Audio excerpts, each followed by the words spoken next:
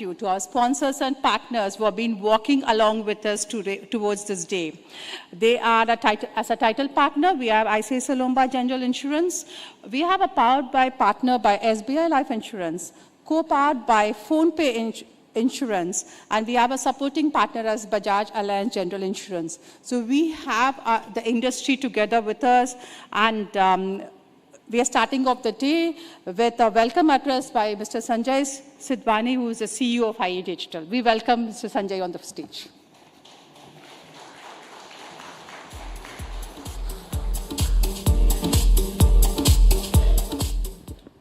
Thank you, Lavanya. And very good morning to all the people out here. And welcome to the FE Insurance Summit 2024. We gather here today to discuss and share ideas about innovation, about disruption, about challenges, about opportunities. And we believe that forums like this are successful if by the end of the day, every one of you here has a few takeaways which help you grow your business. And that is the core principle on which we try to create the content around these conferences. I will talk about the preview, about what we're going to do in a short while. But before that, let me introduce our chief guest for the day. Mr. Debasish Panda, all of you know, he's the chairman for IRDAI. And in the last few years, when he's been at the helm, we've seen a lot of changes, much wanted by the industry come true.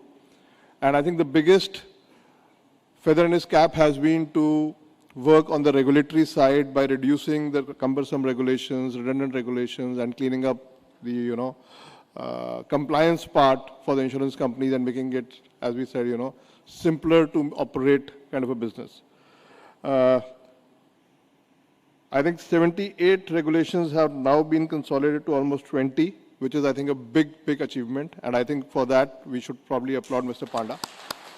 Because not only does it make life simpler, it also brings down the cost of doing business, the time of doing business, and I think that's very critical. And I think what I liked is the sunset clause provision that he's created, that every regulation, every rule has to be reviewed every 3 years, which means redundancy doesn't pile up. It gets cleaned up, like you do your Diwali cleaning at home. So this is once in 3 years kind of a Diwali cleaning at the regulator's home, where things are re-looked at and cleaned up. I think the other area of interest to the industry has been the norms on raising capital. I think there have been simplifications there. There's been more independence now from where and how you can raise money, and that's helping. Some people have been asking about reducing the capital requirements, but I think if that norm has stayed constant for about 25 years now, that itself means it's come down by almost a quarter of what it was worth, when the regulations first came in. There have been new approaches on crop policies for farmers and efforts to reach the elderly. And thanks to the leadership and efforts of Mr. Panda, who's been promoting extensive use of technology apart from measures aimed at widening and deepening the reach of insurance across the country, I think the other unique proposition that has come out is an e-marketplace, a public infrastructure platform which will enable the aggregation of the entire industry, the products, the intermediaries at one place. It will have beneficiaries and consumers, the intermediaries and the industry. And as we all know that Bima Sugam, the CEO, is already appointed, and I'm happy to say that Prasun Sikdar, the CEO, is here with us today. Welcome here, Mr. Sikdar. The idea behind the e-marketplace is to make a One India platform where all Indian companies, intermediaries, and consumers can come together and solve problems. I think at the core, it's also about creating a common data repository which everybody can utilize, and hopefully someday, and I was just speaking to somebody before the conference started, a person who's not making too many claims, gets the benefit at an individual level. Right now it's a collective. So it's a pool on which the costs are divided, and the individual for good behavior doesn't get rewarded. So I think those things should probably come about, and interoperability between different players will definitely help consumers. Another highlight of the summit today is going to be we'll have a lot of practitioners from the receiving side, people who buy products, talking about their experiences of dealing with insurance companies and the issues that they have. I think it's very important to listen to the customers, and mostly in these conferences, people tend to leave the customers out. So we have made a concerted effort to get the voice of the customer over here. So we have people from the industry who will come and share their experience of dealing with the insurance industry, and I think that should be a very positive takeaway for the players in the industry to take home. Before I go any further, I would first like to invite Mr. Panda on the stage, and I'll continue with the rest of the introductions after that. And can I get the bouquet, please?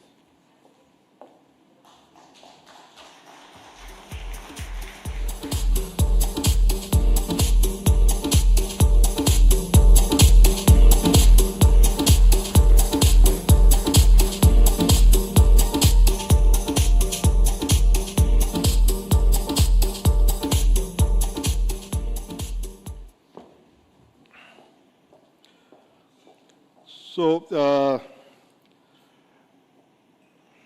we also have a session that looks at people who are breaking the mold and taking uncharted directions. So we have Mr. Ravi Vishwanath, CEO of Narayan One Health and Director of Narayan Health Insurance. I assume everybody has read about what Narayan Health is trying to do. It's saying, okay, as a provider of health services, if we also are a provider of health insurance, then the conflict of interest between the patient, the insurance company, and the insurer and the hospital can be kind of triangulated to the benefit of everyone. So it becomes a self-check mechanism where long-term health solutioning can become a priority over short-term treatment of an issue. And I think that's a very, very constructive way of looking at the sector and at the problem of not just insurance but also the healthcare system, because both insurance and healthcare work on trust. And today there's a trust deficit in terms of, and we know what's happening in the Western world in terms of the cost of insurance and access to healthcare, and how insurance is probably, instead of becoming an enabler, becoming an impediment to get access to healthcare. And I know of friends and family who fly down from Canada and US to come get in treatment in here because it's affordable and it's accessible. So I hope what we create here continues and innovates for the world to follow, and we don't emulate what the West has done, because I don't think that model is something we want to follow, and it's probably a broken model.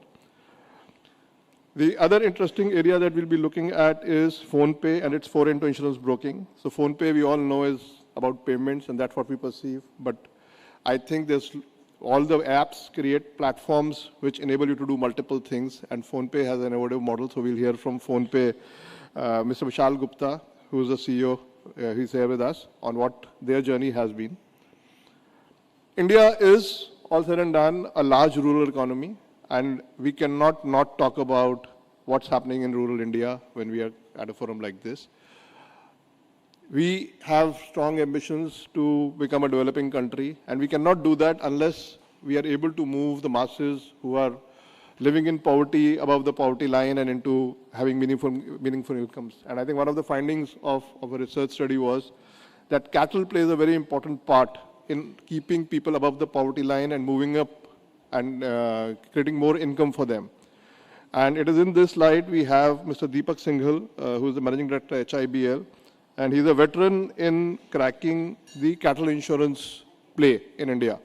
And he works with a lot of state governments today to enable their cattle insurance policies and execute them successfully. We also have a panel on insurance tech covering insurance technology. I think today every sector is impacted by technology, and especially with AI, a lot of new innovation is possible. So we have discussions around how artificial intelligence can be used in underwriting and fraud analytics. Some of the use cases, not all, because AI is all-encompassing and can have multiple use cases. We have a panel on the finance experts who will be managing the economic challenges and financial foresight, because risk is all about planning for the future, and people from the finance help play a very critical part in the insurance business, because there's a risk management part and there's the investment management part. Both are very critical financial functions. We also have a panel examining the talent issue, because as Mr. Panda announced yesterday, he would like to see a lot more players in the industry, which means we need a lot more people, talented people to create those organizations and support those organizations. So what are the challenges that HR people face? How do we create a talent pool? What are the deficit areas? How we work around that? I think that's an important question that the industry needs a solution to. So India may still have penetration of 4%. I remember we used to be around 1% when IRDAI was formed. And everybody used to say insurance is, a 10, 12-year play. Industry will make losses for the first 10, 12 years. And then they'll start making, and it's a great business. And we are seeing the insurance companies' bottom lines now getting very healthy. And hopefully we'll see a lot more listings happen in the near future, which will propel more people to come in.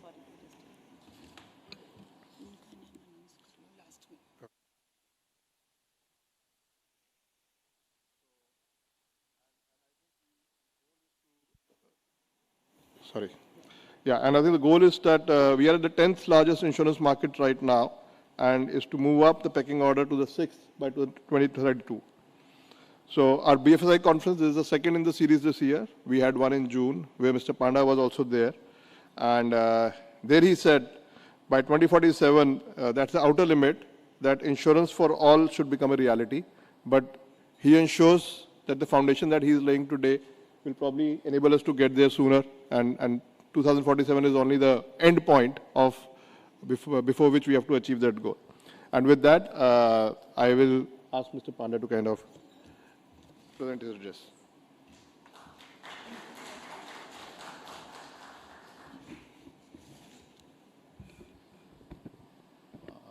Namaskar and a very good morning to you, all of you, ladies and gentlemen. First of all, I'd like to extend my warm greetings to each one of you who have gathered here today for this very important topic of Insurance Summit 2024, the Readiness Dialogue. And theme is Vision 2047, Steering the Future of Indian Insurance. Before I begin, I would like to place on record my appreciation for the Financial Express Group for organizing this very important summit, where it is a congregation of the industry, the stakeholders, the business leaders, the hospitals, the service providers. So a wonderful opportunity to deliberate on various issues as far as the readiness of the sector is concerned towards insurance for all by 2047. So bringing together even leaders, innovators, that the InsureTech, FinTech players, experts across the diverse landscape of our economy.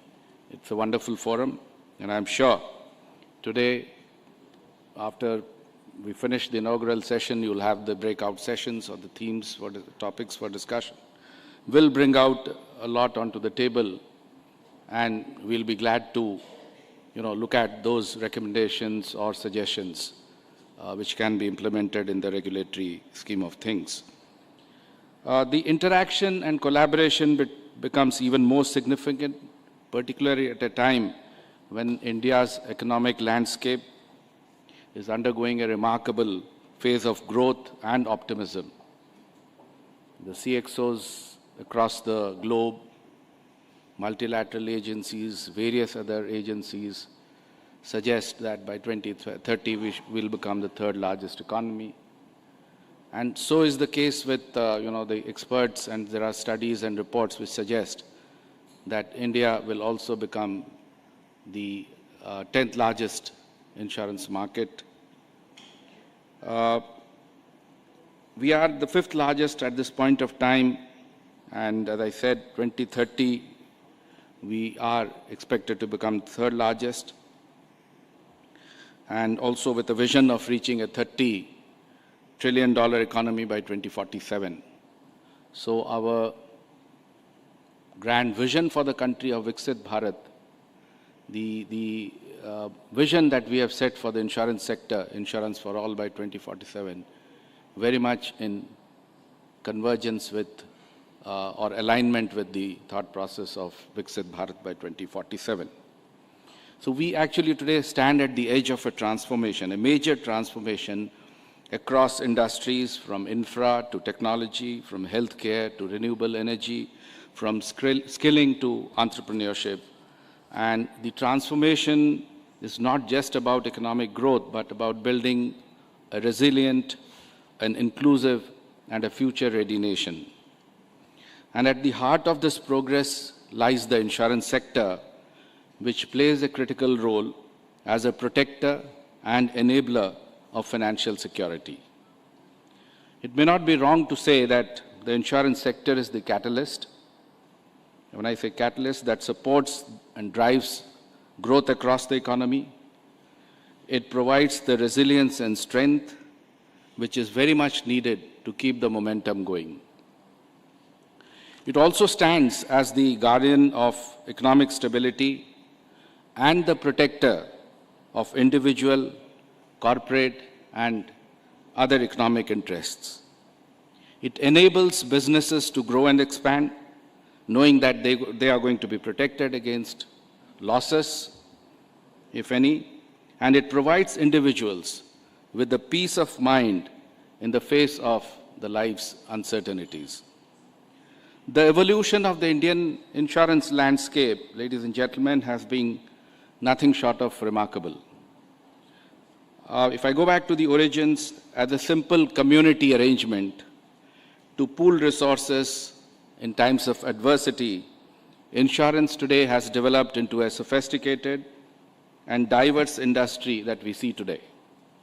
Yet, to fully harness the immense potential of the sector and also to drive the future growth, development, and innovation are not just important, but they are essential.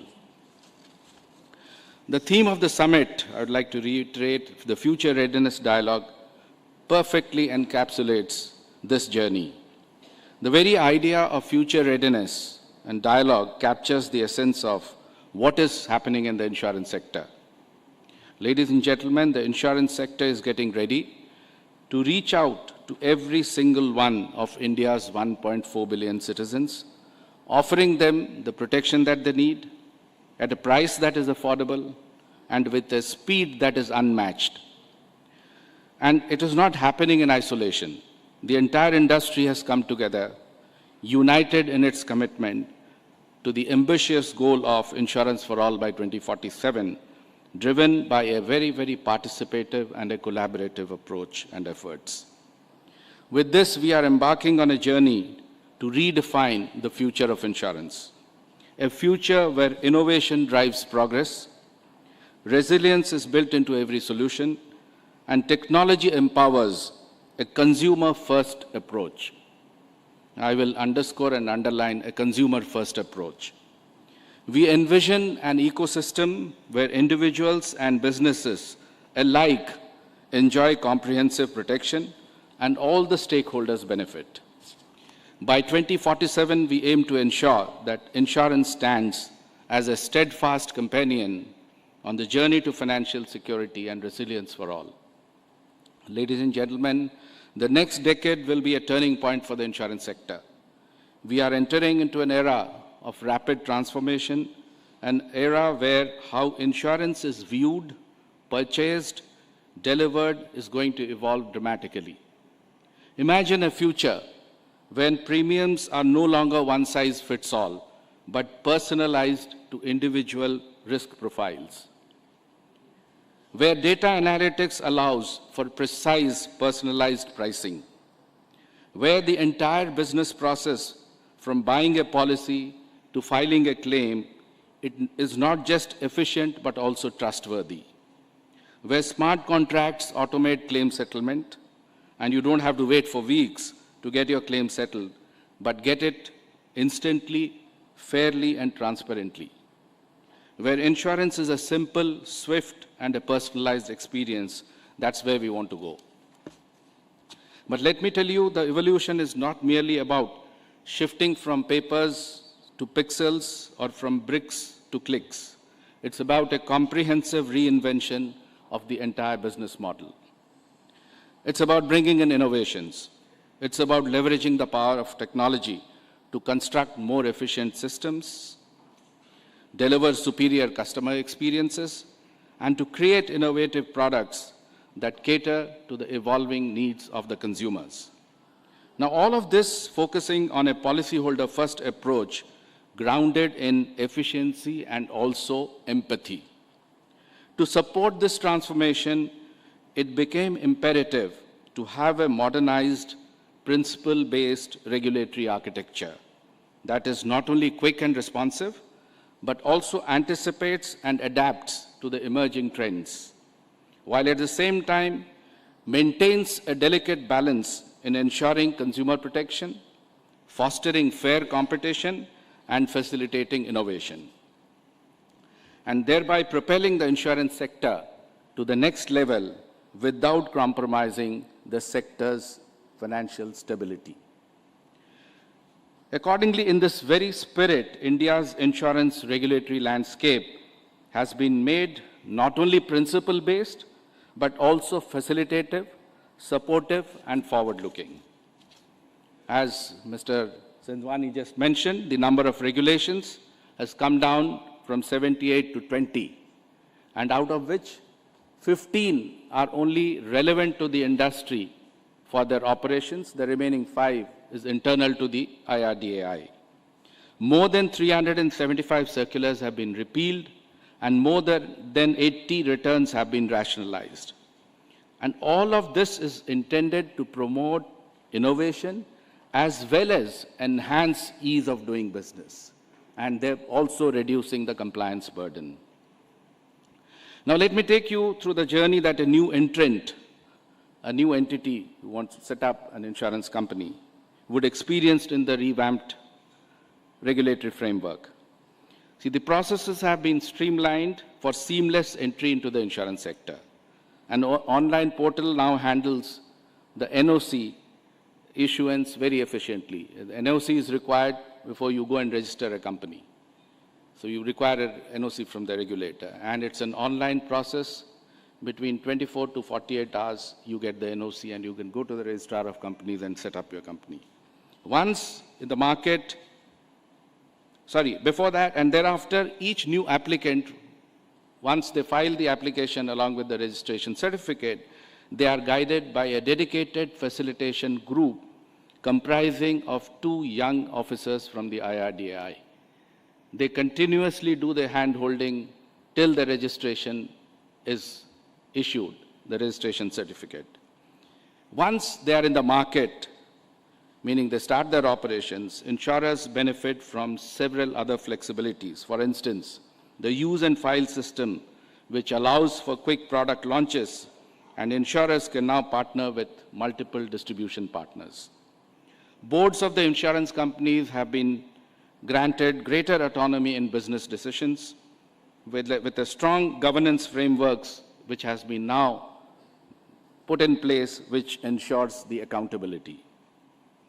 Additionally, companies have the flexibility in paying the distribution costs within the expenses of management limit, which is now monitored at the company level, which means hitherto all the sectoral caps, and there were various other caps which were there earlier, has all been removed, thereby giving full freedom and autonomy and flexibility to the boards of the insurance companies to do so through a board-level policy.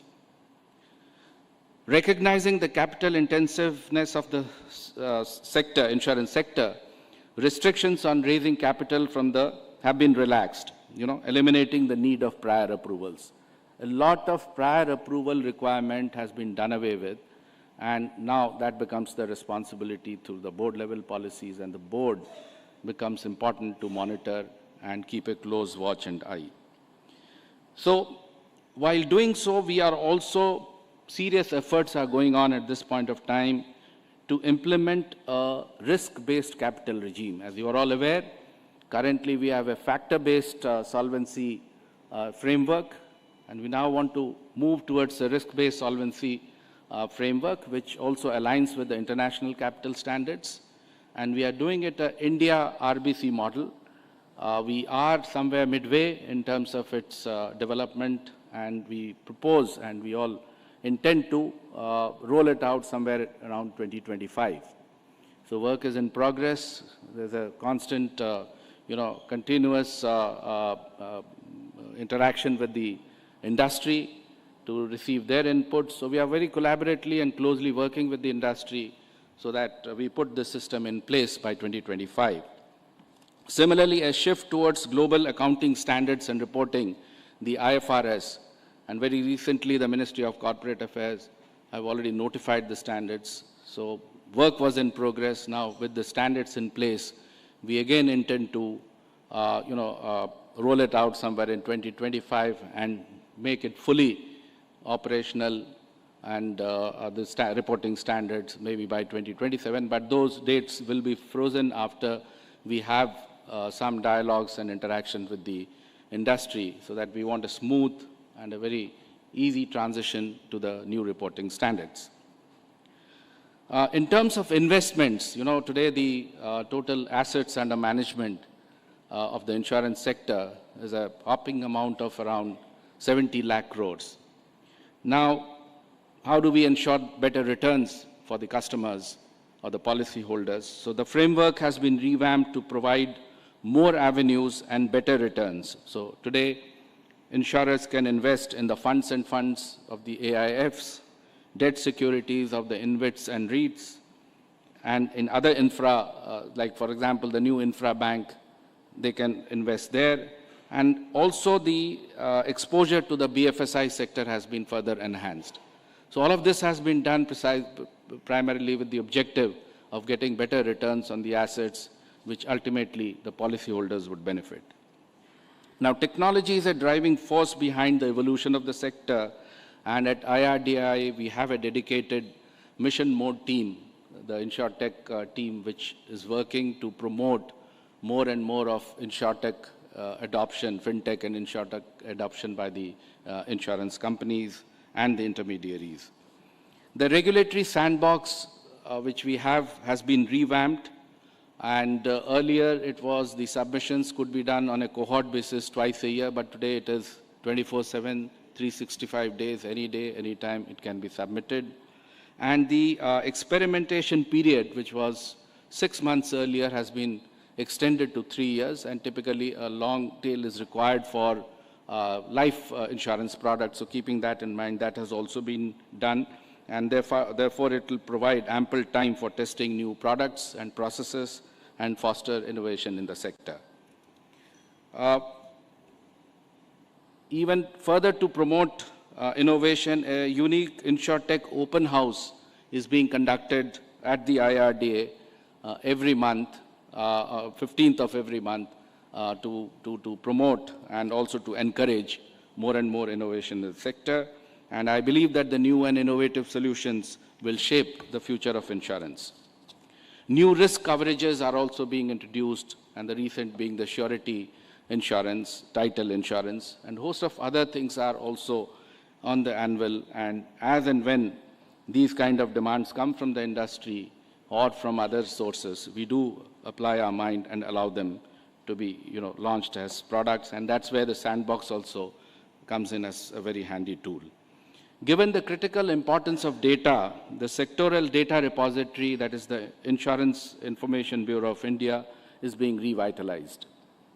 It is aimed to transform it into a dynamic hub for sector-wide data needs, offer valuable insights, early warning signals, and analytics. And this will enhance underwriting, product design, as well as pricing, and also support IRDAI's supervisory role as we transition to a stronger risk-based supervisory framework. When I say the RBS framework, it is an enterprise-wide risk management, a 360-degree risk management framework where macroeconomic risks, operational risks, liquidity risk, capital risk, management risk, all of that are aggregated on an enterprise-wise.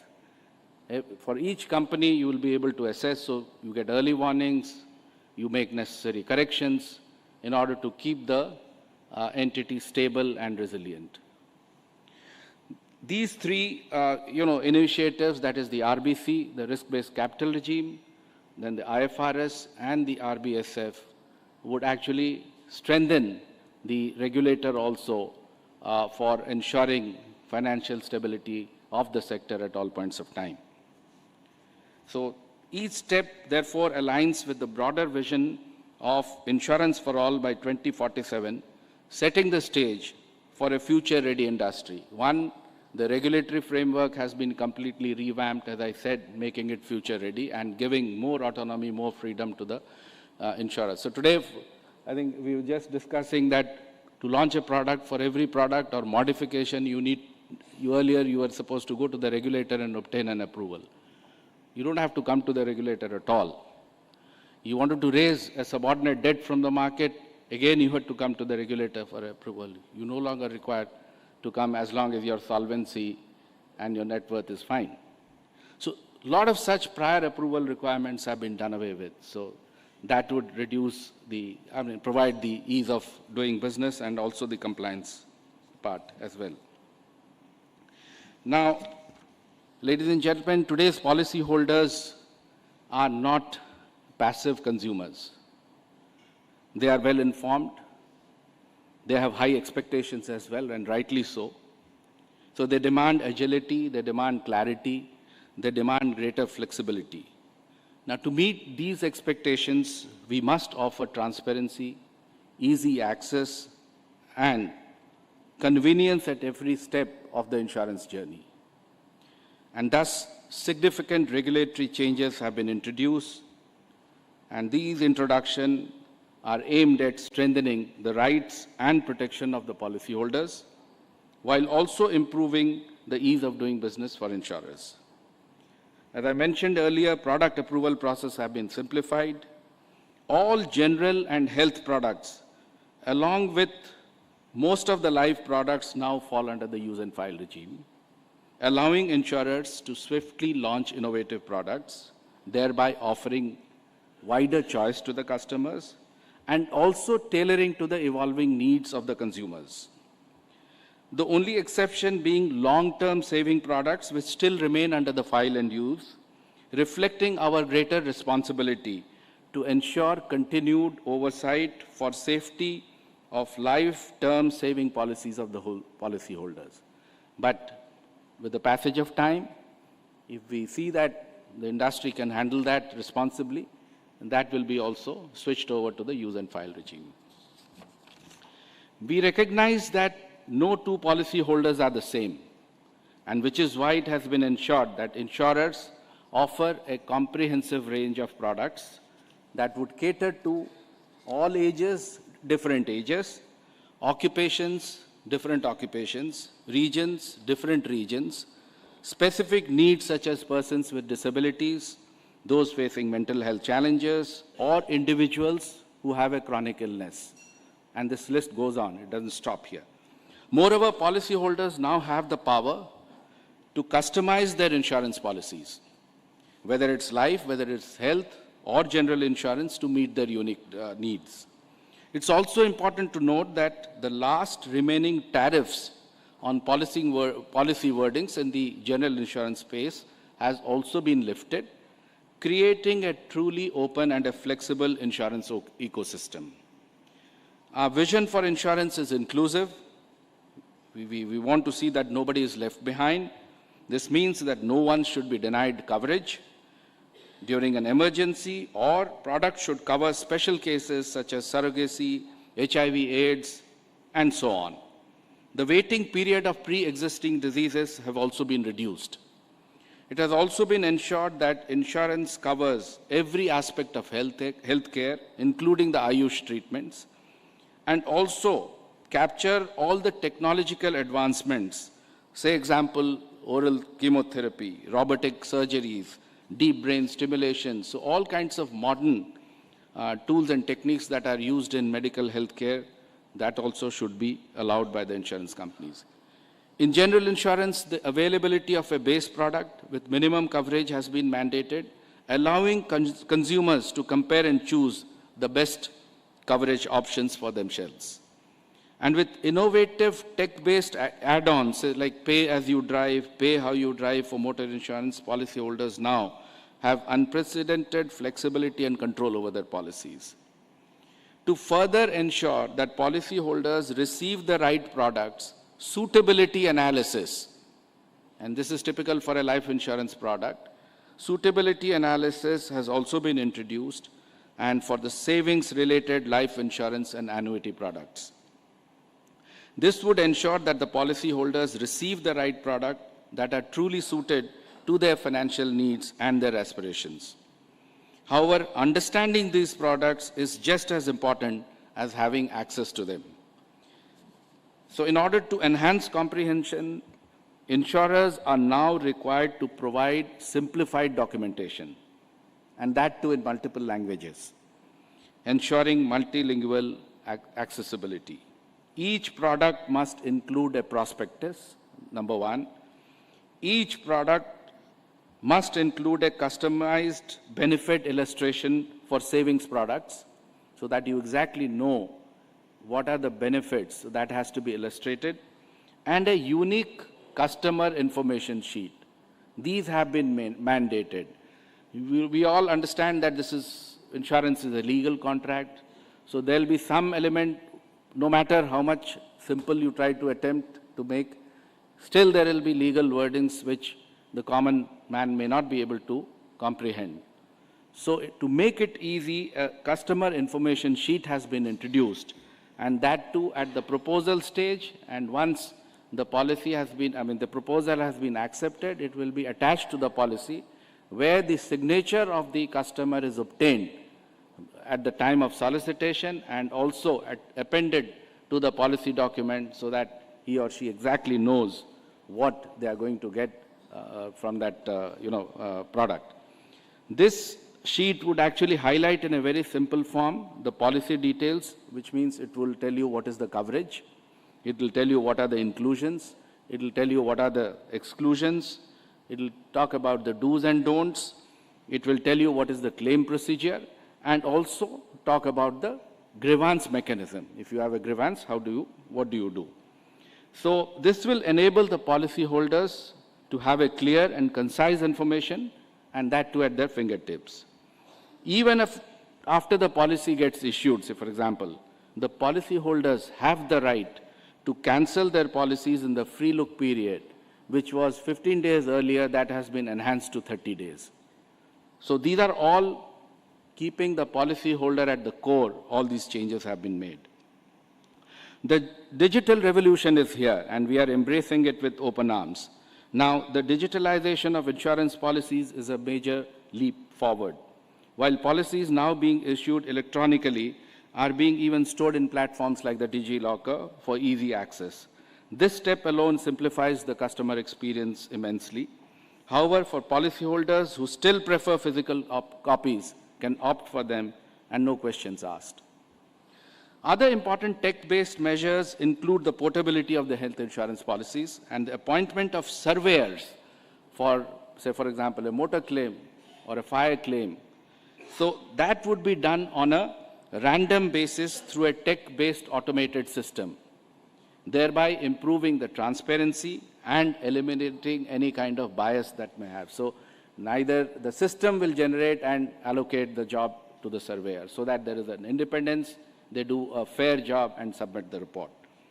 Digital transformation has also accelerated the process across the board. From underwriting to claim settlement, strict timelines have been enforced. All the TATs have been now very clearly defined to eliminate frustrating delays, making issues like insufficient documentation or delayed intimation a thing of the past. Sincere efforts are also underway to transition towards a completely cashless insurance landscape as far as the health insurance sector is concerned. For instance, cashless claims are now to be approved within 1 hour and discharge requests within 3 hours. Insurers are also encouraged to have dedicated help desks at the hospitals for prompt assistance. This isn't just about efficiency, but it represents a commitment to compassionate care, ensuring policyholders and their families encounter fewer obstacles during critical moments.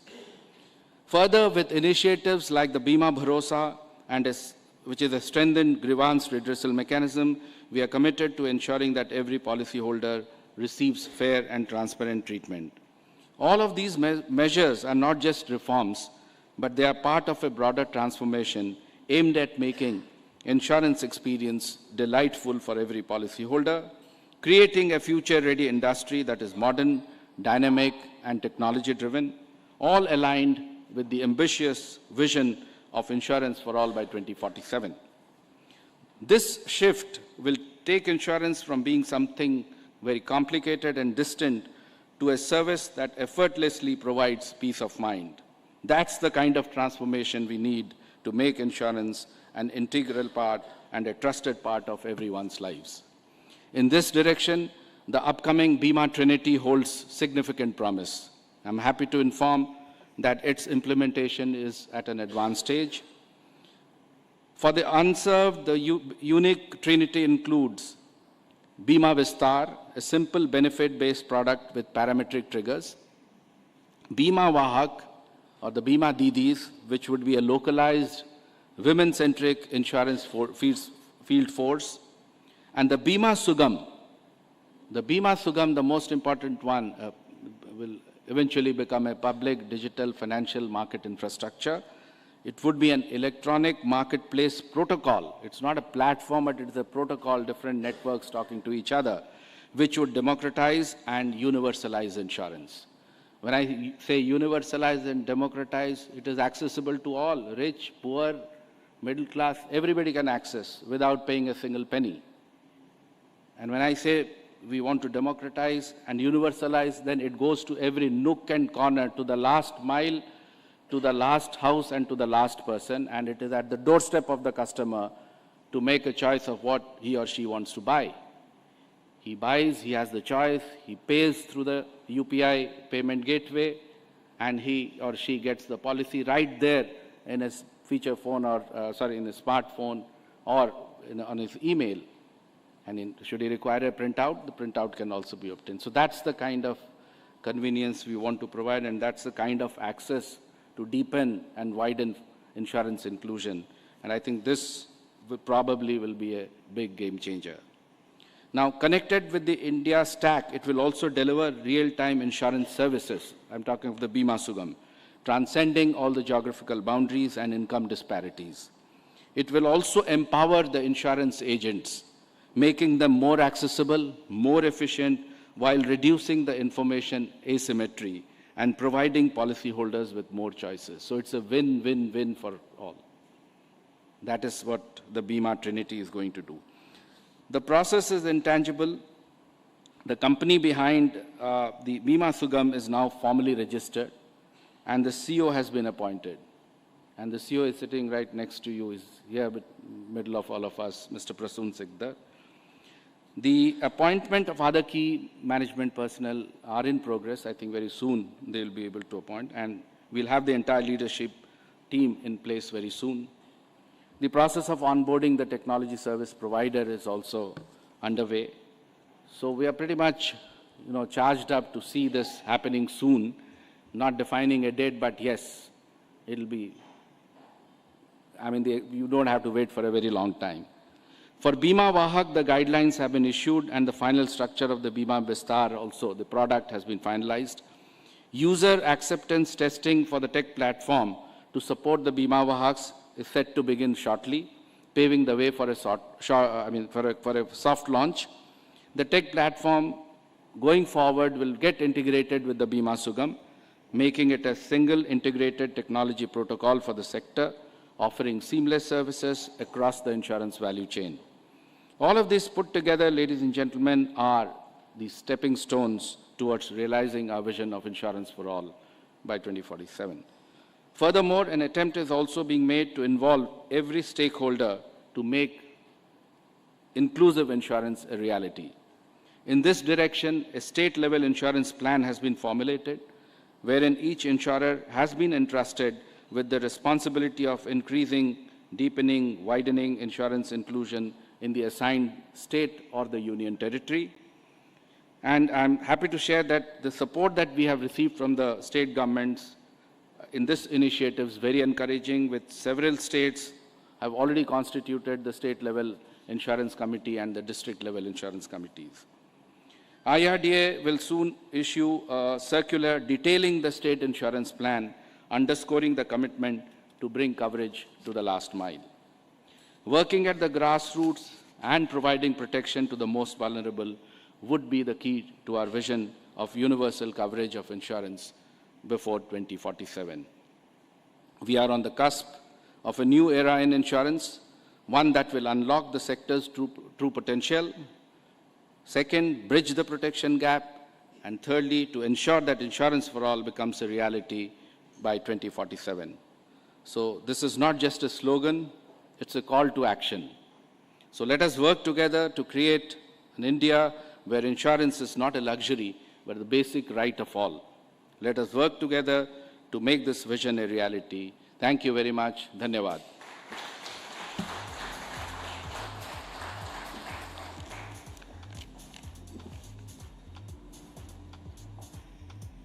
Thank you, Mr. Panda.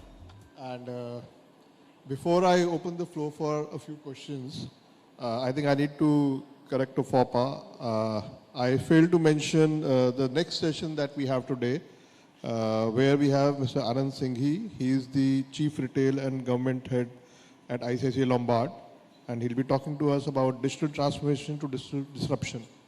And I don't know if Anand knows, but ICICI Lombard, way back in early 2000, was one of the pioneers when it came to adopting digital. And it was the first client that we got on ET, which wanted to run a lead-based campaign and use internet for gathering leads to grow their health business. So I think we'll hear from him. I don't want to take away from his session. And we have the floor open. So if there are any questions, please raise your hand, introduce yourself, and then ask your question. Yeah. May I? Yeah, please.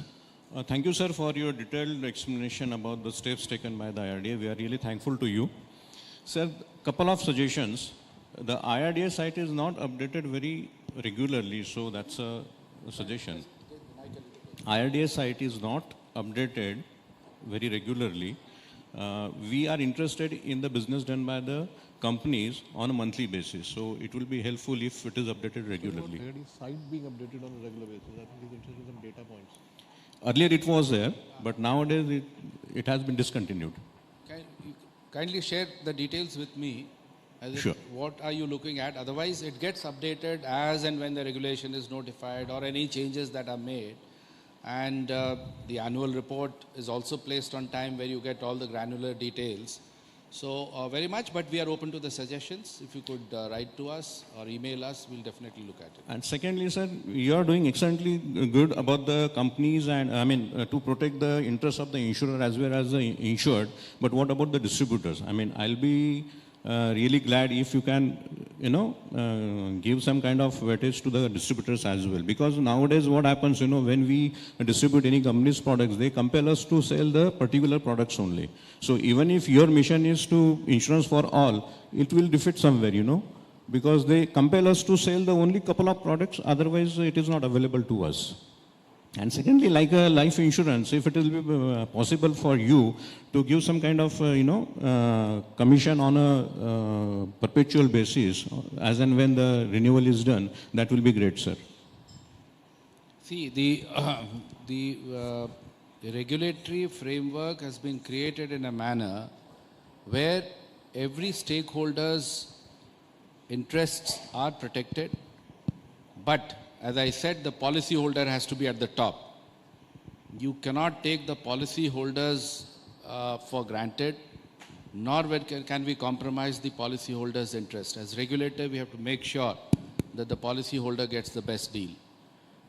Having said that, as I said, the Bima Sugam is going to be anybody can sell insurance through the Bima Sugam portal, which means it will become an open architecture kind of. You go and see the intermediary is interested to go, an agency, for example, wants to sell a product, and earn his or her commission or whatever remuneration that the company wishes to give. So they will become more efficient, they will be able to earn more, their incomes will get augmented, and more people getting covered, the incomes will also grow. Rather than, chasing one or two individuals, today with the Bima Sugam, you will be able to sell more number of policies within the same time frame. And that too to the full satisfaction of the customer. Everything is done there, and the customer, right from the solicitation, right from the payment till getting the policy. Can you imagine a journey where the customer gets everything within an hour's time? So that is the kind of ecosystem that is being attempted to be created, and I'm sure we will see that happening very soon. So I don't think there should be any concern for any of the distributors. Rather, they should fully leverage. And then, of course, we are also encouraging tech adoption by the intermediaries who operate on a larger scale. So I think all these innovations are applicable for every stakeholder who are operating in this ecosystem, be it insurance companies or the distributors or the technology the service providers, everybody who is involved in this supply chain or in this value chain. Lady on the front. Thank you, sir. Good morning, sir. And thank you very much for this enlightening session that you have given to us. It is music to our ears. Sir, as a Please introduce yourself first. Sorry? Please introduce yourself. Anisha Udeshi from Cipla. I'm a risk manager, global risk manager. So, sir, this is music to our ears, and as a buyer of insurance, we have a request that we need to have a seat at the table in IRDAI, because I definitely appreciate all the stakeholders are providing all the inputs for improvement in the services, in the products, or various aspects of insurance buying. But we feel that if we are heard better, we can have if we have a seat at the table, we'll be heard better, and the outcome would be better, sir. And the second thing that we feel that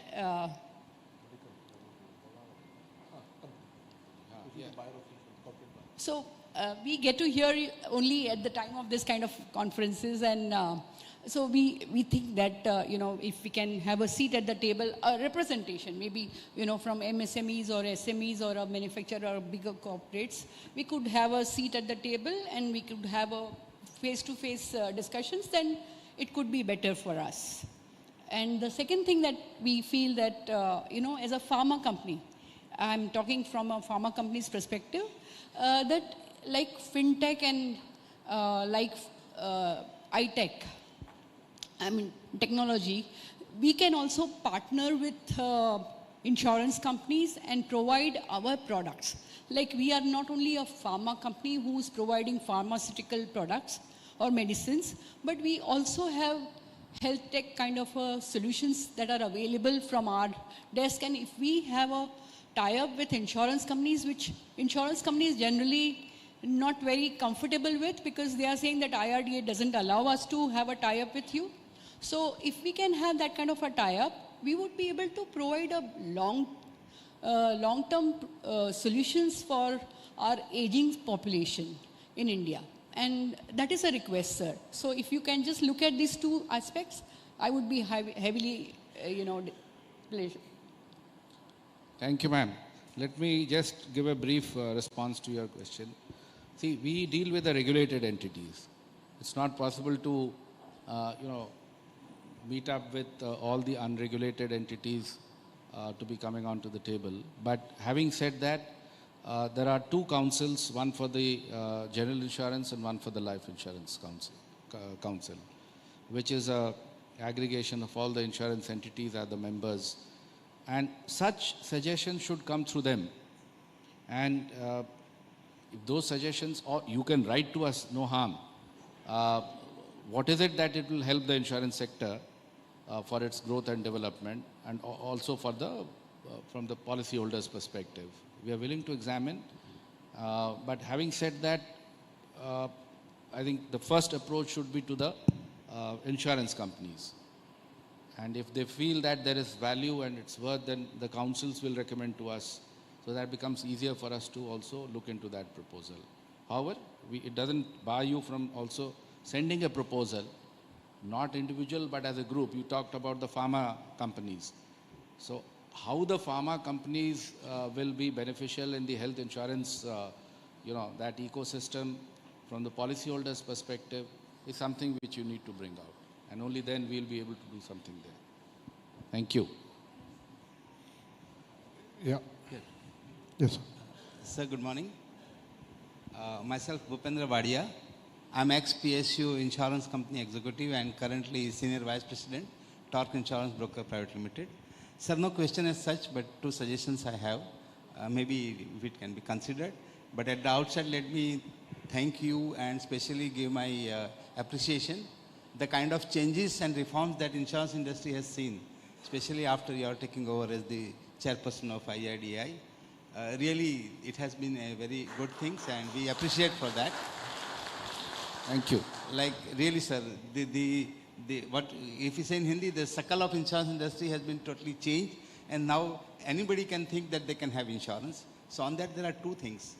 When we are all talking about the Vision 2047 insurance for all, there is a one particular class or a mass of the people who are to be specially taken care, and they are senior citizens. When we talk about them, they are working somewhere and maybe up to the age of 60, they are covered in the sum and sum policy. Maybe after that, up to 65 or 70. But after that, what happens is by the time they reach this age, they may have some and some problems. Maybe somebody had heart issues, somebody has kidney problem, maybe, diabetes or hypertension, something like that. So what happens is that somehow, for some reason, they are able to manage, say, 60, 65, 70. And as of now, when the proposer is, or they themselves want to propose when the age is about 75, 80, or maybe somewhere about, say, above 70 and all, maybe under some excuse their proposals are denied. So what happens is that I am of the opinion that no denial for anybody who comes for insurance. Maybe there could be some different terms and conditions, but that can be imposed like. So if that kind of guidelines can come from IRDAI, it will be a great help for the people who are above 65, 70 to have some insurance cover. But when you talk about insurance for all, this particular class may not have insurance covers. So maybe this requires a special attention of IRDAI to see that they have some covers at least. Because by the time the children also grow up, they reach 78, 80 and all. And then in their policy also they are not covered. So where will they go? And some kind of disease will come. So I think this requires a special attention from IRDAI, and some guidelines to the insurance companies from your end will be highly appreciated, sir. Thank you. Secondly, sir, I wanted to say that as far as the duration of intermediate is concerned, now I am on the other side after 34 years of working with New India Assurance Company, and I am able to see that the agents, I am also trainer for the agents and BQP training and all. So what happens is that agents, once they have taken a license, I mean, renewal is not at all attention, they have to just complete their training, and maybe up to 100 years or lifetime they can have that particular license. Similarly for corporate agents. But as far as the broking fraternity is concerned, the renewal is every 3 years. Sir, our election, after election, even the elected body also works for 5 years.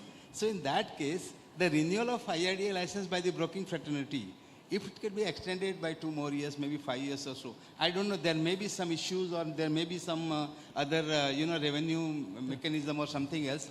But if that can be done under your leadership, and we expect that, I think you can do, sir. आपके समय में हो सकता है. So if something can be thought over this, it will be great help to all the broking fraternity also. You know that they are giving a very good and handsome contribution. Sure, I think we've got the question. Thank you so much, sir.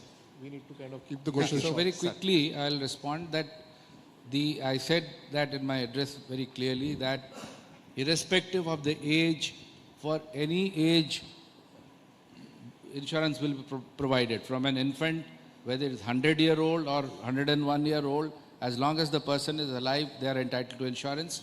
That's been made very clear in the recent circular which has been issued in 2024 around July. So you kindly take a look. And that too, even if there is a medical condition, that too will be covered. So that has also been. So please go through that circular. It takes care of every situation you can, visualize, will get captured so that insurance is provided and insurance is not denied to anyone. That's number one. The second point regarding the perpetual license for the intermediaries is something which we have already recommended to the government because that entails an amendment in the statute. So that is being actively considered by the government. As and when it happens, then there will be a perpetual license regime. Thank you.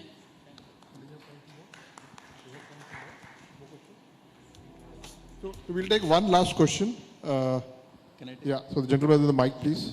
Yeah, good morning. Very insightful. Please keep it short. Yeah, very short.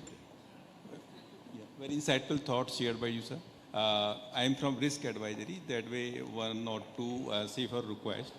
In the cybersecurity compliance, basically the number of control are too large when we comparing with the other regulated entity. So my request is kindly tell your team to just resize it in context of number of control. Second is the assignment are normally authorized to a LLP.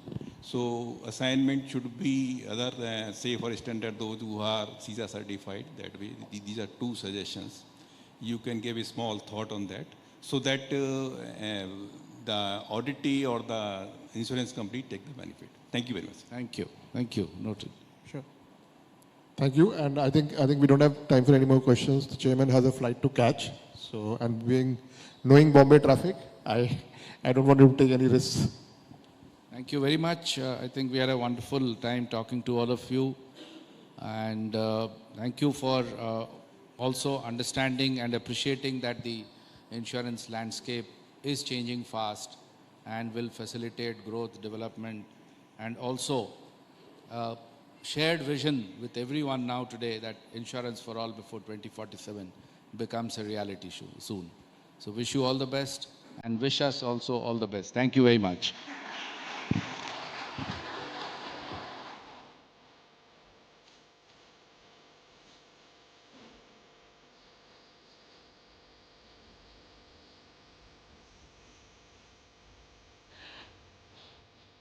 Thank you very much. We go on to our next session. Can we please have the audience seated in the room, please?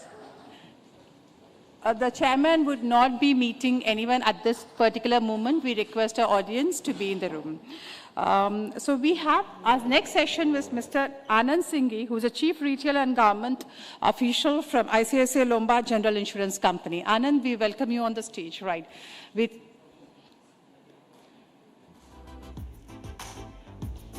Thank you, Anand. Yes.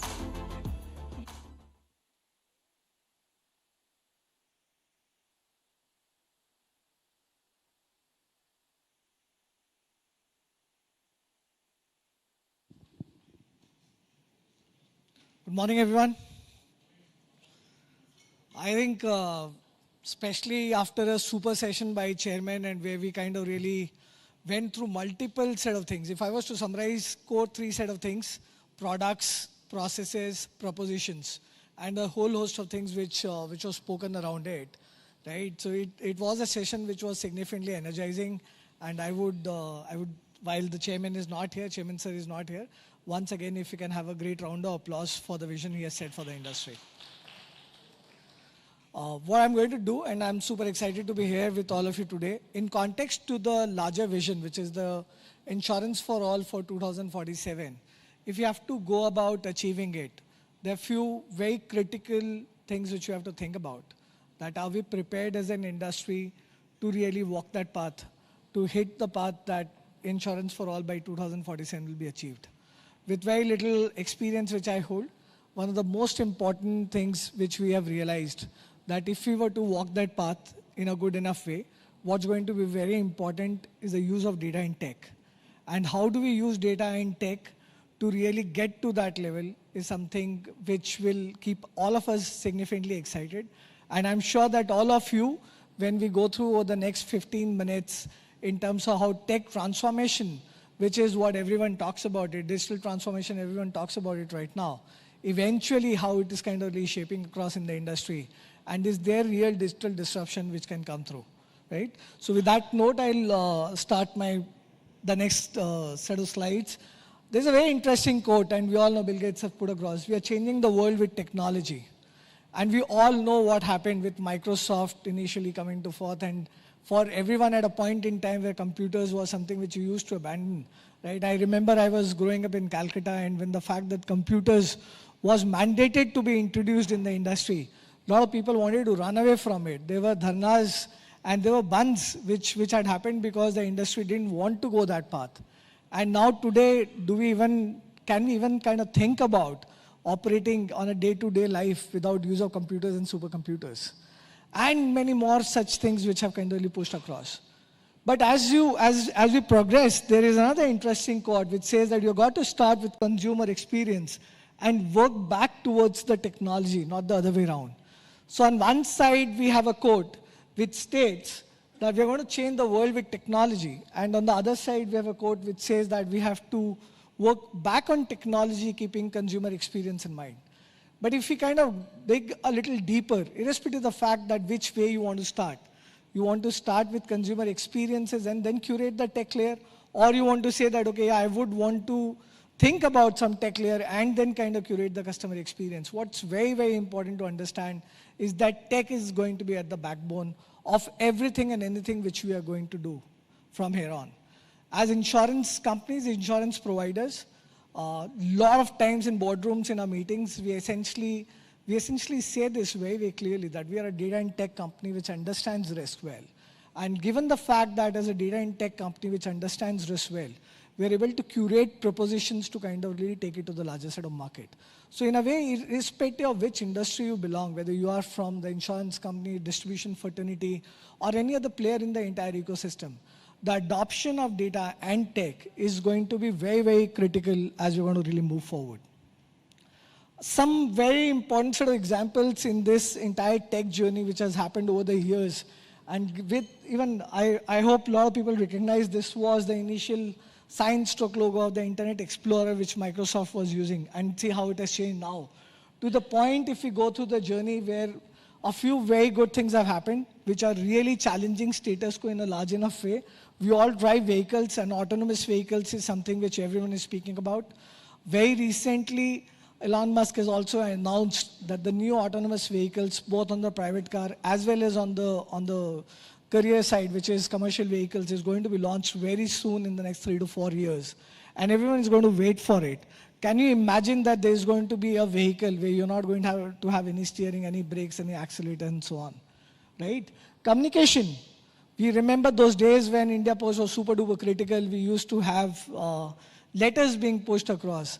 Today, it's something which is super special if you get a letter coming from anyone else. And how we were extremely, extremely reliant on emails. And I can tell you very safely that most of the organization, Ravi is here, and I had an opportunity to work with him. One of the steps which he had taken in his earlier stint was so as to say that in the organization, do you really need an email at all? Right? So to that point, it was practice, and as we move forward, as we progress, we are seeing many, many such more examples kind of really unfolding. Right? ChatGPT. Honestly, today if we look across, a whole host of human intelligence is kind of now being borrowed intelligence. Right? There is enough and more amount of effort which has gone in kind of building and curating these kind of tools. And today, if we have to really do anything, we just rely blindly on that. I can tell you, as a father of 2 young kids, over the last 2 months, I've been applying to many set of schools, and every school has a whole host of questions, right? Ek samay hota tha when we used to think that, okay, we need to think deeply, we need to identify what we need to answer. But today with these tools, right, you still think, but the response time is super fast. Something which used to take days, right, and weeks, now can be done in a span of minutes and hours. So that's how technology is changing our day-to-day life. And if this is true in our individual own set of lives, it's going to be super critical for all of us, even in the insurance domain, given the fact that we specifically talk about insurance right now. What has happened in insurance if you look across, and the whole tech/data journey which we have all gone through? The era of 1999 to 2012, let's say, take there about 10 to 12 years. We spoke about, and we were super happy when we were launching web applications, API services. At that point in time, we used to say that, okay, we are disrupting the industry by having kind of launched the API services. And today we all know that if any insurance company, any distributor, we don't have investments in this space, whether we can operate in itself or not, right? We spoke about e-commerce application because we saw through e-commerce companies come across. And it was completely changing the way consumers were consuming as well as kind of experiencing solutions across the industry. Now, as we move forward in the era of 2013 to 20, right, they became like house check hygiene kind of applications. And the industry started to speak about machine learning.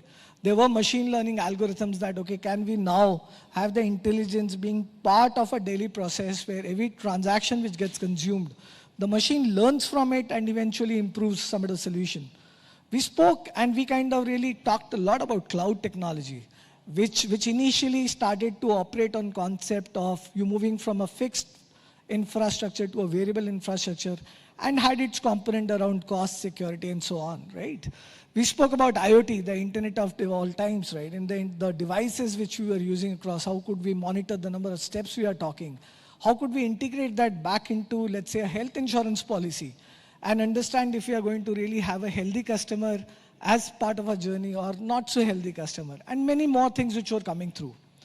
And in each of these items, whenever it was coming, we used to say that, okay, this is how we are going to disrupt the industry. But in reality, if we were to say what has happened over the last 2 decades or so, the first block, if you now in hindsight would want to put across, we were moving to basic era or basic level of digitization. The second block, which is predominantly from the year 13 to 20, we can now very safely say that we have been able to transform the industry. But what's going to happen next? And that's something which is very interesting. And if we are able to follow that through really well, the whole objective and the mission and vision of insurance for all by 2047 should not be far away in becoming a true set of reality. So if we look across what's going to happen next in digital disruption, our view and our take on is that data and tech will get significantly embedded. Today you might have strategies where you speak about data separately, you speak about tech separately, but as we are going to really move forward, data and tech is going to come in the same breath of conversation which we're going to have. And most importantly, as we move forward, from conversations which are mass-based, cohort-based, will have to become individual-based. And there is going to be significant amount of hyper-personalization which has got to be baked in as we go to move forward. Now we are saying that digital disruption is there, and for us moving to that path where embedded tech and data and hyper-personalization is very, very important. Why is it important? Why do we feel that this is important? And this is something which I want to talk about, right? Most of the people who are there in the room can evaluate whether you're distributors or part of the insurance sector, companies. The consumer expectations are significantly changing. We heard the chairman talking about that there was a time, there continues to be a time where motor insurance, largely bread and butter product for the industry, is significantly mandatory. But if you look across at today's customer, and I can tell you very, very safely that in the digital domain, almost 1/4 plus of the insurance policies which are around motor insurance are getting onto the new constructs of pay as you drive or pay how you drive. So there is a significant change which the customers are seeking as we are moving forward.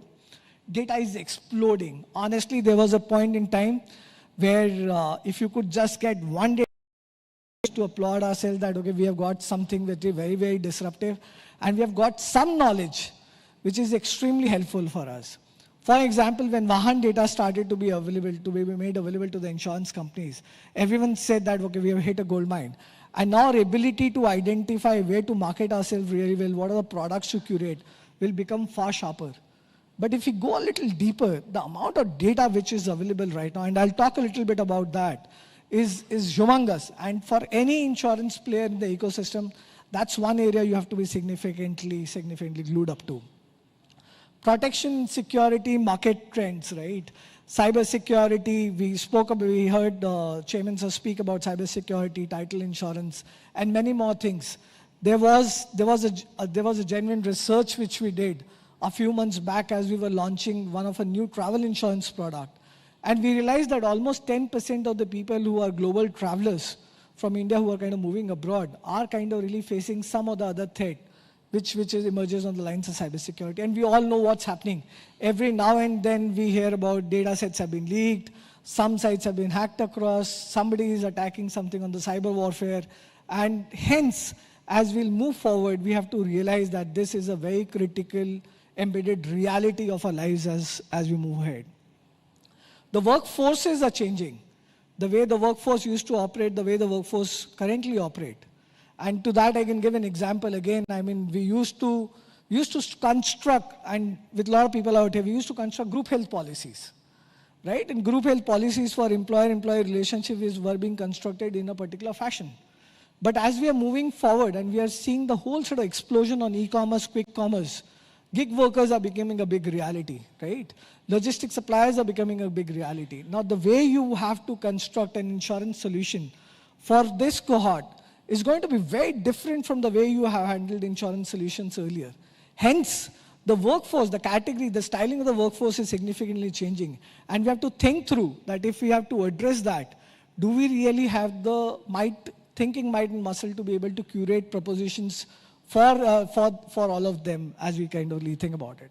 New technology, modern tech, I think less spoken the better. Everyone talks about AI, everyone talks about Gen AI, deep learning, and so on and so forth. And all of these things are having real life use cases in today's construct. So the fact that we need to really bring in data and tech is kind of emerging out of these set of learnings which are getting in the industry and in our day-to-day operations. How do we do that? And in my view, are we as an organization, these are some of the things which we have to be very cautious about, think about it, emerging tech and data getting deployed to really lead the digital distribution wave. How's it going to happen? I think our strategies around data has to significantly change. There were days when we used to talk about data marts. There are days very recently where we have spoken about data lake. But how do you really have random data? How do you have tons and loads of data coming through in a seamless fashion, unstructured fashion? And your ability to make sense, make insight of the unstructured data is going to be the call of the future. New age computing, very, very strong computing algorithms which are required so that we can leverage on the entire wave of AI and Gen AI technology which is out there. Because in case if we don't have these computing algorithms, if we don't have the computing abilities with us, our ability to deploy the AI and Gen AI tools will just be useless. So hence, how do we really go about it is going to be important. Cloud, we spoke about cloud. We have heard everyone talk about cloud, that we have migrated our infra to cloud.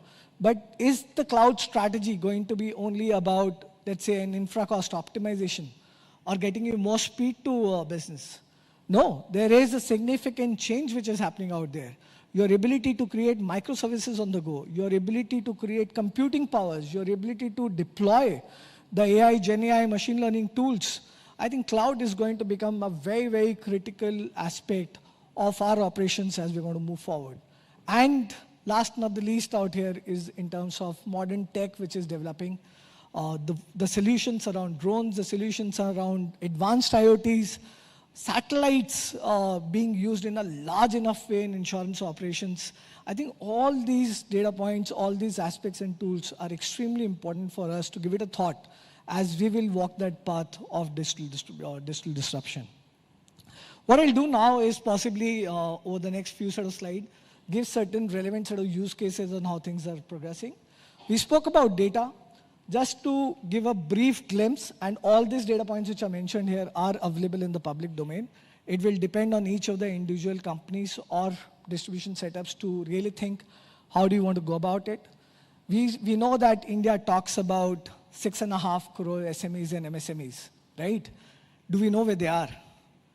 And if we know where they are, do we know what is the kind of construct which is required to bring them into the insurance fold? Everyone talks that 85% plus of those SMEs, MSMEs are not there into the insurance fold. But have we thought about creating necessary ecosystem playbook out there? Have we thought about creating a cluster approach, looking at the category of SME and MSME, and then saying that, okay, we'll construct or create a solution which is going to be very, very relevant. Now imagine if you have some bit of that data with you, your ability to think through on that will be very, very deep. Financial data, I even think the whole fact that the indirect tax and the GST libraries have got very solidified now, the processes have got streamlined. Do we use the GST data in any particular format, right? And again, a very simple sort of example. We go to a particular aspect, to a particular client, and then we want to really understand a lot of things. Now imagine to your sales force, if you can give them a tool that, hey, this is a client you're going across, the GST numbers are available in the public domain. If this is the GST number, this is the kind of occupancy which the client is going to be really operating on. And if this is the kind of occupancy, then XYZ are the set of products you should talk about. So the conversation and the conversation strength which you start to have with your customers goes through a significant change. Rather than saying that, okay, what can we do for you? You walk across, have a seat on the table at that point in time and say that here are things which we'll be able to do for you. Now this is only possible because these databases you can bank up to. Consumer related and many more, right? This slide is just an inference point so as to say that there are so many open market data points which are available. In our strategy as we are progressing ahead, have we taken care to weave all of that in building the right risk management stroke distribution solutions for us to kind of really progress forward? What's also happening now, right? And we have Vishal here from PhonePe, and these guys are doing some phenomenal job, right? Vishal, with your permission, I'll kind of talk about it. We already always speak about motor insurance in a particular fashion. And what we end up doing, we talk about a price which is constructed related to a particular asset. We started to use surrogates. Surrogates whether that particular vehicle had an NCB or not. Surrogates whether that particular vehicle has got a particular line of experience on claims in the last few set of years. And then started to say for a similar cohort, what is that we can do to offer a price for a construct or a cohort of customers. With PhonePe, we said that, okay, let's try and do something different. And this possibly would be one of the ideas which could go on the sandbox filing.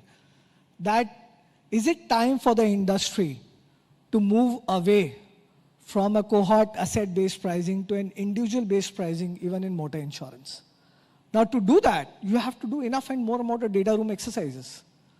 And trust me guys, for the digital players who are leading the digital distribution disruption in the country, the amount of data room exercises which the industry is doing is just about exceptional.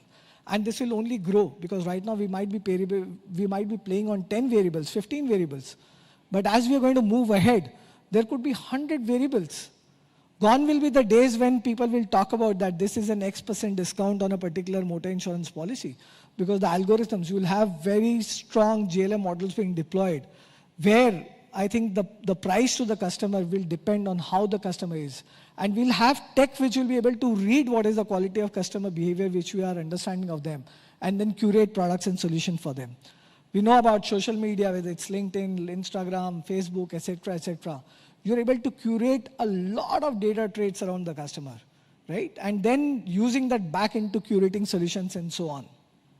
So data in net essence, data is the new oil, right? We have spoken about it, but the fact is that do you really know how to consume it is going to differentiate between one and the other. Some of the things which we have started to do and the industry is also starting to practice, how do you really structure the unstructured data? And when we say that structure the unstructured data, it doesn't mean that you can it out again, but how do you really design your algorithms to be able to read out the necessary variables from them? How do you deploy the actuarial assumptions around the data sets and then create and then use AI and predictive AI tools to be able to help you understand what is the solution you need to construct. Very recently, and a few of the people, if you would know, very recently we launched a new health insurance solution, which is called Elevate out there in the market. It has certain set of hero features, but hero features are there to be copied. I mean, we copy from people, people will copy from us, right? But what we tried to do different with the product was, we said that in the acquisition or in the journey where the consumer is buying the product or the partner is helping purchase a product for the customer, how will you use AI to be able to help the customer or the partner choose the right construct? And these are initial days, but we are finding great success on that. So here is a time which is now, and this, I think this is going to become the new sort of reality, that for all the partners, for all the customers, when you are interacting, do you have these tools at the back end which help you understand really well, and then looking at what you should have, then offer you a solution which makes a lot of sense, right? Now that was not something which would have been possible if we didn't have these AI tools which are available. And AI in itself, we can have a different conversation about how it kind of progresses and goes deep into the aspect. But the fact that some of us have started to use these tools, sorry, and as we move forward, the use cases of this will significantly improve and accelerate in the company. We should genuinely watch out what we want to do around here. AI and ML, another use case, and this is very interesting, right? आप लोग सब, you would be driving a private car two-wheeler, just with a raise of hand. Yeah, most of us would be doing that. I'll just give an example of look across at a description accident. Right, कि मैं गाड़ी चला रहा था, सामने से एक auto वाले ने मेरे को टक्कर मारा, जिसमें हमारी गाड़ी गिरकर डैमेज हो गई, और फ्रंट साइड से, and then there it goes on. What we did was, at the back end, we used a tool to be able to first convert the linguistic movement. So we were able to convert the Hindi into English. And then once we converted that, we used an algorithm so as to say that looking across at what the narrative is, what could be the potential parts which are getting damaged. Then we kind of really took the claim form and said that, okay, for the claim which has been submitted, what are the parts which are being there? And it's all happening in microseconds, right? Sorry, and this is the place where we then realize that, okay, there are possibly certain elements which are being claimed across, which we need to question a little more deeper. Just an example, right? Today, for us to do this now, it takes what? It takes hardly few seconds to be able to synthesize the data and come out with our actionables. And there was a point in time where if somebody in the organization would do that, we would celebrate him as a hero that, yes, we have found an outstanding performer. So imagine the outstanding performer who had practiced this over ages. Today, with help of technology, you're able to move forward in a lightning speed way. And these are some real set of applications which are coming forth. Multiply this. Generative AI. What's the larger difference? I mean, for a common man to understand. When you make the whole AI tool very, very hyper-personalized, we can say, and then if the tool is able to produce data, text, videos, in context to who you are as an individual, in context to the conversation which is happening with that individual, it's by and large in the era of generative AI. But then are there use cases which are kind of coming forth? There are enough and more. I'll give an example. Here we are talking to a customer, and the customer said that this was about an SME customer conversation. He said that this is my policy which I've been using. I have been advised by my risk manager stroke distributor to be able to do that. And if we really use this policy, we feel we are good to go. Now what you will do typically as a sales employee, you will take this policy, go back to your underwriter. Once you go back to your underwriter, he will create a proposal and go back to the client and say that this is what it is. We created a tool inside where we said we don't need to do anything. All what we need to do is on the board just upload. So he can just upload his current sort of policy. We'll be able to read the policy to the T and construct a proposal that like to like, this is what you should have. But then we don't stop there. We said this is something which is, let's say, an AI tool. Now what we do is we take certain elements from the policy, which are very unique, where I can have a lookup at the larger open market database. I would use those strings, take those strings, get some more data from open market, use my knowledge library, and create an on-the-go proposition to my client and say that while you are kind of going with this set of covers, we genuinely feel that here are item number 1, 2, and 3, which are missing in your policy. Will you want to cover this? Now imagine if you were to do this at scale, how do you really move around kind of doing and bringing the solutions to life? That's something which GenAI kind of can bring in. Similarly, cloud solutions, and we spoke about it, I'll not kind of talk more about it, but the cloud using the microservices, high-level advanced computing, again, is going to be a game changer in the future. Last couple of slides in terms of modern tech, again, a real-life use case. We know about windmills, we know about solar panels, we know how complicated it is to insure them, because you don't know at that level, at that height, whether you can even do an inspection. Ability to use drones to inspect and give you real-time data feed in terms of whether you are good to go with the insurance or not is again becoming a real-time use case. Last slide, satellite data. And guys, I would genuinely recommend and urge you to watch out of what all is happening in the satellite domain. The ability of we consuming loads and loads of data and then kind of really making real life use cases around it. I hope all of us heard about from the chairman speak about parametric solution, about the benefit-based product construct. One of the very important input variables parameter which is required to make that a reality is going to be our ability to read from the satellite data. There are weather stations, you get a lot of data from the weather station, but how can you consume the satellite data to be able to construct such and more such products in the future is again going to be a changing dimension. As I end, I think for sure we can safely presume, and with somebody's example, that technology is going to drive disruption. Disruption is going to be extremely, extremely important for all of us to be glued with the vision for insurance for everyone in our country by 2047. And I'll just like to close my quote that there will be no smartphones in the future, and Elon Musk says that instead the future will be dominated by neural links. Imagine when we had feature phones getting into smartphones itself or something.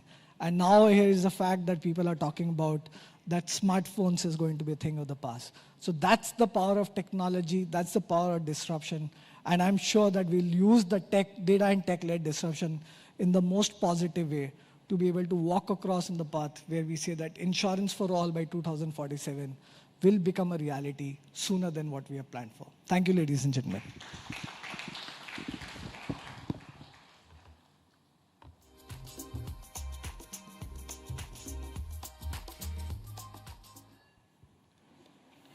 Thank you very much, Anand, on this. I bring to the podium two disruptors. You spoke about disruption. We bring on to you two disruptors who have been disrupting the insurance market now. We call Mr. Ravi Vishwanath and Mr. Vishal Gupta onto the stage to a session which will talk about breaking the mold. It will talk about defining the strategic roadmap in a post-policy change era. We call Roshan Puveya onto the stage, who is a moderator for the session. Thank you.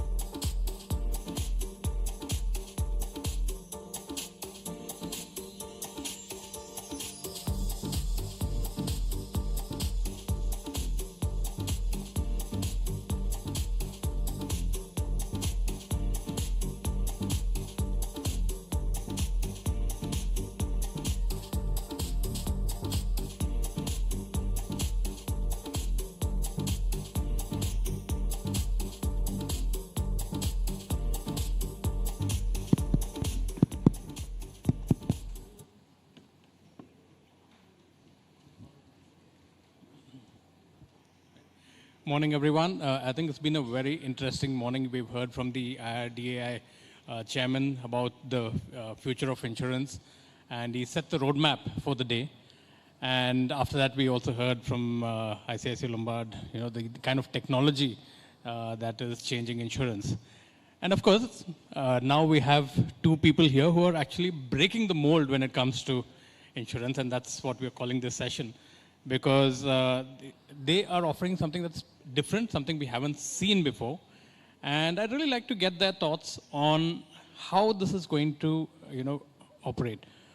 Maybe I'll start with Ravi Vishwanathan over there, because Ravi, on one hand, has healthcare services, Narayana Health, and on the other hand, he's also offering health insurance. Now, to my mind, it would often be counterproductive, right? You have an insurance company on one side, you don't want to be paying out that much, and you have a healthcare provider who wants to maximize revenue. But here, there's a balance that is striking. Ravi, how do you see this working out? Thanks, Roshan. Good question. Let's look at it from a slightly different perspective, right? So we talk about healthcare, but at the end of the day, mainly in India, it is not healthcare that is being offered. What's being offered is sickness care. Somebody's sick, comes into the hospital, has a surgery, leaves, never talked to again. And then you have health insurance, which is not health insurance. It is hospitalization insurance, right? And is largely transactional. You buy a policy, 7-8% may claim, the other 90% don't claim. At the end of the year, you get something for, here's my renewal check. And in the middle, you have the consumer. And what the consumer actually is looking for is he's looking for somebody that can partner with him, because the consumer wants to either get well or stay healthy. And neither the hospital nor the insurance company today are doing that. However, when you bring these two entities together, where one party is paying, the other party is providing, the conflict that you spoke about kind of goes away. Because, to put it kind of a little bit crudely, if you are my customer and you are not going to be sick, the insurance company is happy. And if you do fall sick, the hospital is happy. And since we're both the same organization, at the end of the day, we are happy. What this means is that I don't have to now worry about making myself happy. I only have to worry about making the customer happy. And the customer is looking for somebody who can partner with him to get him well and stay healthy. And that is the fundamental difference in the model that we are trying to do versus the current state of affairs. Right, and so that also stabilizes your revenue, because you have recurring revenue on the premium side from the insurance. It's yes and no, in the sense that I don't think we take the revenue for granted, right? The revenue, the renewal revenues, etc., have to be earned. And it has to be earned by making sure customers are getting the right product, they're getting the right service, they're getting it at a value that makes sense for them, right? That they're getting a product that is simple to understand, easy to use, and we are serving them and living up to our promise, which is to help them get well and stay healthy. As long as we're doing that part, I think the customer will pay us a fair price for it. But it's not something we take for granted. It's something we have to earn every day. Right, right. Vishal, if I was to come to you now, insurance for all by 2047 is a huge opportunity, right? 1.4 billion. You essentially are a fintech player, so you have the wherewithal and the means to reach out to a larger audience.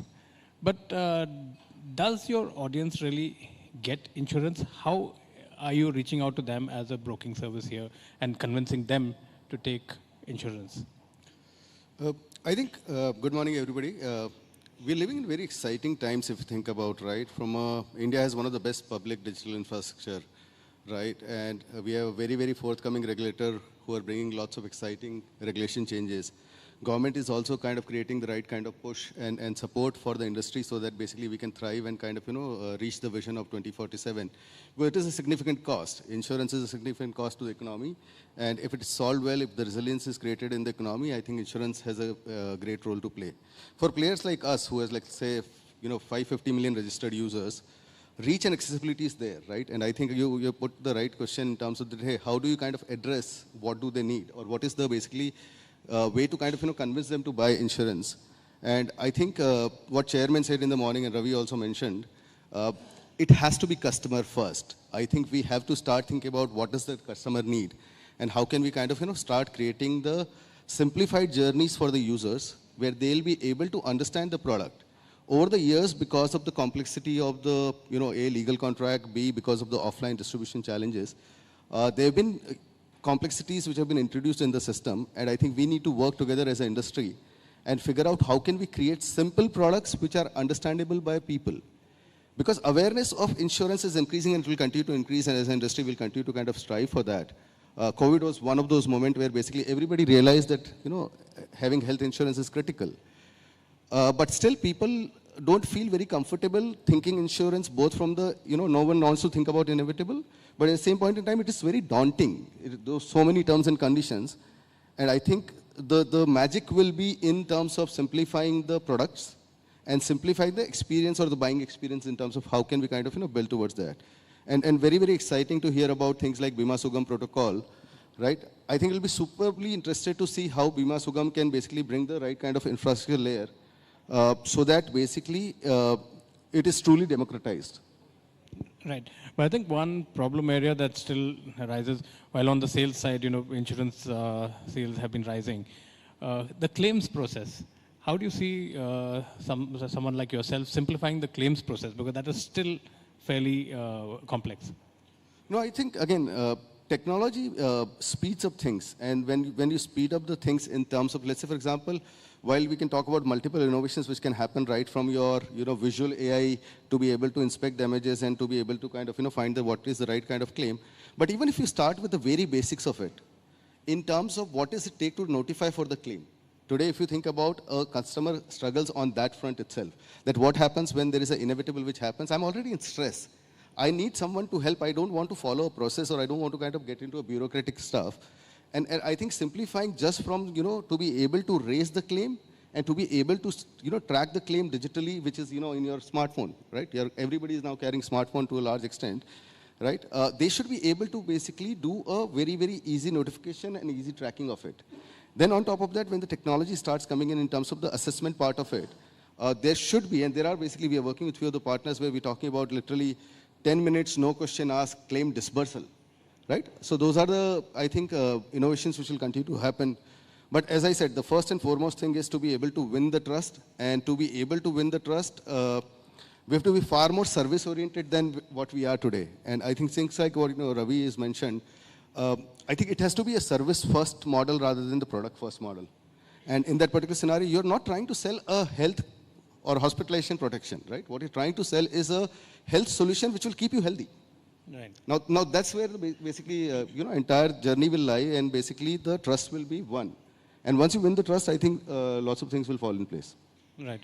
In fact, taking that question to Ravi also, given your model that you have right now, there is a huge scope for hyper-personalization of the product that you offer. And given that you have the customer's data already, right, you can track his journey from his 20s to his 60s, right? And maybe to follow up on somebody else's question, 70 and above, if there's something you could offer. Yeah.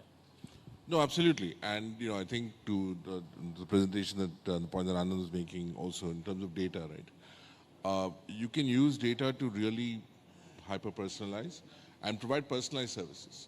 Yeah. It's not, because every person's body is different, every person's healthcare requirements are different. And it is, for us, it's not about hospitalization, right? For us, it's about providing comprehensive healthcare, personalized health services, and seamless health insurance in one package. And effectively, I'm successful if, look at it this way, right? Every insurance company says that our job is to pay claims. Our job actually is different. Our job is to keep you out of hospital. It's a different perspective altogether, right? But having said that, how do we do that? We do that with data. We do that with our healthcare knowledge and putting those two things together to create the right nudges, to create the right journeys. Very simple things, right? One of the biggest problems, for example, if somebody is diabetic or hypertensive, is they don't take medicine, right? Or, first of all, they don't go for the health checkup. Yeah. So they don't know that they have the condition. They find out they have the condition. They start taking medicines. 5 months later, 6 months later, I'm feeling okay. Stop taking the medicine. Don't go for the health checkup again. Conditions deteriorating, they don't even know about it. They end up in hospital. Today, the insurance company will pay a claim. How do I make sure that the person keeps taking the medicine? He keeps coming for his health checkup. I keep titrating the medicine so that he is healthy, doesn't have a claim, everybody's happy. And you can vary the claims, the premium amount also, if for customers who don't comply? Come again, sorry. Can you vary the premium amount then, because you have the data, you know that someone has not complied, and the next year his premium goes up, like it in motor insurance that happens, right? Right, no. So, there are, within what's allowed within the regulations, today the regulation really only allows you to reward customers for good health. It doesn't really allow you to change premiums based on deterioration in health. And I think that's also a little bit fair because, that used to be available in the past and there is kind of some scope for abuse there. But I think that, as an insurance company, you have to take a long-term view about a person's health. And over time, people's health, the morbidity rates do increase. premium rates will go up. But I don't think that it makes a lot of sense to change people's premiums on an individual level based on a deterioration of their health, because that kind of defeats the purpose of insurance in the first place, right? I think a better way is to reward people for taking care of their health rather than punishing people for not taking care of their health. Because at the end of the day, not everything about your health is in your control. There are genetic factors, there are environmental factors, there's bad luck, somebody could have an accident, all kinds of reasons why a claim can happen, right? So you don't want to punish people for having bad health. What you want to do is partner with them and do everything you can to help them get well and stay healthy. Right. Vishal, coming back to you, I mean, earlier Anant mentioned about, in motor insurance is the time to change the game, and you guys are working on that. Like in the US model where the individual is insured rather than the asset. Given that you have so much of data now available, both in terms of your customer and his usage patterns and everything, financial data, as well as from the car now because of telematics, you have data on his driving patterns and whether he's made claims, is he speeding, plus, of course, again, back to the customer, age, etc. Is it time now to offer a product like that? Is it possible in the current scenario? No, I think it's pretty much possible, right? If you think about hyper-personalization, both in terms of the product offering, that what is the specific type of product one needs, and what is the right pricing for that individual is super important, right? If you think about, all of us know that, women drivers are very safe drivers, right? And if you think about why should they be paying the same price or same premium than the male drivers who are riskier drivers, right? So I'm just giving you one data point, right? If similar to that, if you think about someone who's driving only in the city, not on highways, the risks are much lower. Similar to that, if you think about somebody who has a lifestyle of a decent side of this thing, where basically that individual is much better. So why should we basically treat all of them as a separate, at a similar benchmark? I think as and when we can try to figure out these distinction parameters, right? Of course, it will be still some bit of cohort, because end of the day, it is a game of probability, and basically you are kind of trying to find the right way to kind of protect. But at the same point in time, it can go very, very personalized to those specific cohorts, and you'll be able to price the risk. See, end of the day, if you think about today, because we are not able to do that, what is happening is there's lots of risk being denied, right? And insurance is all about underwriting the risk. If you can underwrite the risk at the right price, everybody should be able to get the product what they need. And it's as simple as that. Now, of course, there will be lots of data which will be required behind that. But I think our vision is to get to that level where we can actually take it to the level, the product what you need, for the price, what level of risk you belong to. Right, right. Now, coming to the question of mitigating fraud, both on the health insurance side and general insurance. Ravi, if I was to come to you with your model here, do you see the usage of data being able to prevent fraud, since it's all within your one ecosystem? So there are two areas where fraud can happen, right? One area that fraud can happen is from the customer side, in terms of misdeclaration, wrong declarations, etc. The other type of fraud that that can happen is from a provider side, right? The way that we think about this is on the insurance side, right? And it's not so much for fraud, but because it's our purpose to help you get well and stay healthy. So one of the things that we ask is that everybody goes through a physical pre-policy checkup, which in the current industry, where people want to issue policies in a second and a minute and whatever, is kind of very unusual. But it's consistent with our purpose, so we do that. The other thing is the hospital, right? One of the key things, and you spoke about this in terms of trust, when you have the kind of arrangement that we have, trust is implicit in the model, right? And I'll tell you how this benefits a customer. Today, a doctor shows up at 10 in the morning and says, you've been in hospital for 4 days, you've gone through surgery, you've recovered well, your wife is, outside in the thing, your kids are being taken care of by some neighbor, all kinds of, house is in chaos. Doctor shows up at 10 in the morning and says, good news, great news, you're doing well, very happy with all your results, you can go home. Now, the first thing the person wants to do is pick up the bag and leave. But he says, wait, you can't go home, because first of all, the hospital needs 3 hours to put your bills together. Once they put the three hours to put the bills together, they send it to the TPA. The TPA will look at the bills. They will make some recommendations, send it to the insurance company. The insurance company will come back and say, I'll pay 15,000 rupees less. The hospital comes back and says, your insurance company will pay you 15,000 less. Then I have to call an agent or call the insurance company or go on LinkedIn, go on Twitter saying this company sucks. And because they're not giving me money, all this tamasha happens. Eventually, 6 hours, 8 hours later, I go home. This is how it is. And it is because of fraud and not because actual fraud is being committed, but because the system doesn't have trust. When the system has trust, it works the way it works for us. 10 o'clock, doctor comes and says, good news, great news, happy with your results, you can go home.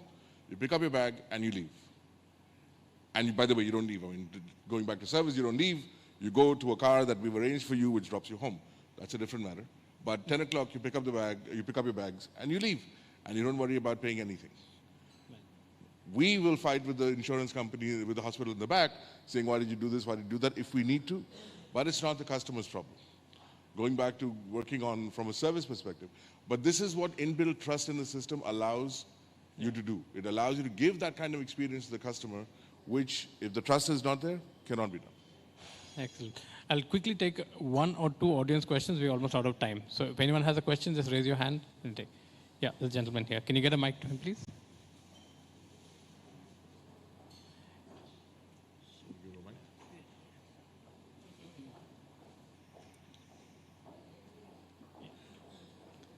Yeah, quick. Just introduce yourself and we'll take the question.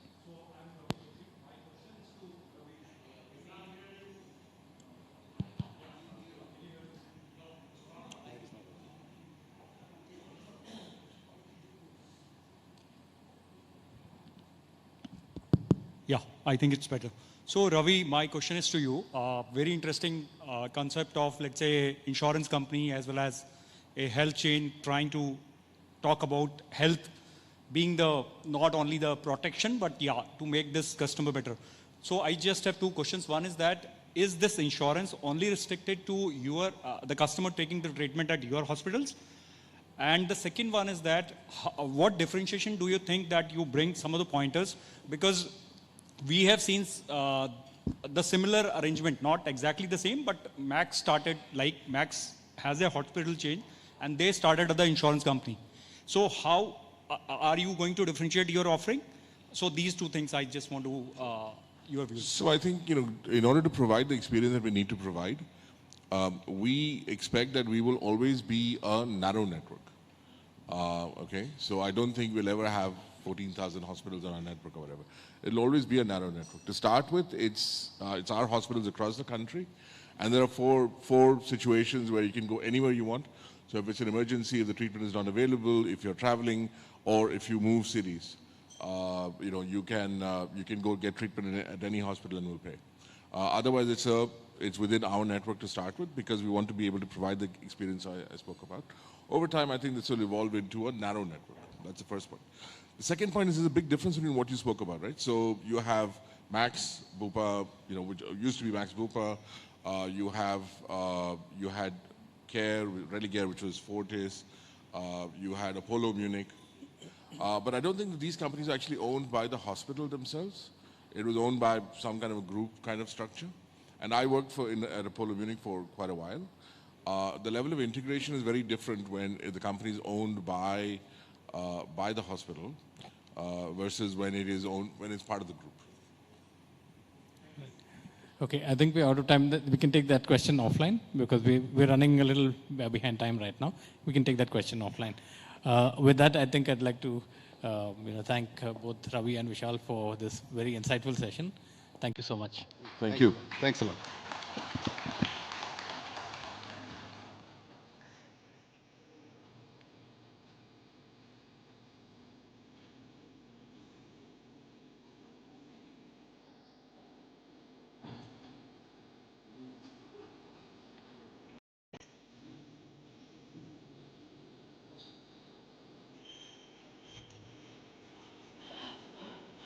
We thank Ravi, Vishal, and Roshan for this, very interesting sessions we did have, talking about them breaking the mold. We talk about the next panel discussion, which talks about end user perspective, which is on advancing awareness and addressing ambiguities. I call onto the stage Anisha Udeshi, who is the Director Global Insurance and Risk from CIPLA, Mr. Francis Rodriguez, who is the Managing Partner and Principal Officer from New Age Secure Insurance Marketing, Nitin Nair, who is a Group Head Insurance from RPG Enterprise, Neela Patel, who is a Lead Corporate Insurance from Tata Power, Prashant Bhosle, Head Corporate Direct and Insurance Thermax, and moderating this session is Mr. Kumar Sharma, who is a Deputy Editor from Financial Express Digital. Thank you.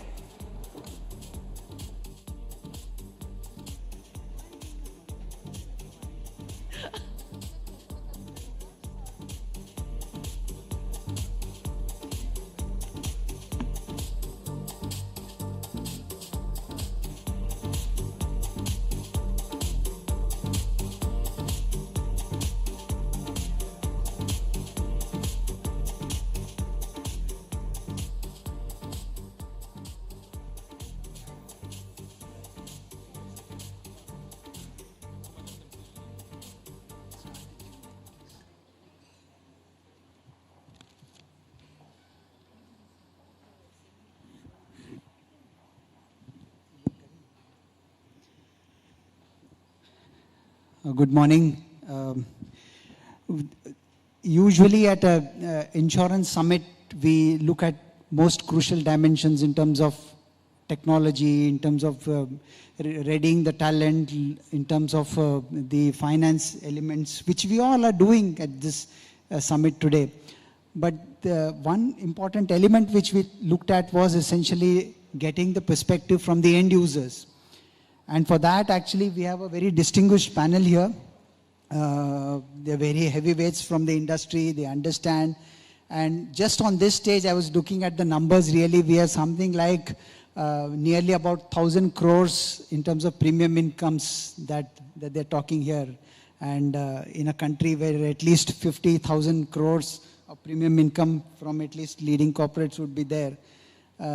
This is a segment which cannot be ignored, and their voice matters a lot.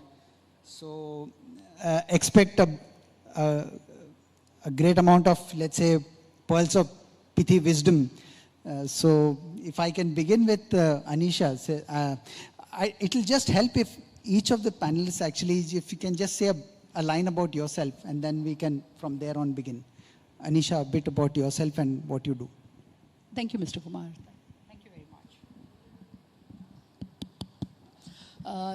Thank you, everyone, and good morning to everyone. I am Anisha Udeshi. I'm a Global Risk Manager for CIPLA. I've been working with CIPLA as a business partner for a very, very long time. It is almost 35 years of partnership that I have with CIPLA, and I am more focused on business partnerships which are possible as being a risk manager on a global basis. So I look at partnership with insurance companies. There is no transaction business that we do on a regular basis. So we have a partnership approach with insurance companies and the other stakeholders. Great. Neela, just a line about yourself so that we just move around the table and then begin the conversation. Sure, sir. Thank you. Hello, everyone.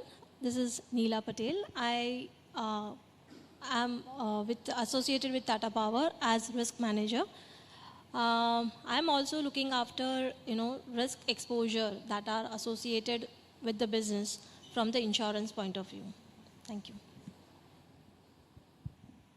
Thank you, Kumar. Thank you, first of all, for the opportunity, for this kind of platform where the end users are given an opportunity to raise their voice, give their opinion. Well, my name is Nitin Nair, and I'm the risk manager for RPG Group. It's been 24 years around being part of this insurance industry. I've been an underwriter, a claims head, changed my hats to the client side, worked in different industries like petrochemical, solar, manufacturing, and now many more hats. So yeah, that's all about. Thank you. Hi, good afternoon all. Myself Prashant Bhosle. I am heading corporate direct tax and insurance function at Thermax Limited, Pune. So in our group is diversified group from manufacturing, EPC, renewable, etc. So we are closely working with a lot of insurance companies, and there are a lot of concerns still unresolved. So thanks for providing us opportunity to discuss all these things here. Thank you. Francis, your. Good afternoon, everyone. My name is Francis Rodrigues, and I currently head my own startup intermediary firm. It's an IMF, New Age Secure Insurance Marketing firm. And prior to New Age, I started this about 2 years ago. Prior to New Age, I was heading insurance in some of the large corporates where we were buying insurance. I've also worked for a brief period in an insurance broker. So that's about it. Thank you. Yeah, thanks. Actually, Francis also is closely looking at SMEs and MSMEs, which I think is a perspective that we want to look at. In fact, when I told Anisha that I want to start from you and then go right up to Francis, she said, "Nahi, pehle SMEs, MSMEs ko dekho." So, Francis, let's begin with what you've heard the IRDAI chairman, Mr. Panda, mention about the various things that they've done. There has been the digitization efforts, the sandbox that he talked about, the policy holders' rights, and all of that. Actually, all lots of positives. In fact, when you hear, you feel actually that there is nothing negative really. I mean, everything seems to be good. From an SME and MSME perspective, how is it making a difference? I mean, what are one or two positives which have made a difference? We will come back to the challenges later. To be honest, I feel that IRDAI has done their bit. So they have kind of de-tariffed everything, the pricing, the wordings, and everything possible that they could do to ease the insurance. For MSME perspective, I think there's not much change as of now, as we speak. There were already some standard products made for fire insurances, and MSMEs continue to buy it. But there are these casualty lines of business where we want to see certain evolution or changes happening from the insurance companies in particular. That is yet to be seen, but nothing changed greatly, I would say, post this whatever changes or reforms that IRDAI has made. But I'm sure it will come in few years' time also. Okay, then hold your thought, because what change and at what level we need, I'll come back to you on that. Let me go back to Anisha actually from there. We've discussed these points earlier, Anisha. We've spoken a lot about these issues. And I want to give us, the audience here, a sense of one element which stuck with me here. And you said that there was an issue around awareness. We didn't know. But then when we came to know about it, we were able to negotiate the prices with the insurance companies and ended up lowering the premiums as well. Talk us through a bit about what this is about in terms of the policy change, the awareness element, and the difference it has made. And are there more examples like this? Thank you, Mr. Kumar. It's a very, very interesting question and a very interesting perspective that I can bring over here.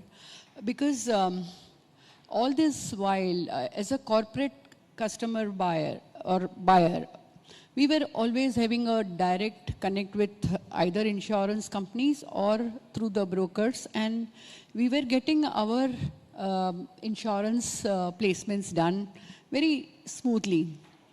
But we always used to have one apprehension and one concern, that whatever capex that we are utilizing for the fire suppression systems or the improvement in our operational risk, that is not getting recognized by the regulator or by the insurance companies, and the rates were we have seen the tariff regime, we have seen the de-tariffing happening, and all those things were happening. But then the base price, and then insurance companies used to give us a discount on the basis of what all things where we were able to convince them, and that was very transactional basis.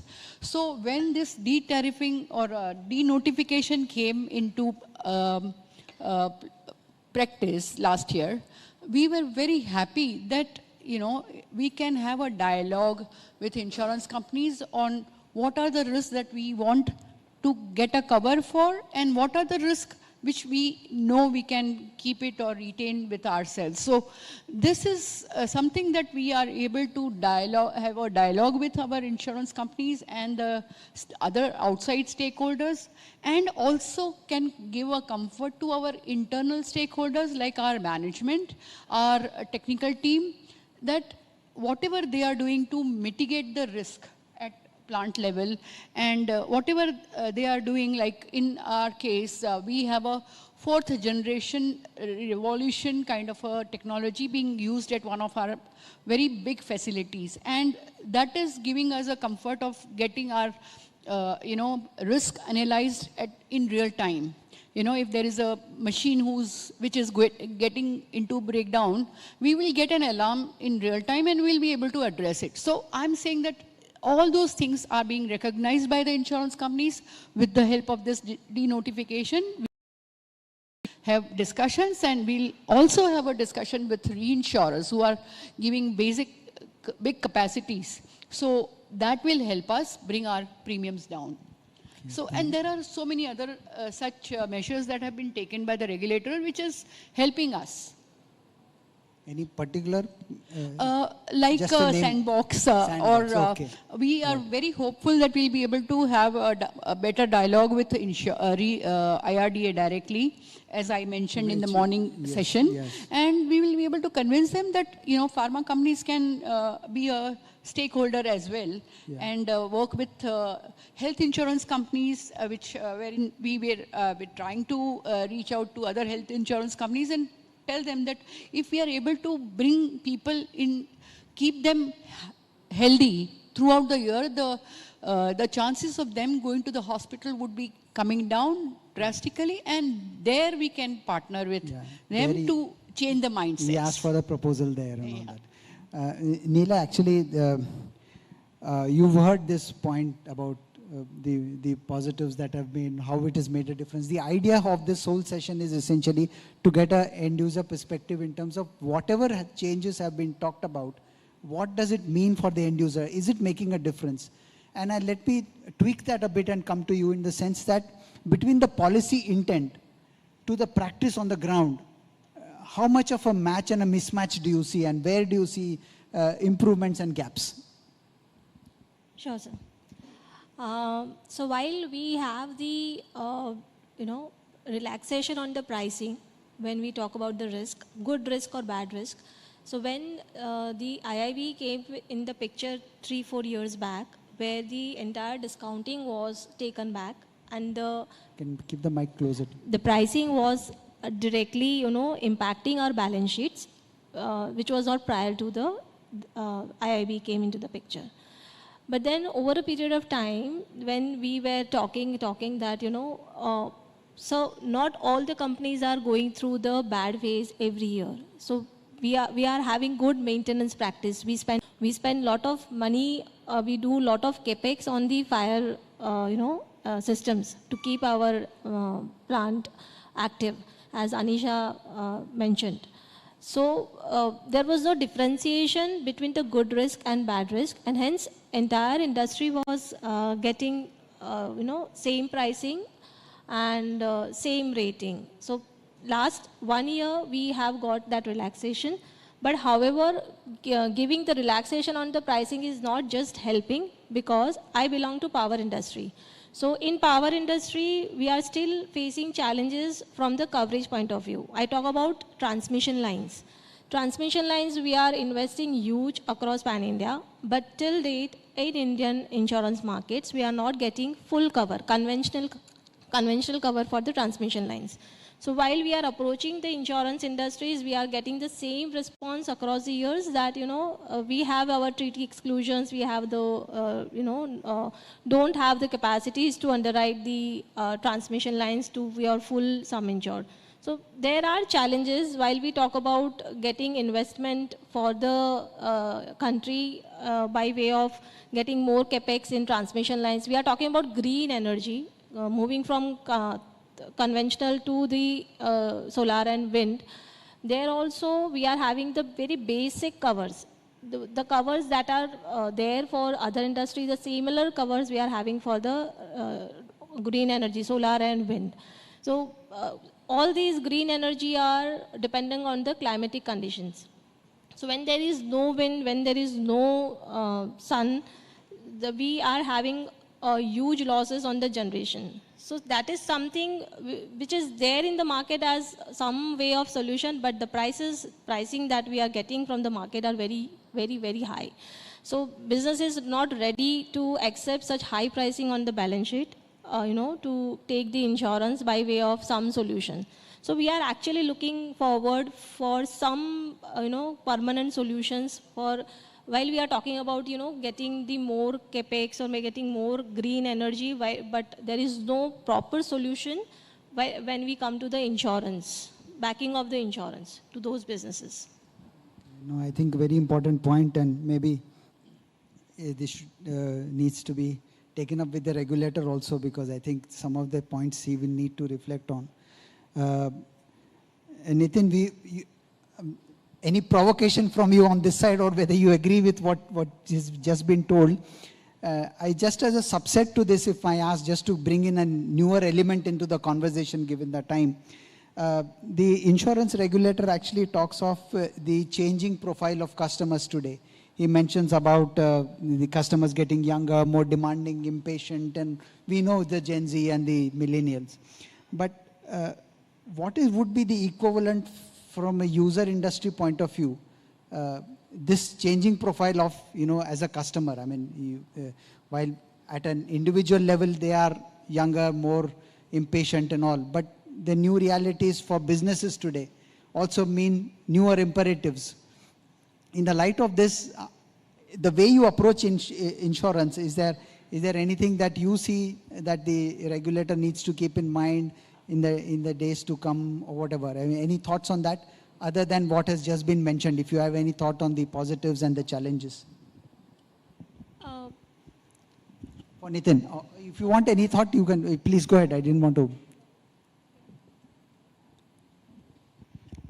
Okay, thank you for that question. And I hope after answering this question, I still have a face to go to the market. Yeah. Well, while I say that, see, I think before I come to the first question, just to continue what... There's good reason why we are called the immoderate moderators. So while I say that, just to continue what Neela is saying, and the insurance in India has seen a roller coaster ride. It was private initially, it became public, then again it became private.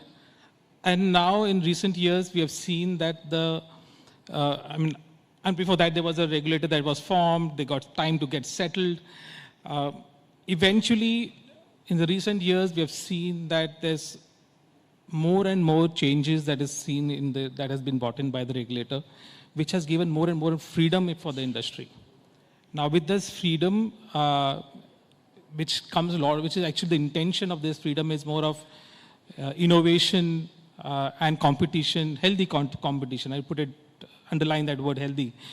While we say that, when we say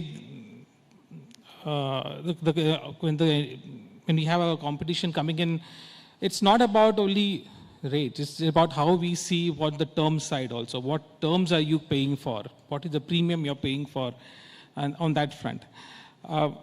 See, primarily there is a fundamental, you asked about the Gen Zs and how we go and how we look at it. Everybody in us have a budget today for your holiday, for your, for your Diwali gifts or any celebration that is coming. We may have, even for simple grocery for the month, we have a budget. How many of us think about having a budget for insurance? So that's the point what you need to think about, because today insurance in India is thought as a cost. And that is the mindset that we need to change. Even for a young generation that who's thinking about, we think about having financial planning and so on. We also need to think about how to protect that financial that you're planning on.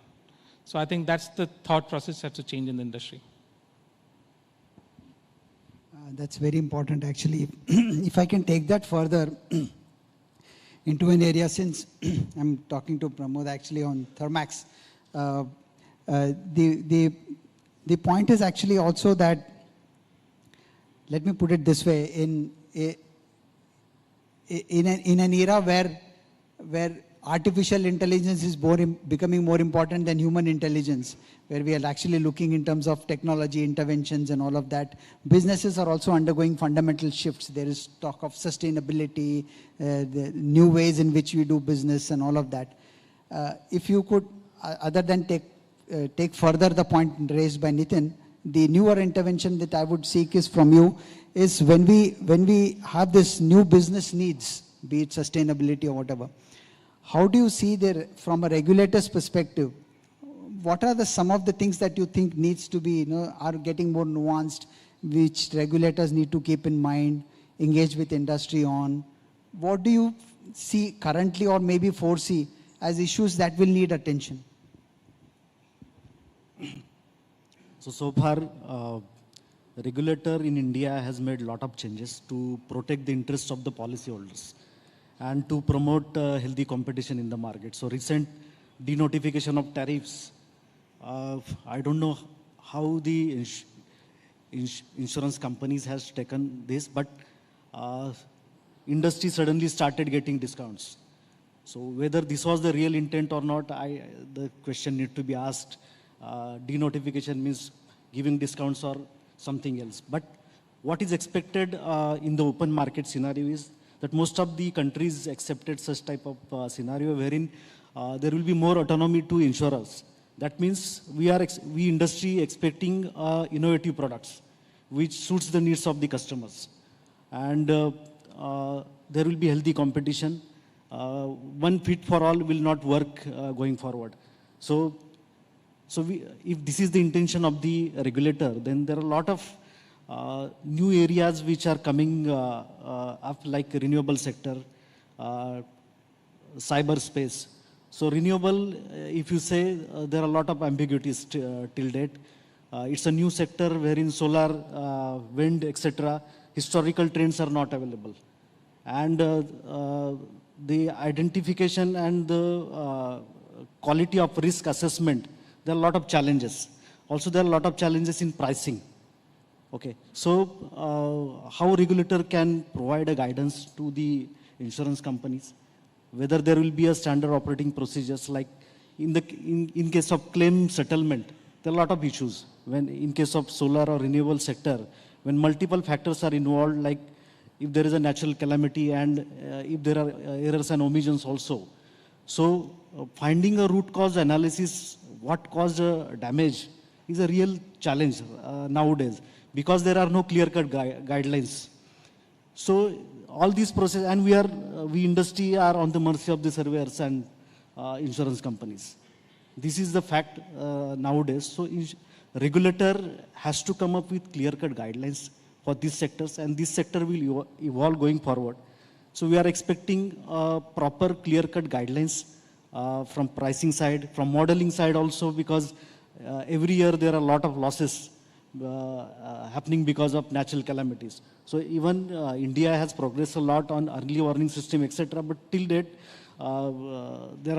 we have to work a lot, and regulators' role in this area is very, very important. The other factor is when we are talking about insurance for all in 2047. Take a health side. So regulators' role is to make it affordable for all. So there are a lot of things. If you want to spread this insurance to each and every individual of this country, then the regulator needs to think from affordability angle also. Right now, GST, etc. Where is the need of GST? So regulator role is very, very important. There should be recommendation to the finance ministry. Why GST on the health products? Industry also not getting any credits on health products on GST front. So all these factors, I think the regulator role is very, very important. They can come up. Also, our technology adoption side, new modeling, etc. for newer risk, which can help the insurance companies also. And from policyholder side, we will also be getting help in reduction in premium. So all these factors are very, very important, I think, renewable segment, etc. and cyberspace. Great. Thanks so much. One point which I think I would want actually each of the panelists actually to spare a thought on, and I begin with you, Ms. Francis, is that one thing which I did notice talking to each one was that appreciation for digitization. Everyone felt that this was something which was really needed and it was a good thing. Since today we are fortunate that there is the CEO of Bima Sugam also sitting here, which is a crucial game changer, which is the regulator also mentioned. From your perspective, what is it that you expect and what is it that you would want, let's say, a hugely transformational entity like a Bima Sugam to consider when looking at the end user's perspective? Each of you, if you can share some thought on it, it might help, since we have the CEO here at least listening. Yeah. So I'll start first. Now we have from larger corporates many representations here. So I'll speak for the MSME segment. Now MSME is largely untapped. As you would have heard ICICI Lombard, Mr. Singhi speak about some 85% under insurance in MSME segment itself. So there is a lot to tap, and Bima Sugam can be a game changer to bring this MSME into the insurance fold. Right now, individuals are getting insured fairly bit, health insurance, motor insurance, term insurances also, if you can say life insurance. Larger corporates are also insuring themselves. Like they have dedicated teams in insurance just to buy insurance, see that the best coverages and risk management mitigation practices are in place. But MSMEs don't have anything like that. So one, they also need to work on their risk management framework. And secondly, as a risk transfer, they need to work or bring about insurance. And InsureTech and Bima Sugam can be one element or one key factor which will help them bring into the system.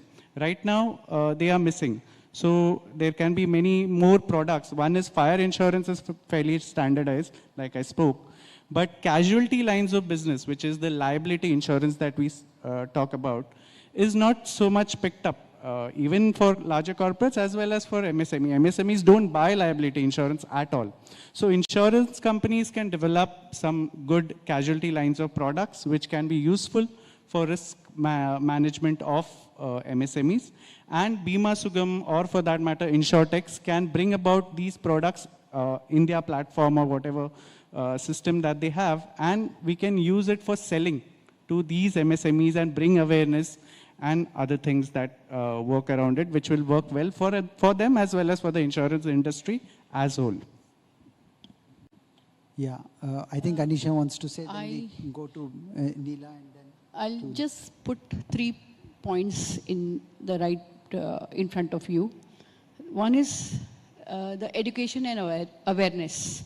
I think what we lack as of today for insurance is the understanding of insurance, and that is not available even with the, I'm sorry to say that, but with the intermediaries as well as the agents, and sometimes cross-selling, wrong mis-selling also happens. So that needs to be taken into consideration. The second thing is we are going to be but Anisha, isn't that the very reason why this was main thing which Bima Sugam is actually meant to remove, isn't it? Information asymmetry. We seek that support from Bima Sugam team and the Trinity, Bima Trinity that has come up. And, women is one of the important factor that can influence in buying insurance, because generally, as mentioned in the earlier panel also, that women are good, drivers, and they can also drive family by appropriate insurance. And the second thing that I would like to put across would be the solution for health solution for the aging population. We currently do not have any policies which are required for the aging population that we might see in next 10 years. And of course, 47 would be, India would be one of the highest aging population in the world. So that needs to be addressed. And the third thing that we are talking about, reactive analysis. All this while we are saying that we would look at the historical data and, come out with a solution for that. So what I want to put across is that why can't we look at a predictive analysis now with the help of AI and all those, blockchain and all those things that are available to us. We can definitely look at predictive analysis in future and then predict those risks like cyber and, householders policies or a mobile policy. How many of us would have a mobile insurance cover with us? So I think, if we can provide this kind of support to the population, I'm sure we would be having more than 4% of our people of India buying insurance cover, and that would be achieved much before 2047. So with that, I think that is what I felt. Yeah, Neela, I don't know to what extent you think how an entity like Bima Sugam can address these issues. I think these are very fundamental issues, but your view in terms of user expectations, or let's say, what is it that you would look to a Bima Sugam for? So while Francis mentioned that, not majority of the population have the insurance cover as basic cover also, largely if you see the rural areas, not everyone would be having the insurance, basic health cover also. So one of the reasons that I foresee is the reach to that population. In urban cities or maybe in the cities where the things get passed on or things get spread on to the population are the social sites. They run through the social sites, they are moving into the social forums, there the discussions happen and they come to know about some or other covers. But in rural areas, I feel the reach to the population about the regulator coming up so many new policies are very less. Maybe right now I think every other person has the mobile phone and WhatsApp groups. So why not one can have the group created wherein every other person is getting the information on the new policies that are coming and forming by regulator. So we have 1 Minute Insurance ka news channel, business group. There are so many WhatsApp groups through which we come to know so many things which we don't come across while we surf on the news channels, because news channels also publishes the critical news or maybe the news that are majority the news channels are showing. So these are the areas maybe we can think of how we can spread the new areas that regulatory is coming and how maximum people can get use of those. We are innocent, we are not that kind of a news channel anyway. So Nitin, your provocation, and then Prashant, and then we can come. Yeah, Kumar, I'll quickly try to sum it up. I think we have heard a lot what the chairman sir had said a while ago, and I'm really impressed to see the kind of innovations that has been coming up by the regulator, especially on getting it digitalized today. See, change is not easy. It's any change in the industry or we don't accept it very easily. Like Anand was saying about computer days came in, it is not very easy when you went to computer days.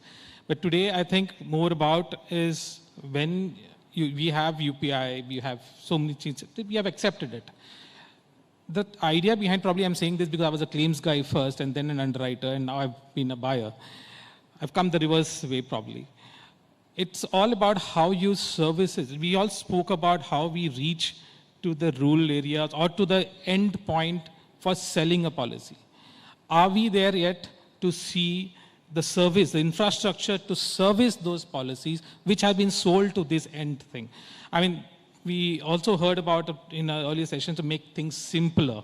I think that's the key. Making it efficient enough and adequate enough is what has to be the digitalization platform is.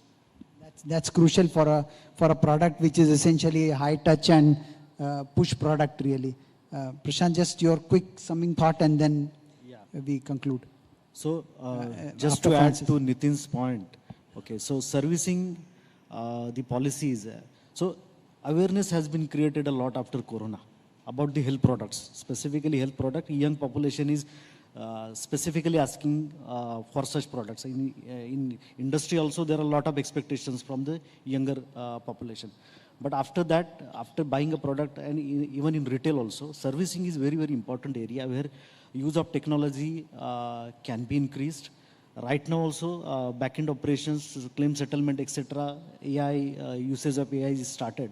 But how can we increase more and more use of technology in servicing area, even in assessment of risk, etc., and bringing a new innovative product as per the requirement of the young population.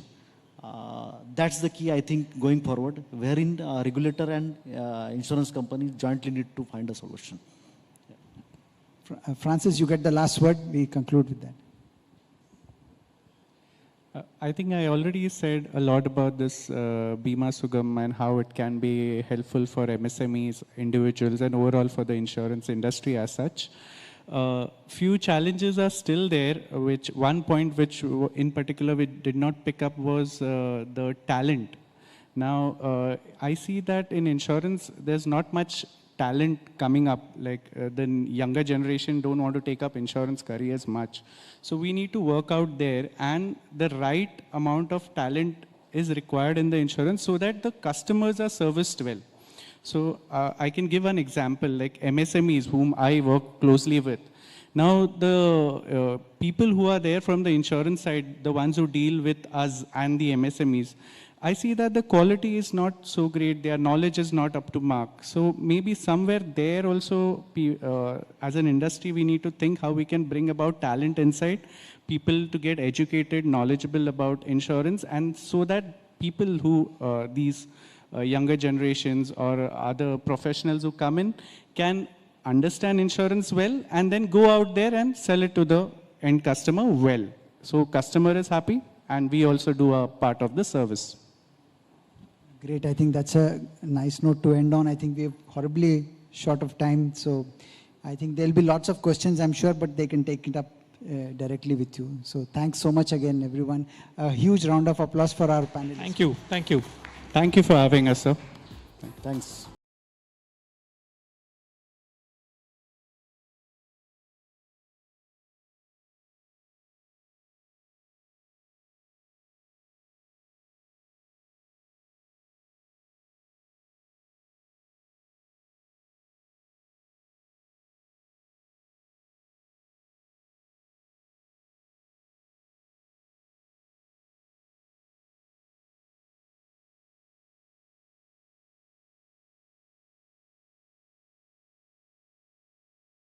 We thank all our panelists and thank you, Mr. Kumar Sharma, for refusing the directorship. Okay, we have next a standalone session with Mr. Deepak Kumar Singhal, who is the Managing Director and PO from Hindustan Insurance Brokers. Thank you.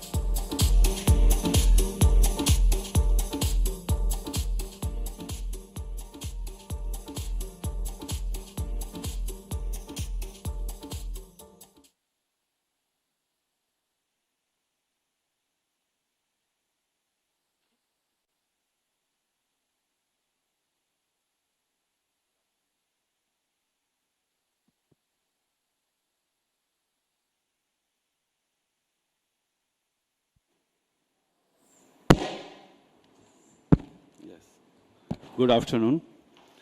सबसे पहले मैं Indian express group का आभारी हूं, जिन्होंने आप सब Nobel dignitaries के सामने मुझ जैसे गांव के साधारण आदमी को मेरे लाइव स्टॉक इंश्योरेंस के एक्सपीरियंसेस शेयर करने का मौका दिया। We got our license as a direct insurance broker way back in 2003. We were the first one to insure electric vehicle in 2008 with Hero Electric, and still managing the accounts of many EV manufacturers. As far as livestock insurance is concerned, it was never a well-thought plan or a business strategy. I will call it a divine intervention or God's will. Ours is the third generation connected with Badrinath and Kedarnath temple. And you know, in 2013, there was a vast devastation and flood in Kedarnath, killing more than 20,000 people and wiping out over 6,500 mules. Next year, when we went there, we were utterly shocked to see the extent of damages and the pains inflicted by such flood. I still remember I talked to so many people, and the discussion with a poor fellow, I still remember what he told. बाबूजी, मेरा घर बह गया, मेरा परिवार भी गया, मेरे पास एक घोड़ा था वो भी मर गया, अब मुझे कुछ आता नहीं है, मैं क्या करूं? It was really very moving. खुद को बड़ा असहाय महसूस किया, सोचा कैसे इन लोगों की जिंदगी में कोई बदलाव ला सकते हैं। उस दिन से लाइफ को एक नई दिशा मिली, नई रोशनी मिली, नई राह मिली और जिंदगी का एक मिशन बन गया। किसी गरीब आदमी का घर ना जाए उसका पशु मरने से, किसी गरीब की बेटी की शादी ना रुके उसका पशु मरने से। गवर्नमेंट ऑफ इंडिया की नेशनल लाइव स्टॉक मिशन में पशु बीमे की एक स्कीम है जिसमें पशु का एक्सीडेंटल और डिजीज से डेथ का इंश्योरेंस होता है। Budget is limited, implementation systems are still not that mature, but a scheme was there. And under that scheme, in 2015, we insured 6,000 mules in Kedarnath under different, very difficult circumstances, harsh weather, and you will be surprised to know at that time no use of technology was made.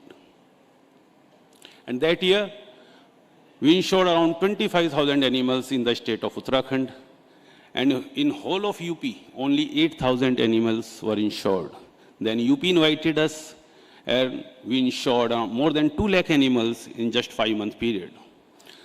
Then Haryana invited us, and we insured more than 4 lakh animals in a year, and you will be happy to know in one single month we insured 64,000 animals.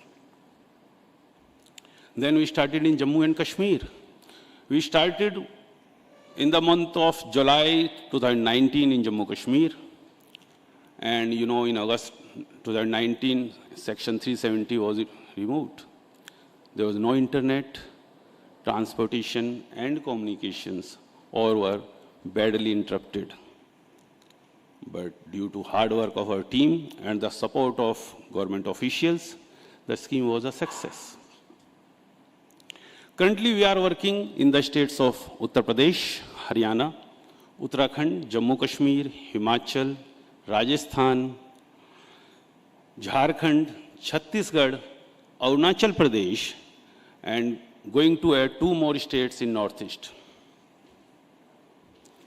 I am very glad to share with you that this year we have insured 16,197 mules in Amarnath by establishing 17 camps.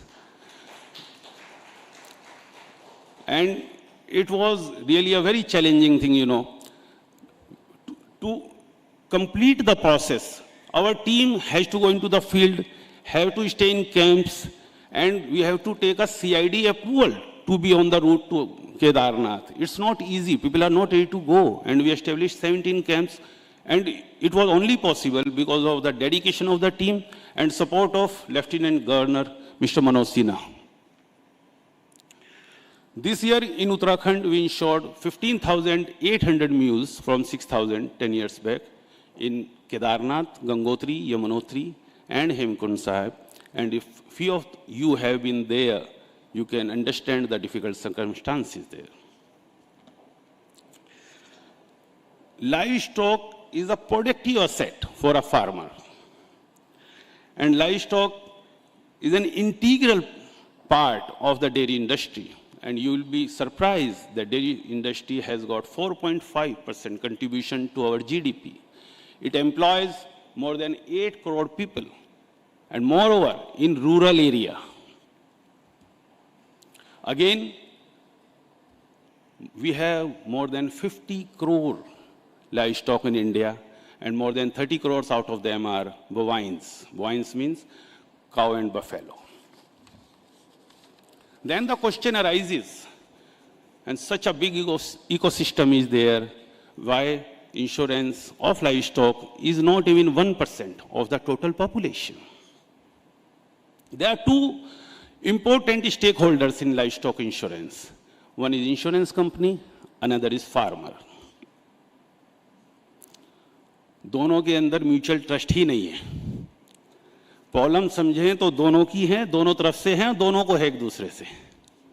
जब हम farmer की बात करते हैं, पहला question आता है, बहुत महंगा है साहब. बीमा कराते हैं, क्लेम ही नहीं देता है कोई. बहुत कागज मांगते हैं.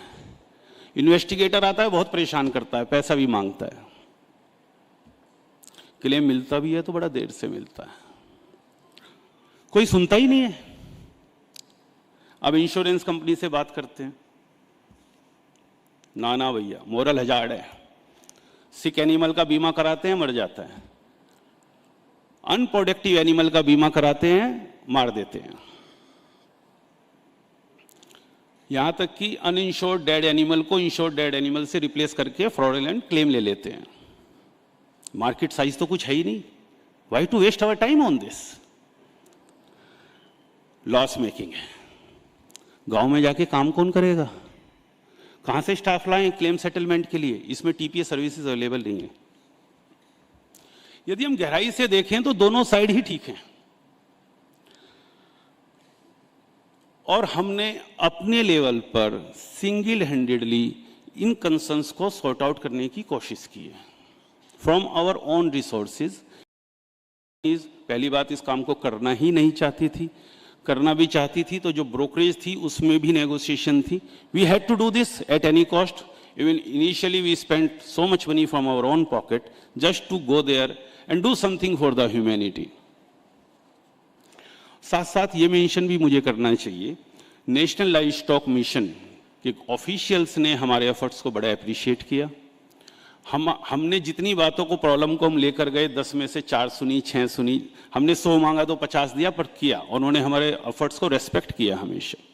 जब भी हमने टाइम मांगा, हमें कभी कोई 15 दिन, 1 हफ्ते का टाइम नहीं, 2 घंटे के नोटिस पे भी हमें टाइम मिला. तो यदि हम कहते हैं सिस्टम को चेंज करना इम्पॉसिबल है, इम्पॉसिबल नहीं है. चैलेंजेस हैं, we have to come out of it. अब हमने इतने एफर्ट्स, रेगुलर मीटिंग की हैं गवर्नमेंट ऑफिशियल्स के साथ, इसे थोड़ा बढ़ा सकते हैं क्या?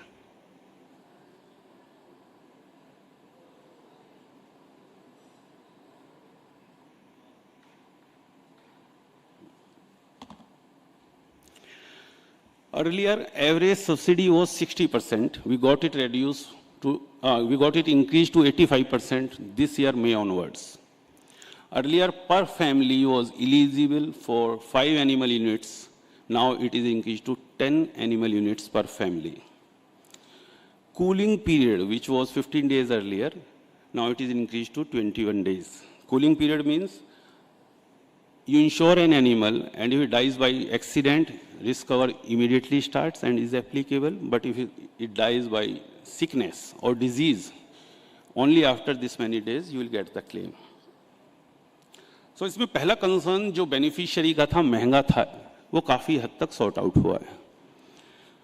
बीमा कंपनी का जो मोरल हैजार्ड का था, सिक एनिमल का बीमा करा लेते हैं तो 21 दिन में एनिमल नॉर्मली सिक कराएंगे तो इट विल डाई. पेनिट्रेशन कैसे होगा गांव में जाके? पहले इसमें ब्रोकर्स के लिए कोई गाइडलाइन नहीं थी. गवर्नमेंट बिजनेस में ब्रोकर को इन्वॉल्व होना, it's not an easy job. Many of my friends understand this. We gave so many representations to the government and they this year finally put clear-cut guidelines for brokers in National Livestock Mission Livestock Insurance Scheme. The states who invited us were positive, but where we went on our own, we faced an uphill task to convince that a broker can work. In fact, we have been humiliated, we have been thrown out, we have been made all kind of accusations with, and we are treated like, people told at our face, we don't want to deal brokers like defense brokers. You will come and run away with the money. And it was so painful, but it made our determination even more stronger. Not only this, there are many processes which were a roadblock in the insurance process. We modified on our own. First thing, there was a health certificate, which is signed by a doctor. And there was another thing, a proposal form, which is signed by a beneficiary, as all of us know. We started using single document, which was health certificate cum proposal form. And we made it numbered, like a cover notebook. It was not legally a cover note, but it was working as a cover note in the system of the insurance company, and no jumping was allowed. I give you an example. Suppose a cover notebook or health certificate book is for 25 leaves, and we have got the documents up to 20 leaves, and then then our system gets leave number 22. Then we'll ask where the leave number 21 is. And if it is not there, we won't process leave number 22. We'll ask the marketing person in the field POS where the document 20 number is, and he says it's cancelled, he has to send a cancel copy to us. So earlier, there were a lot of malpractices in government scheme where the earlier doctors are implementing this scheme. After the death of an animal, they were issuing a health certificate in the back date. So that was a very big problem, and with this solution, this problem was to a great extent sorted out. We made it compulsory that every animal has to be given 4 photographs. For every animal, they have to give 4 photographs of the live animal, which we can compare at the time of the death of the animal. We trained our own manpower who can use our app.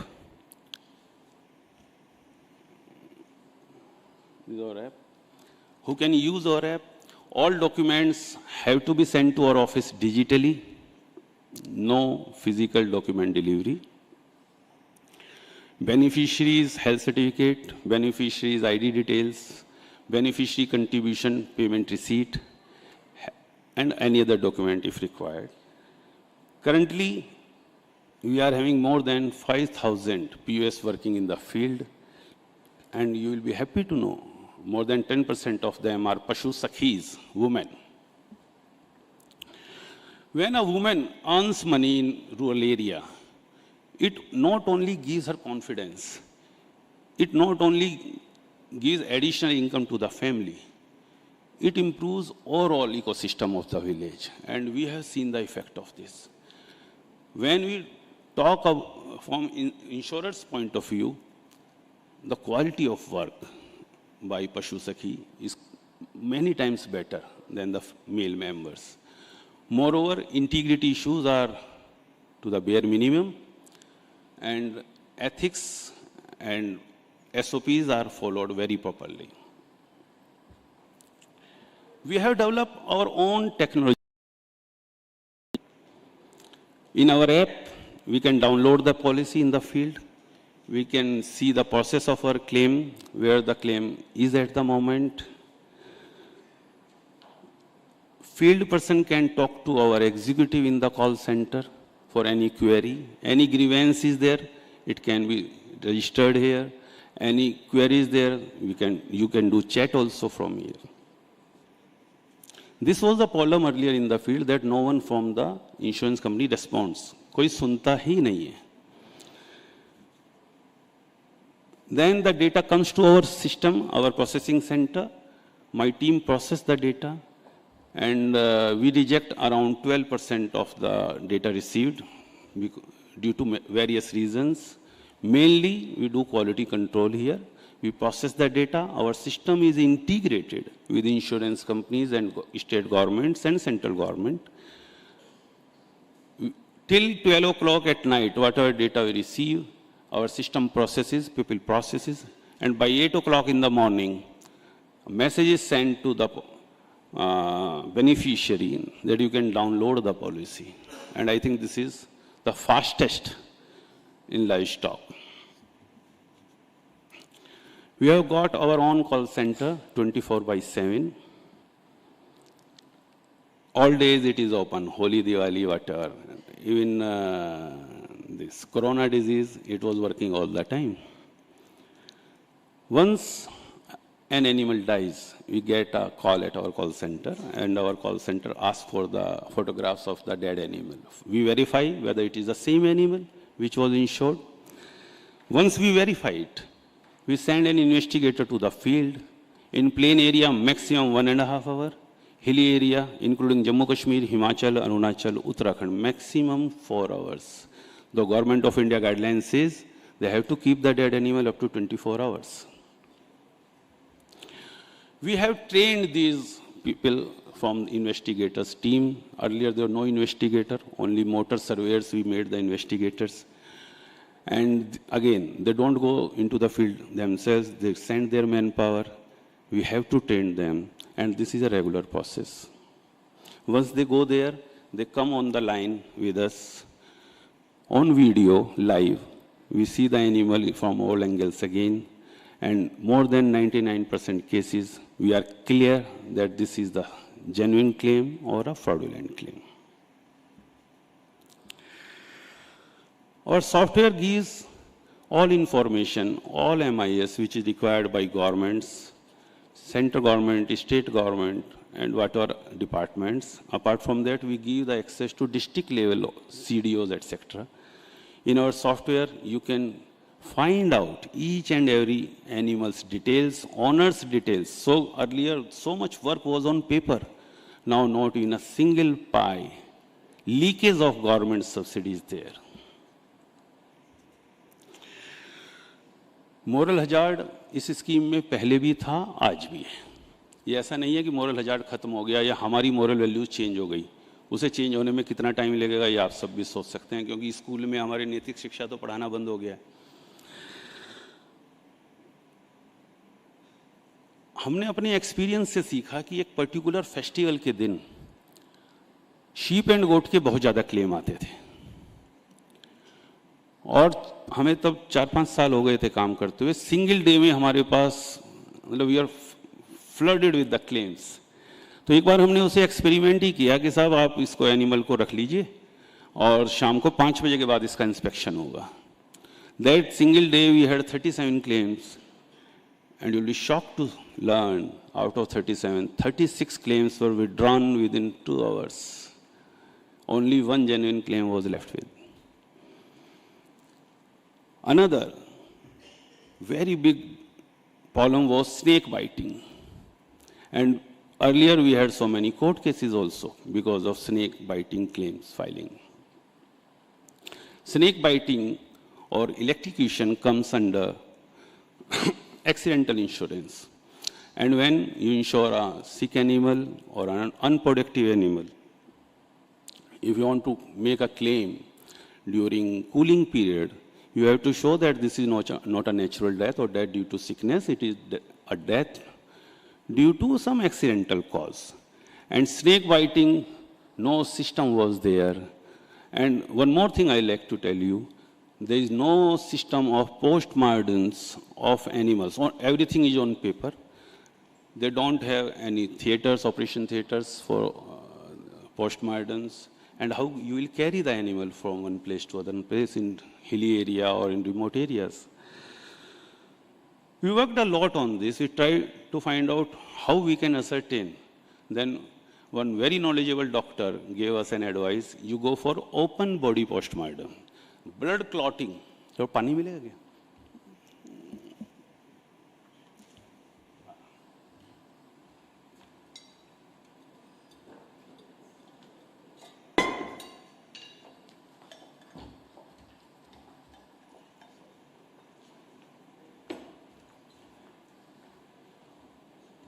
Sorry.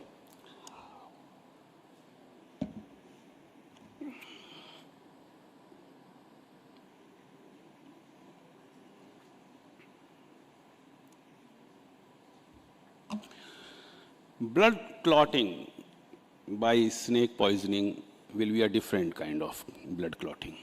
And we started open body postmortem and a video recording.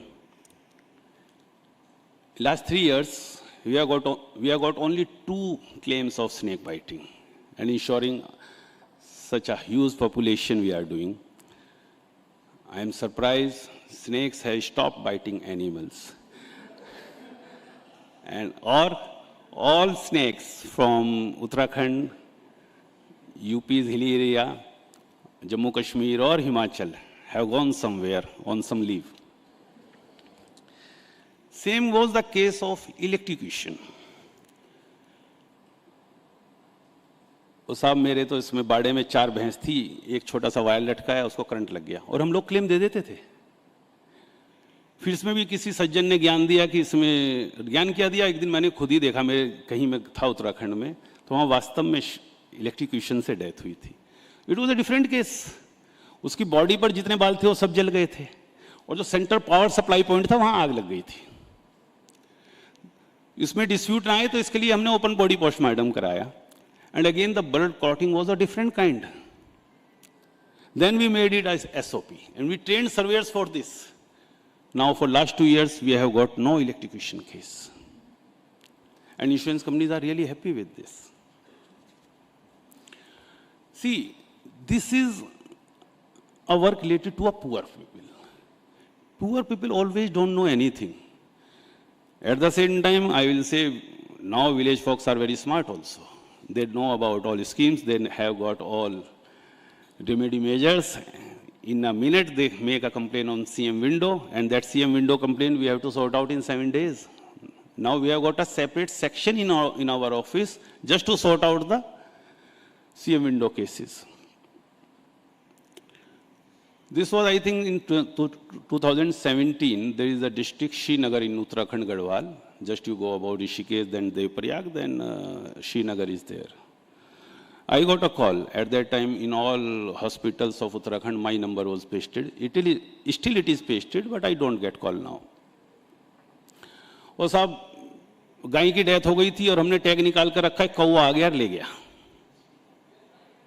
It seem genuine हो सकता है, क्योंकि उसमें कान पहले तो अच्छा हमारे काम करने से पहले उसका पूरा ईयर कटाते थे, वो हमने बंद कर दिया, केवल हमें टैग चाहिए। It was a big nonsense. We told okay, आप पटवारी से बात करिए और प्रधान से चिट्ठी साथ में लिखवाइए। 4 लोगों का विटनेस कराकर इन्वेस्टिगेटर भेजा and we paid the claim. But you will be surprise, in next 3 months, in more than 15 cases, crows took away the tax. And we stopped all these claims. But problem came, उस आदमी को तो आपने दे दिया था, हमें क्यों नहीं दिया? Now, at that time, Mr. Pankaj Khanna, he was a very dynamic officer in Oriental. He told, देख लिया, ज़्यादा नहीं बनते हो. These are the same words. अब क्या फेस करेंगे? तब हमने उसमें थोड़ा सा मैनिपुलेट किया, लेट मी वेरी ऑनेस्ट। फिर हमने कहा साहब वो जो जिस ऑफिसर ने पे किया था उसकी सैलरी से कटाए पैसा, अब नहीं दिया जा सकता। These are the challenges. You are doing a genuine job. That was a genuine claim, but so many other not genuine claims. इसके अलावा हमने अपने एक्सपीरियंस से कुछ और सिस्टम भी फॉलो किए, डेवलप किए, और स्पेशली मैं शामली का रहने वाला हूँ, ऐसे यूपी में, इफ एनीवन नोज, हमारा एरिया कुछ ज़्यादा ही होशियार है। वहाँ इतने होशियार लोग हैं, एनिमल को कुछ इंजेक्शन लगाएंगे, वो 24 से 36 घंटे तक लगेगा, it's a dead animal, and after 36 hours it will again rise. तो अब इसके लिए क्या करें? Then we develop few things, कि जैसे कॉटन बॉल होती है, उसकी नाक पे रखा, सांस तो ले रहा है, बहुत धीरे ले रहा है, तो हिलता है। वाटर की बकेट पूरा भर के उसको प्रेशर से मारेंगे तो एनिमल विल रिस्पॉन्ड। और भी कुछ चीजें हैं, वो यहां बोलना ठीक नहीं है। किसी ने बताया साहब मेनका गांधी जी को पता चल गया तो आप जेल चले जाओगे। फिर मैंने कहा मेरे इतने पशुओं का क्या होगा? तो personally I can share. Animals में एक और प्रॉब्लम होती है, वो जेन्युइन प्रॉब्लम है, सडनली ब्लॉटिंग होकर इट स्वेल्स लाइक एनीथिंग, इसे टिम्फनी कहते हैं, और उसकी इंटेस्टाइन बस्ट हो जाती है because of some infection in the intestine, and it doesn't give in 12 hours to respond, and normally if it's a tympany case, animal will die.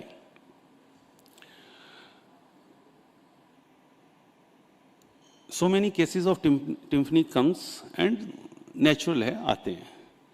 पर हमने हरियाणा के एक पर्टिकुलर बेल्ट में देखा यहाँ टिम्फनी हो रही है सबको. ये क्या है? We talk to the doctors कि नहीं ऐसा कोई डिजीज स्प्रेड नहीं है, कोई ऐसा वायरस नहीं है, प्रॉपर FMD वैक्सीनेशन हुआ है, नथिंग. तो जो हमने पहले ओपन बॉडी पोस्टमार्टम कराया, हमने उसी चीज में गई कि चलिए ओपन बॉडी पोस्टमार्टम कराते हैं. You will be surprise, on that day we went for 3 cases. In all 3 cases, तीनों केस में एनिमल की इंटेस्टाइन में जवार भरी थी. जवार होता है ना, शियन. और जवार की एक खासियत है, आप 1 बकेट जवार खिला दीजिए, 4 बकेट पानी पिला दीजिए, it will bust the intestine. Intestine will come out of the body. तब से हमने टिम्फनी के केसेस में ओपन बॉडी पोस्टमार्टम कराना शुरू किया है और पिछले 1 महीने से थोड़ा शांति है. ये जो प्रैक्टिकल एक्सपीरियंसेस हैं, ये यहाँ बैठकर तो नहीं आ सकते. और मैं खुद, we are running a good size, mid-size insurance broking company, catering to many big corporates also. But I stopped enjoying that. My team looks after, and we have got very good accounts, many good accounts. So Bombay also we are handling from Delhi. But that's going on as usual. Electric vehicle, that's going on as usual, and it's good, profitable business. But my heart lies here. Here we can change the life of the people. We can bring a smile on the faces of the people. आप सब लोग technology की बातें कर रहे हैं. We are working on technology. We are trying to use AI-based models to detect.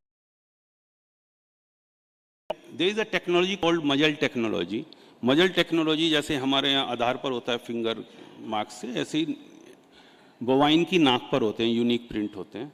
पर हम लोग तो स्कैन प्रेस करके करते हैं, फोटो से करने की कोशिश है. अभी तक ये कुछ लोग बोलते हैं कि उनकी टेक्नोलॉजी डेवलप है, अभी तक 100% सक्सेसफुल नहीं है. और दूसरा, कोर्ट ऑफ लॉ में we can't put it as a evidence. But we are working on it, and we are very sure it will be a successful technology. IIT Roorkee is working with us. Moreover, we are working for these AI-based models with the University of Delhi. Further, we are working on a new app where we will provide free medical consultancy for animal health to animal owners. And whatever we do with this app later, but this will be for free in the times to come as well. If we can save the animal, we can treat him well at the right time, animal will not die. Insurance companies will be happy. Moreover, before that, animal owner will be happy. If you are giving him a claim after 3 or 4 months, his income of 4 months has gone away. Another thing, you'll be again surprised if there are 4 animals tied in a place and 1 animal dies. Cows give just half milk for next 2 days. They are shocked. And I have seen the homes of so many poor people. If an animal dies, घर में खाना नहीं बनता है बस. It's very painful experience. So we can save those animals. It is a great service to the nation, to the humanity. Another thing we are working on with a new startup, they have developed, this is in testing phase, motorbike mounted laboratories. Such a big animal husbandry department in every state, huge budget, but everything goes in salary. Very few medicines and people don't work. Of course, needless to say, there are many doctors who have dedicated their lives to this cause, but that population is very minimal. They have developed a lab which is mounted on a motorbike. Bike can be taken to a village, they can take the sample and give the testing report immediately. Because many times we have seen there is problem of calcium, you are treating for the iron, animal dies. So you put yourself at his place. If you go to a doctor, first thing he does, go for a pathological test. There is no pathological testing in animal. And if it works, it will make a very big change. This way, we are trying to provide a total solution from coordinating with center and state government for releasing of subsidy. Talking to Bima company for the integration of the software.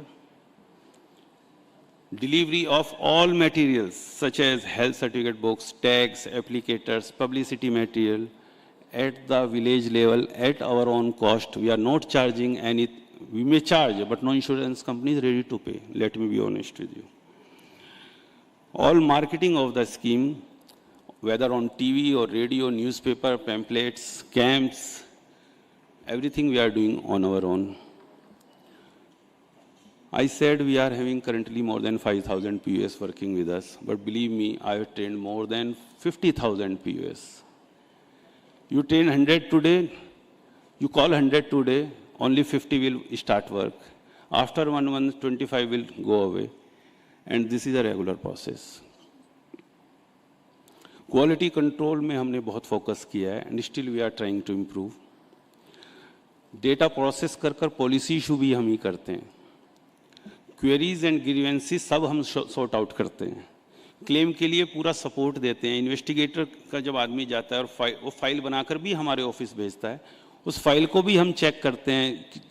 एक particular sequence में documents हैं, हर document है नहीं है, incomplete तो नहीं है, वो भी हम पूरा कराते हैं. So till policy issuance, no involvement of insurance company. Claim में भी when the file is at the table of the babu, he has just हो गया. देखिए मेरी तो आदत है, मैं शाम तक बोल सकता हूँ इस पे. संजय टोल्ड मी, यार तो चुप नहीं होता है जो बोलता है, कट इट शॉर्ट. क्लेम की फाइल भी उसमें दो तरह से जाती है. हम रिकमेंड नहीं कर सकते टेक्निकली, पर उस पर नोट बना कर देते हैं. ये रिजेक्ट होने इन्हें बंद कर दो विद प्रूफ्स, और ये पेबल है तो उसे क्लीन भेजते हैं, then they just pay it. So everything we are doing except making the payment or receiving the premium in our account. 50 crore animal है, आप उसको मल्टीप्लाई करें तो मिनिमम 50,000 करोड़ की मार्केट है. हम यहाँ लड़ रहे हैं, मोटर करें, कॉर्पोरेट करें, क्लाइंट पैसा मांगता है, ये करता है, सब लगे हुए हैं उसी में. एक रोटी का टुकड़ा उसी पे लड़ रहे हैं. 50,000 करोड़ की ओपन मार्केट खुली है गाँव में. डेयरी सेक्टर, जब ये जो हम एनिमल का इंश्योरेंस करेंगे, एनिमल की डेथ होने से बचेगी, उसको एनिमल के डेथ से जो लॉस होगा वो बचेगा. तो जो डीमोटिवेट हो जाता है, मैंने बहुत लोग देखे हैं साहब, वो गाय लाए थे, 5 लाए थे, 2 मर गई, हमने बंद कर दी डेयरी. तो उसमें कॉन्फिडेंस आएगा कि मेरा नुकसान होगा तो मुझे नुकसान मिल जाएगा. Now you see it is 4.5% totally neglected dairy sector to GDP. If it works, it can go easily to 6 to 7%. Moreover, income will go into the hands of rural people. Hero Honda और Unilever भी बेचता है तो गांव में supply होती है, तब चलते हैं उनका शेयर. दूसरी बात ये भी है, जब गांव का आदमी मुस्कुराता है ना, पैसा शहर वाले की जेब में आता है. इस पॉइंट ऑफ व्यू से यदि हम सोचेंगे, जब भारत मुस्कुराता है तो इंडिया की वेल्थ बढ़ती है. If we look from this point of view, but we'll have to go to in the field. We need. इतने साल से हम काम कर रहे हैं, फील्ड में भी जा रहे हैं, हर रोज नए चैलेंज हैं, नई नई चीज़ों में लगे हैं. I am really thankful to my family. First, my wife is a professor of computer science in university of Delhi, and at this particular time I will like to thank her personally. I have sacrifice my life for this cause. 1. Number 2, I am particularly thankful to top management to down the line staff of Oriental Insurance. I should not name any company in particular here, but I like to thank them personally. Oriental Insurance and New India Assurance, the kind of support they have given. बहुत बार मेरे बांस भी उल्टे बरेली को हो गए थे, but the moment they gave me support, कंधे पे हाथ रखा, अरे चलो तुम आगे हमें, it helped me. They motivated me at every moment. But this doesn't end here. We need the support, guidance and motivation and company of friends like you for this cause. अब मैं इसके साथ बंद करूंगा, नहीं तो माइक ऑफ कर देंगे मेरा. पशुधन है धन गरीब का, पशुधन है धन गरीब का, पशु की मृत्यु पर पशुधन देकर सहारा बने गरीब का. Thank you.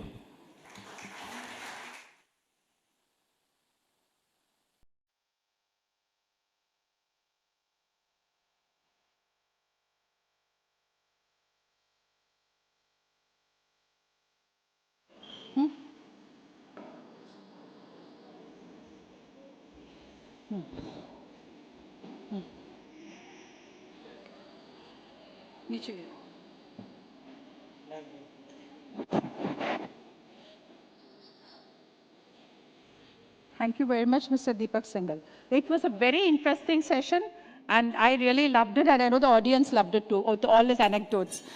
We come on to the next session before we break for lunch. It's going to be on InsureTech and beyond. It's going to talk about the technological innovations in insurance. And for this session, I invite Mr. Ashish Shah, CISO and Senior Vice President from Star Union Daiichi. Mr. Avinash Nayak, who is the President and Chief Information Officer from Bajaj Allianz General Insurance. Mr. Shri Naganathan, who is the President and Chief Technology Officer from HDFC ERGO General Insurance. And moderating the session will be Sumana Sarkar, who is the Bureau Chief of Financial Express Digital. Thank you.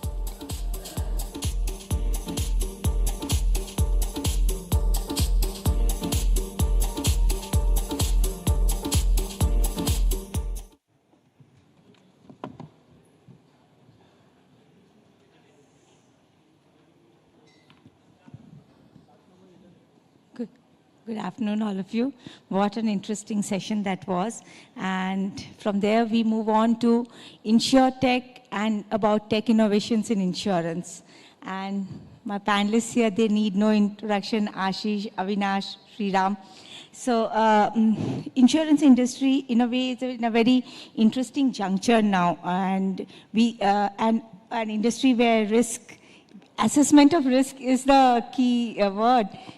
Technology offers both challenges and opportunities. So my first question to you, Ashish, would be that what is the preparedness in terms of transitioning to digital underwriting, the challenges and the priorities that you see? Good afternoon. So obviously, as we know, since morning we are discussing about the insurance entities preparation and preparedness with respect to the big goal set with respect to 2047, right? I've seen the kind of transition, the way obviously the business model has to be kind of evolved along with the time in terms of the volume management, in terms of the customer expectation, as well as the insurance companies' in-house goals and objectives. So from that point of view, obviously there has been a change over a period of time. So when I look at the way the risk and underwriting was used to happen a decade back, or for that matter even 2 decades back, versus what it is happening today is kind of completely different story. The way I envisage it to moving forward, goal and objective would have been obviously to look at the volumes and the scalability as a part of the solution, which itself is going to be a big task for all of us to look at in terms of how we are going to manage the volumes which we are kind of looking forward for. To that level of the preparation in terms of the scalability which needs to be offered, along with the entire ecosystem which needs to be kind of be supportive for us, all of us, in terms of making this bigger task kind of achievable and possible to kind of do it on that side of it. Sriram, if I can ask the same question to you from HDFC and the kind of profile of, your sectors that you cater to, the challenges and the priorities there for you. No, I think digital underwriting is something that's not, I think in the retail lines of business, we have been having it for some time. Maybe from a SME and from a corporate perspective, maybe that's kind of picking up. But clearly, it's not just about tech being ready. The product construct, we heard, it was a very nice session we had of the corporate customers being here, sharing some of their experiences. But it's kind of, also about the product construct. How do you offer personalized, offerings, for customers with their specific needs? It's about the process. How do you kind of streamline it, make it, digital end-to-end, a straight-through process? Because for a long time, we have kind of over-relied on, workflow systems. So technology may, till a few years back, there used to be a very big component called a business process management system, where, it would just facilitate moving papers from one desk to another. So when I'm saying process, there is a re-engineering part on the process where you kind of make it straight through end-to-end. And then, of course, the technology that's permitting it. But clearly, with the focus, the development agenda set by the regulator, and we heard the chairman earlier in the day, that's kind of, really pushed the envelope in terms of making new product constructs, getting it into the market. Thinking really, advanced in terms of making the processes digitized end-to-end, straight through processing. And then, obviously the technologies behind supporting. I think from a HDFC ERGO perspective, we are, I would say well placed to kind of capitalize for some of these developments. We are, from a tech perspective, we have a huge focus on transformation, which has been 2 years. So from a front-end perspective, from a back-end perspective, we have critical initiatives going on.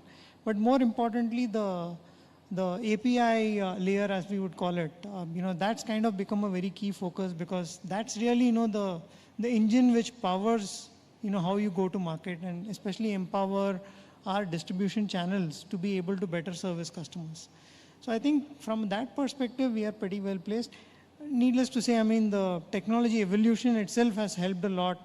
Cloud has given a big fillip to this, and then on top of it, GenAI since the last 1 year plus, I would say.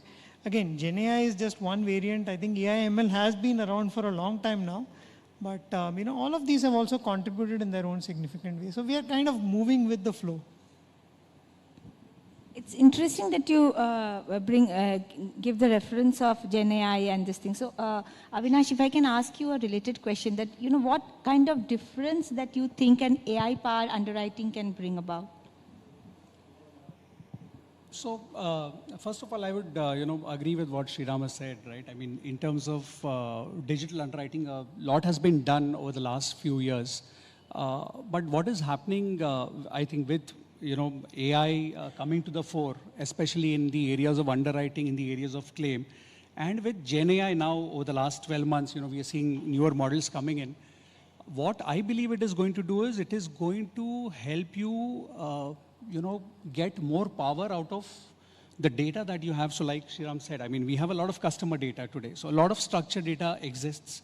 So AI, the underlying ML will help you use that data to be able to give you better underwriting results, better pricing for your customers. More importantly, how to identify fraud at the time of sale, which is a big focus area for all of us. So that was one part of the story. And with GenAI coming in, I believe that it is only going to supplement this process.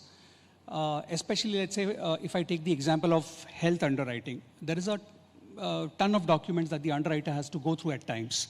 Now, can GenAI summarize those documents and bring it in a format that is very easily available for the underwriters to be able to take decisions, and best case, maybe automate that decision? I think that is where we see the next stage of digital underwriting through AI and GenAI, moving forward. It's interesting that you mention about, the scope, the risk of fraud. So, in the current context, and if I can ask you, Ashish, about it, that, in the current context, how can you leverage technology in kind of identifying or know your fraudster, use fraud analytics to kind of make a difference? Sure. So I'll like to extend what Avinash mentioned, right? So from underwriting perspective, obviously the right set of documents, which is something, or artifacts is something which we need to kind of collate on behalf of the customer to see whether the points which we are trying to look at from underwriting perspective is there or not. Now, one of the points which will also be looked upon is very clearly, for example, the proof with respect to date of birth, right? From a Indian nation perspective, the way the varied geography has to kind of deal with that part of it in terms of the variety of the documents can be put forward from the customer point of view, that has to be understood by the underwriting engine very clearly. So that is where I kind of made a mention earlier, saying the entire ecosystem has to be kind of looked upon very clearly in terms of what are the acceptable proof which are going to be acceptable, and therefore the entire system has to be devised, defined, and therefore executed to that level. Now, when we talk from various states perspective, various region perspective, each and every region will have their own way to look at and produce these particular documents by the customer. How do you understand that part of it, whether it is really genuine or whether it is not genuine is the point which will come up very, very clearly. And that's where everyone within the ecosystem has to look at very clearly, saying this is something which we need to kind of address to reduce the fraud or to arrest the fraud at the earliest level. Shri, if I can ask you the related question that, how do you see these new demands and imperative emerging from the perspective of data security concerns, from that perspective, if you can throw light on that? Okay, from a data security perspective, clearly I think the explosion in the amount of data that is kind of generated nowadays has kind of, thrown a new set of challenges. There was always, the structured data elements which were there. And for a long time, technology was kind of, built to secure those elements. But, now we have a lot more unstructured data coming in. So the entire paradigm of security has changed. See, again, security is a very interesting problem. You can have a whole lot of technologies implemented to secure your, systems end to end. But it's really, the weakest link is really, the end user. That's the toughest thing to deal with. If there is a leakage which is kind of, propitiated by a user, not any of the technologies can really, because the industry is also evolving. I mean, we talked about fraud. This fraud itself as an industry has become a phenomenon now. So, there are a set of people, there are a set of technologies which are available only for, pushing the fraud agenda. So, it becomes very difficult from that perspective. So, our we try to deal it at 3 different levels. At the bottom level, I think making people aware about their roles, their responsibilities, and ensuring that they are aware about, what are those. Many times, the leakages happen, without even people knowing it, just because they are not informed. So, educating people is a very important part. The second part is obviously, from a security perspective, there is the brass tacks, as I would call it, which most organizations, I believe, will have, but you will have to keep investing in it. There was a time when, there was not a lot of focus on securing the data that flows over the network. We always used to be happy that, if your perimeter is kind of, secure, then you are good. But, you have to look at it from both ends. You'll have to look at it from the end compute as well as the network, because the network is where most of the action is happening nowadays. So how do you secure the entire thing? That's really where all the technologies come in. And then the third, which is the more advanced layer, where, you can use some of these modeling techniques to see, detect the aberrations which are happening, early enough to be able to react to it. So that's more the proactive stuff that needs to be done on security. Again, a lot of technology firms have started investing, building AI into the, security products. But it's always, for me, how much ever you do is always is not enough. And we have to keep reinventing. But yeah, sticking to the basics and ensuring that, some of the education parts, the training parts is done very rigorously. That's a very, very important cog in the wheel of, keeping an enterprise secure. Yeah, Avinash, you heard Sriram made the point, even Ashish was referring to it. If you could elaborate on your views on the trends in data quality, and where do you see, technology playing a role there?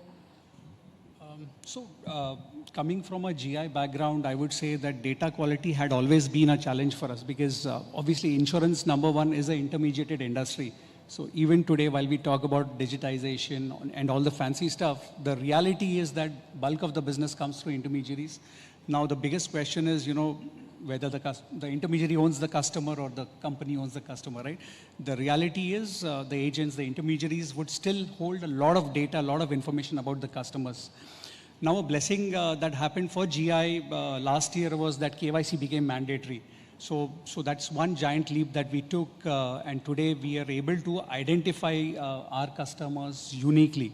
So that is one big step in, improving data quality, because once you have a unique identifier of a customer, then there is a lot that you can do. So then there is secondary data that you get from third-party sources. So there are these, so we have IIB databases, there are third-party databases which we are using to enrich our customer database. So that is helping us improve our data quality.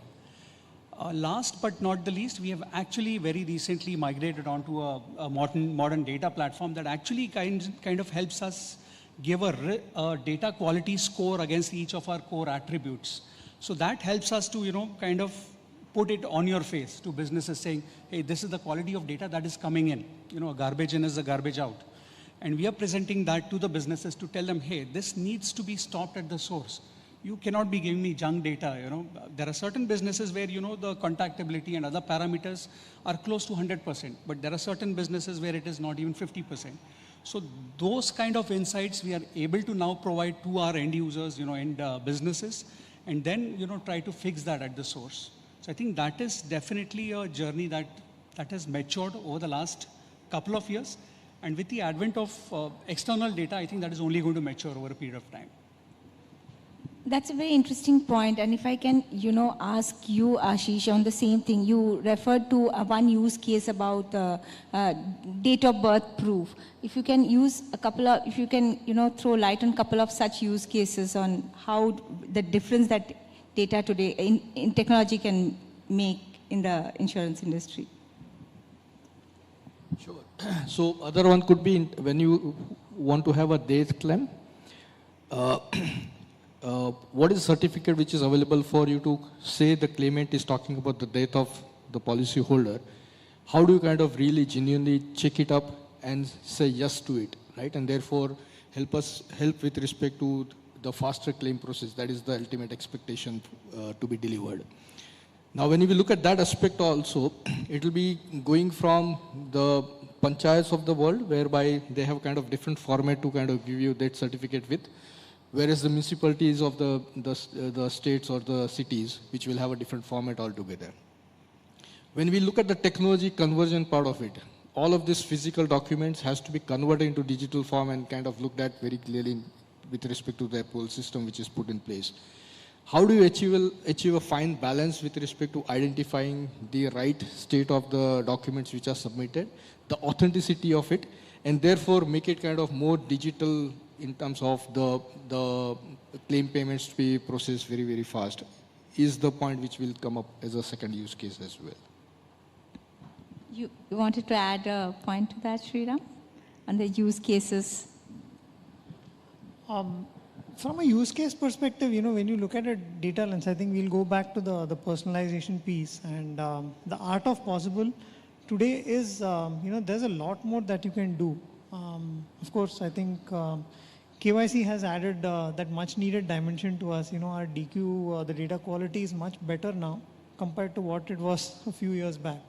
But being in a position to deep mine on the data and make that, that specific. So we heard a lot in the previous panels about, having customized product offerings. Today, all of that is possible. So that's one part of it. You can now actually create specific offerings. So what we are doing in our company is, we are now no longer not talking about products, we are talking about covers. And being in a position to actually let the customers be in a position to pick up covers, what they want, what is relevant for them, based on their appetite and how much they can pay, and then kind of make their own product. That's something that we are working on. So that's one part of the personalization bit. The second is kind of analyzing patterns of, what position to nudge or, give that particular suggestion to the user. So, and that's where, GenAI also becomes very useful. We also talked about talent in one of the earlier panels. So, the retail products, have been sold for many, many years, and it's kind of, people, it's got ingrained into, the way the agents work, the way the partners work in the ecosystem. That's not the case with MSME, as a channel, and, with the products there. A lot more education that you need to do. So that's where, the data kind of, combined with these prompts, this nudges which you can give to a partner to be able to pitch to a particular customer. So, when I as an agent am sitting in front of a customer, especially an MSME customer or a corporate customer, now I'm able to also kind of, with the system giving prompts, be in a position to better address his needs. That's, data at work actually. And moving further, I think clearly, the pricing and, I would kind of still leave it at pricing, not go into discounting, but the pricing can be much more accurate, as you get more and more data points. IoT is something that's not really taken off in India. That's really, picking up steam in the Western countries. I'm sure it's a matter of time before, that comes into India as well. And when customers deploy more and more of these risk mitigation technologies in place, IoT can also kind of, help us, insurers be able to better understand the risk and then be, in a better position to, price that risk. So a lot of things is powered finally by the data, but, lot more that's possible, and that we can hope that in the next few years will happen.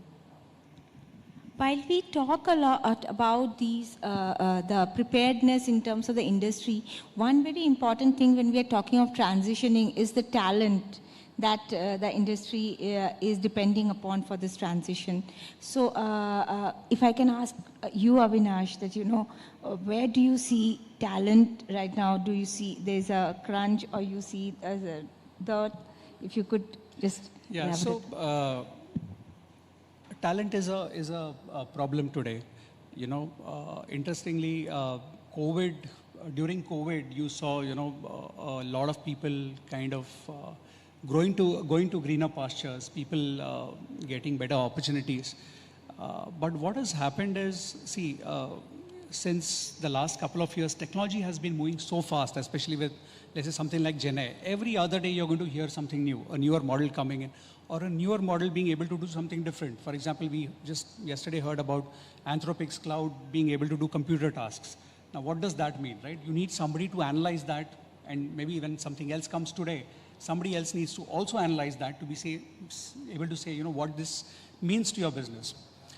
So while there is a lot of experience within the organization in terms of their ability to understand insurance, their experience over the past around all the processes and the existing technology, but we also see there is a big need for talent that can pick up newer technologies and experiment with them very, very quickly.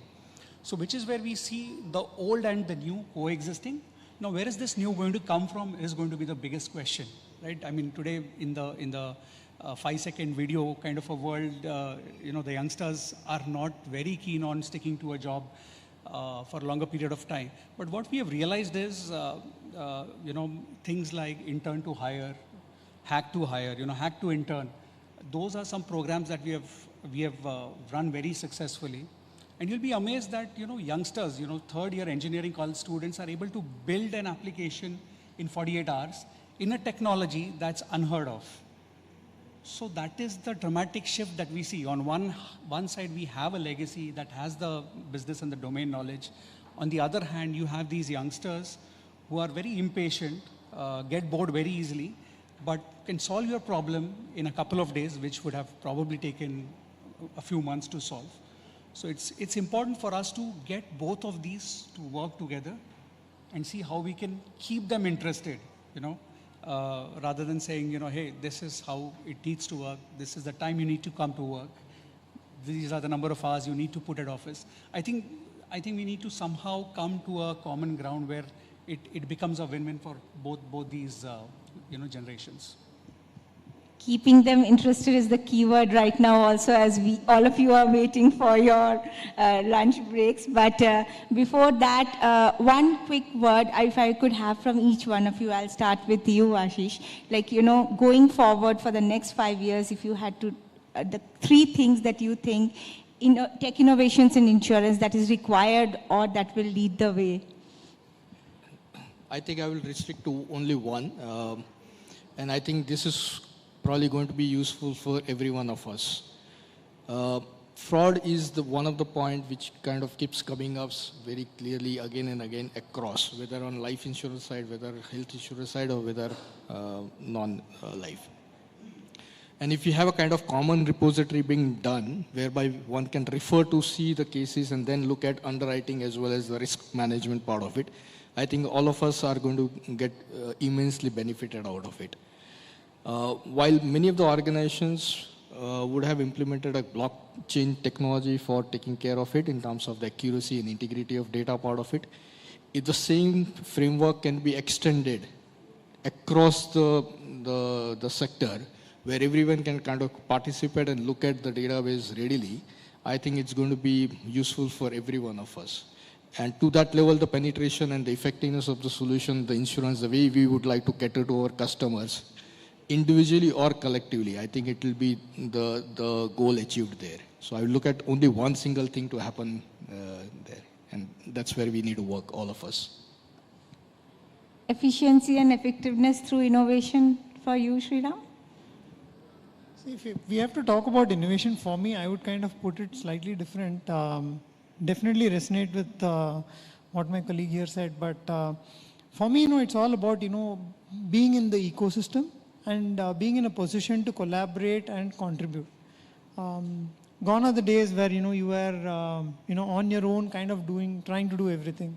It's a very, very internet world today, and it's very important to be, in the ecosystem play. And there are so many InsureTech, so many FinTechs. I wouldn't just restrict to FinTechs and InsureTechs, but the startup ecosystem as a whole has so much to offer. So how do we kind of, as enterprises, how can we kind of, knit all of that into, the offerings that we offer in the market and present it in a way and form which is most suited for the customers who are able to consume. So that's really for me the biggest thing, which is why actually we kind of, step back. We said, insurance is not such a glamorous industry. Our products are pretty standard, and for the risk of saying it, I'll say, also stale. Now there is some freshness which is coming into the products. But we realized that, there is more that's got to go to the customer, and which is where we realized, a couple of years back that we had to get the mind share of people. If you get the mind share, the market share follows.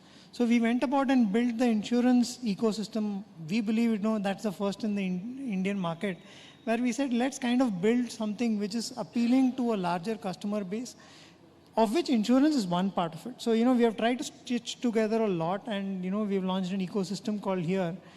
I believe, that's something that we would kind of stay invested in, trying to work on the partnership mode and see how to, give maximum value to our customers. And Avinash, if I can ask you, what is your prescription to bring glamour to insurance with innovation? No, I think what Sriram and Ashish both said, I think both are equally important. I completely believe in the ecosystem. How do you partner with InsureTech? Because see, the biggest problem with PNC is you can sell anything and everything under the sun except for life.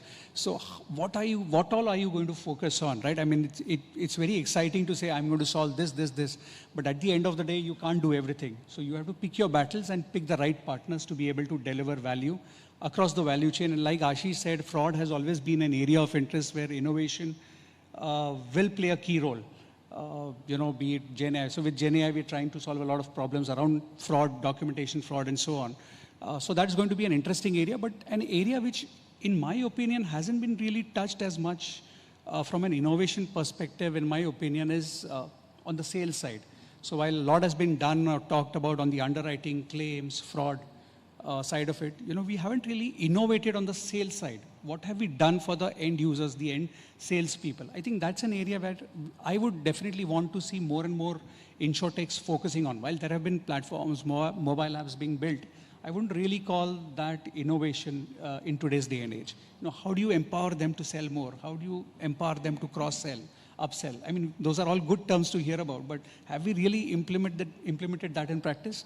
I think we're not even scratched the surface. So I would like to see that coming. I don't know how, but that's something I'd be very keen to see. So upsell and upskill, that is how technology and innovations in the insurance sector seem to be. And like, as all my panelists here, they said that delivering value is ultimately the key.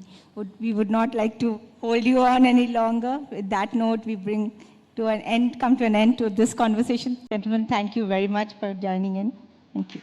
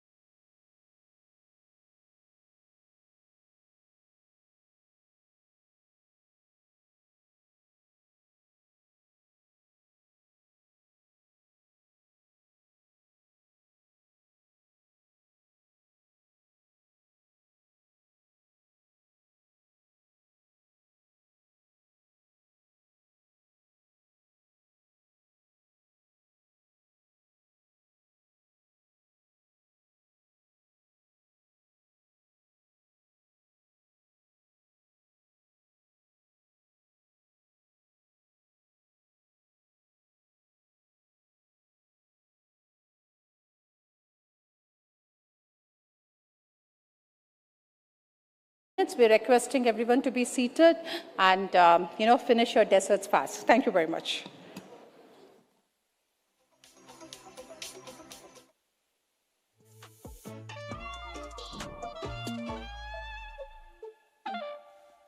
Don't like unwanted add-ons?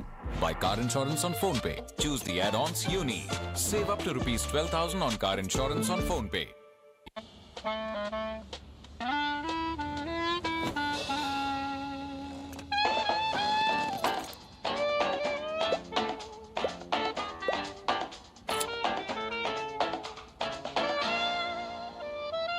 Don't like unwanted add-ons?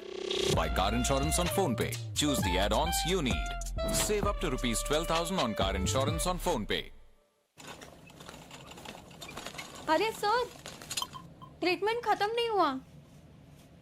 Insurance नहीं लिया, महंगा था, पैसा भी खत्म हो गया। महंगे इंश्योरेंस प्रीमियम से नहीं डरने का, एनुअल नहीं मंथ ऑन मंथ भरने का। फोन पे monthly health insurance.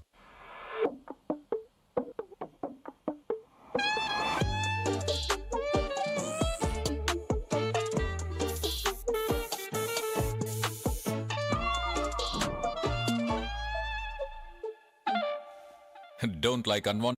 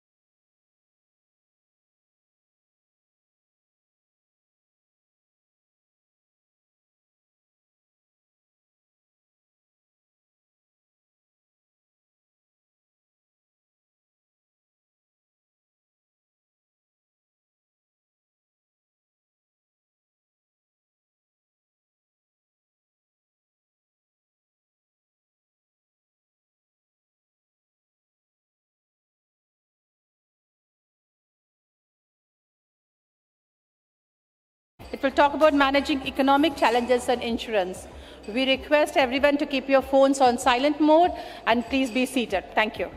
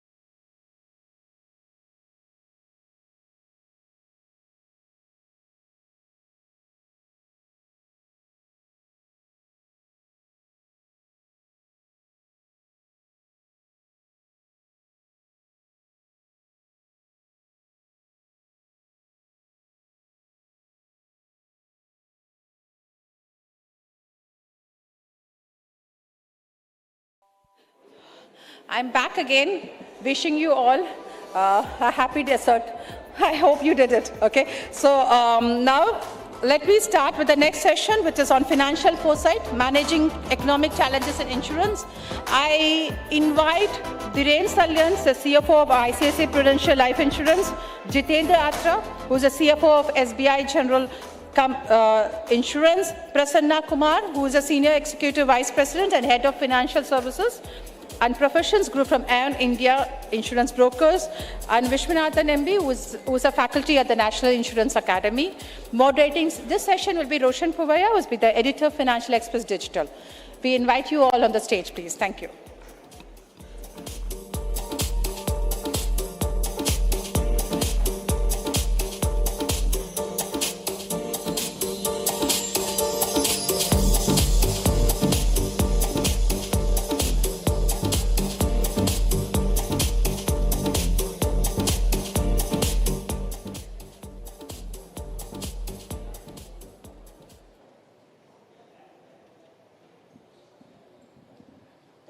Good afternoon, everyone.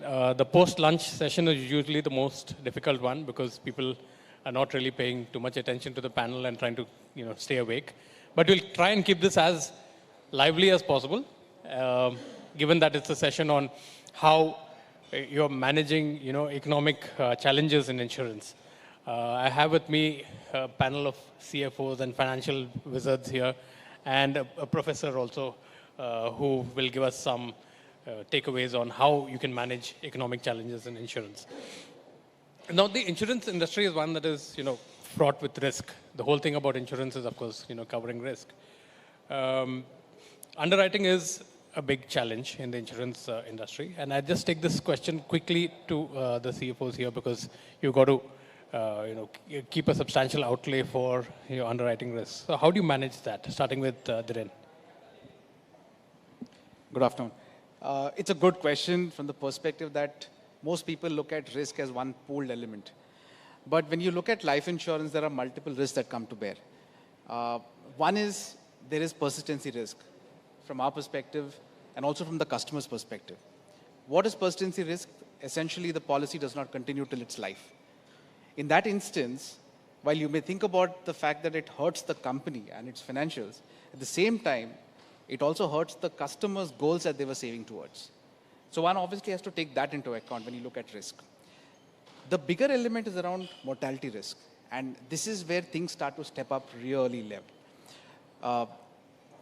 Most people seem to think that it is not really a large element. But I don't know if you guys have thought about it. 1 rupee can buy you 400 rupees of cover.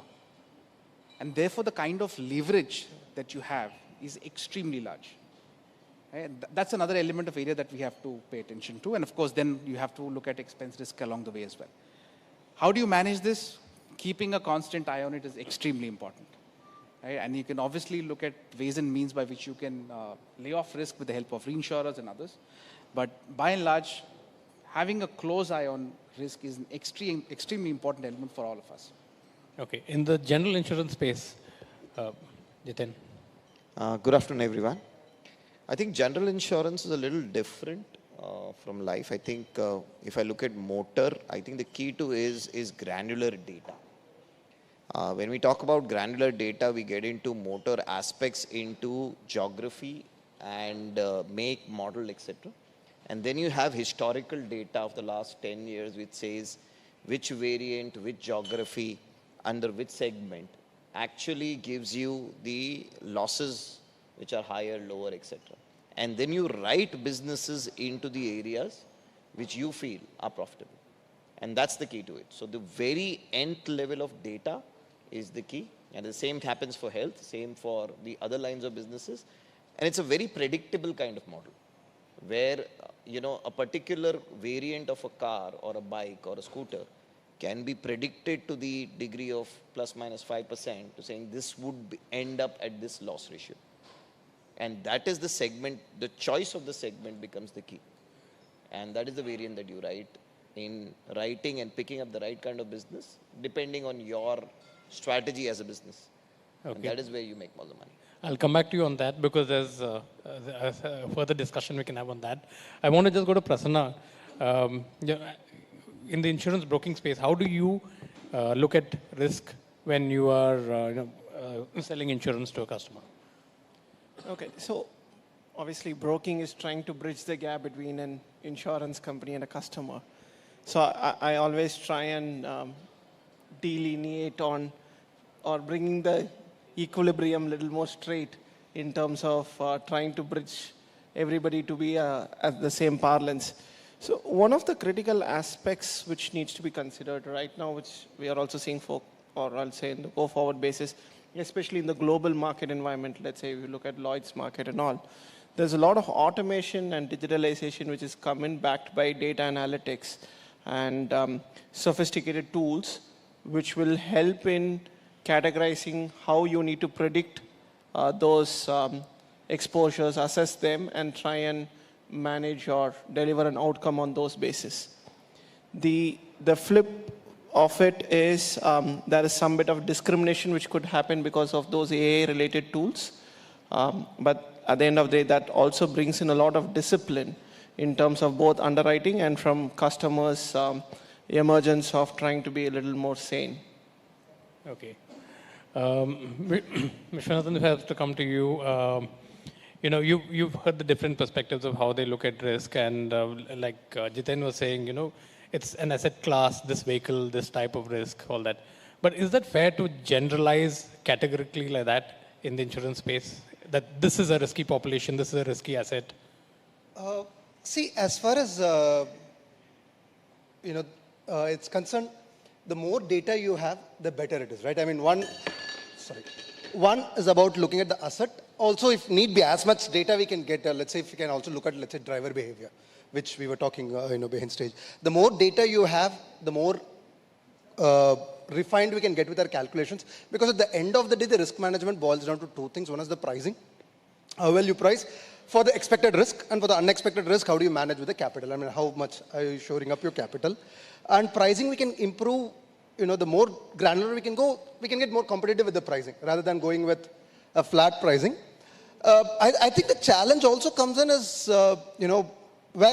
because standard products, I think it's, while industry is evolving, the other kind of products where it could get a little tricky, for example, a cybersecurity insurance. How do you price risk there? I mean, you can look at your ISO 27001 and SOC 2, etc. But what's the actual risk that can figure out? I mean, those are areas where I think it's a much bigger challenge in terms of managing the risk.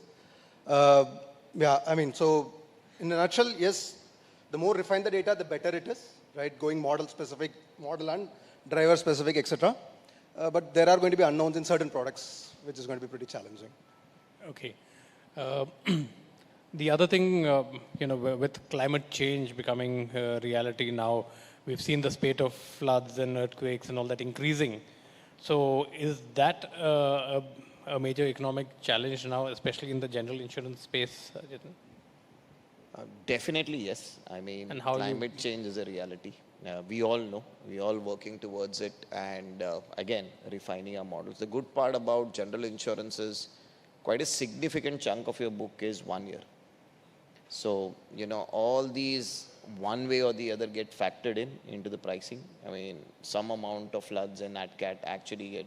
The other, in the long-term book, definitely you keep some amount in reserves, expecting, and these models again are becoming more and more, granular and more refined to factor all these NatCat events, so that pricing of the products at the same time reserving takes care of what needs to be there in the books to represent and withstand the shock of these.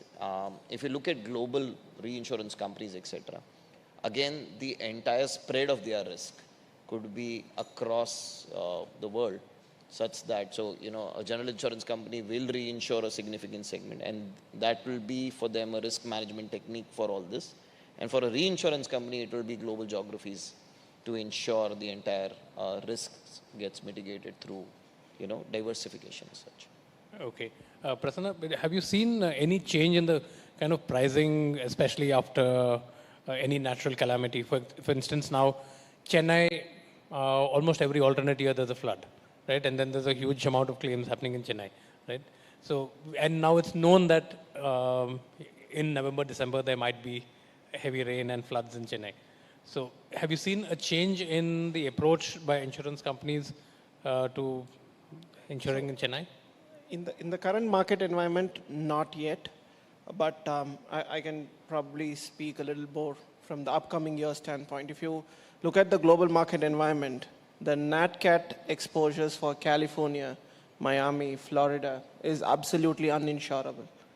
So before we even get to that level, it is important there are certain correction in rates. I think that should also be supplemented by differentiating good risk management versus bad risk management, trying to analyze where your potential risks are based out of, whether you have your manufacturing facility or you're having your oil and gas storage facility in a high risk area, and what you need to look at from a risk management standpoint, which will try and determine what kind of rates you're going to get. And then as an industry, there's some work which we need to do in terms of analyzing that, assessing it, and differentiating and providing rates.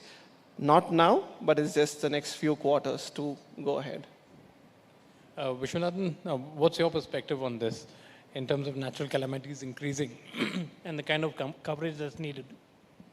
I mean, I'm looking at it from two perspectives. One is, of course, from a pricing perspective, but the other also from a opportunity perspective, right? Because is it likely to make more people now take general insurance, right? Opt for general insurance because they do look at it. One of the areas I'm not, because anecdotally, yes, natural calamities is a, we can easily say that, that's going to impact our pricing and other things. One thing I have not yet looked at is in terms of how has the claim ratios or, has gone up, right, over a period of time. And can we correlate to natural calamities? That I haven't looked at, so I'm not in the best position to answer whether there's going to be actual financial impact or is it just all anecdotal talks and maybe not reflecting on the ground. I'm not sure. But I also see opportunities because, maybe people could look at, it's maybe easier to sell general insurance product. Right. A little while ago, we were talking about how there were spikes in, insurance buying during COVID and things like that. Right. Similarly, with natural calamities, now in areas that are prone to calamities, have you seen, at least in general insurance, the number of, products increasing, the buying?